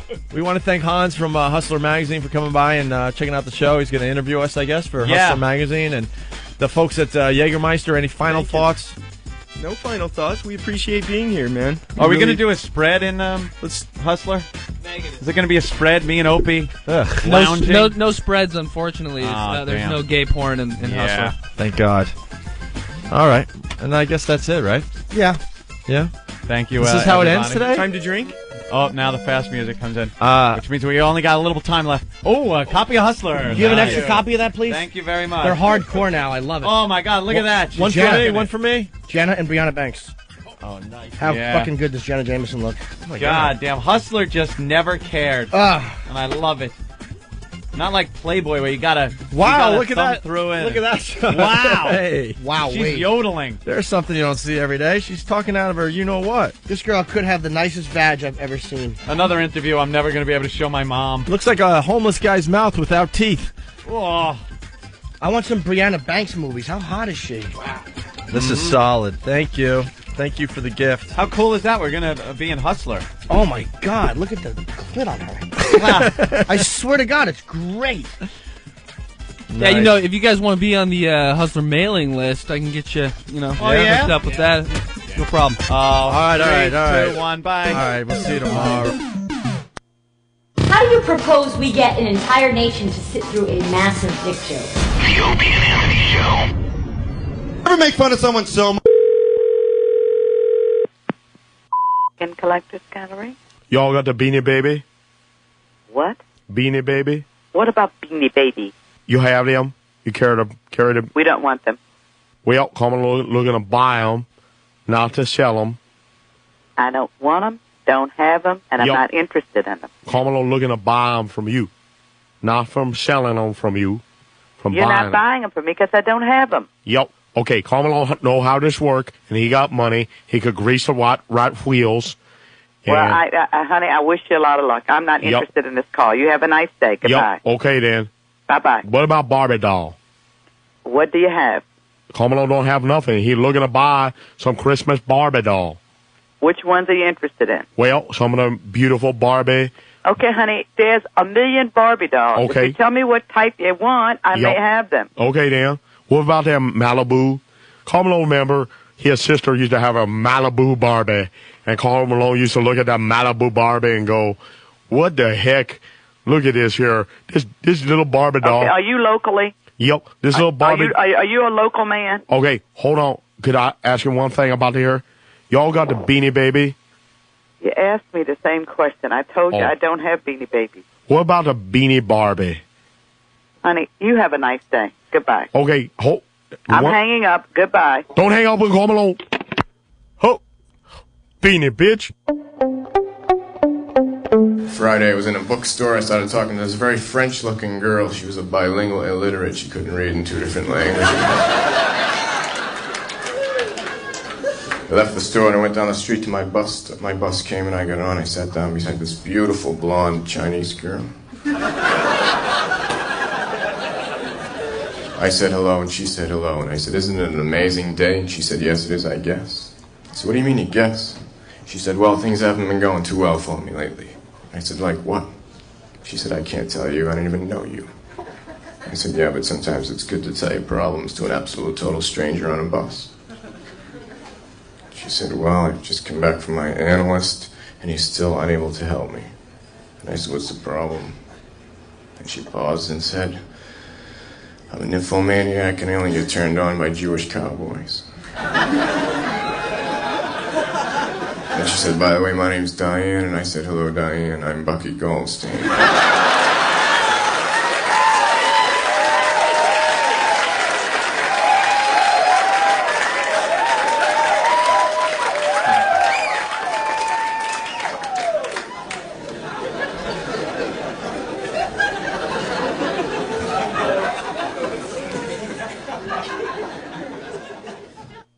100 channels of crystal clear digital audio, XM satellite radio.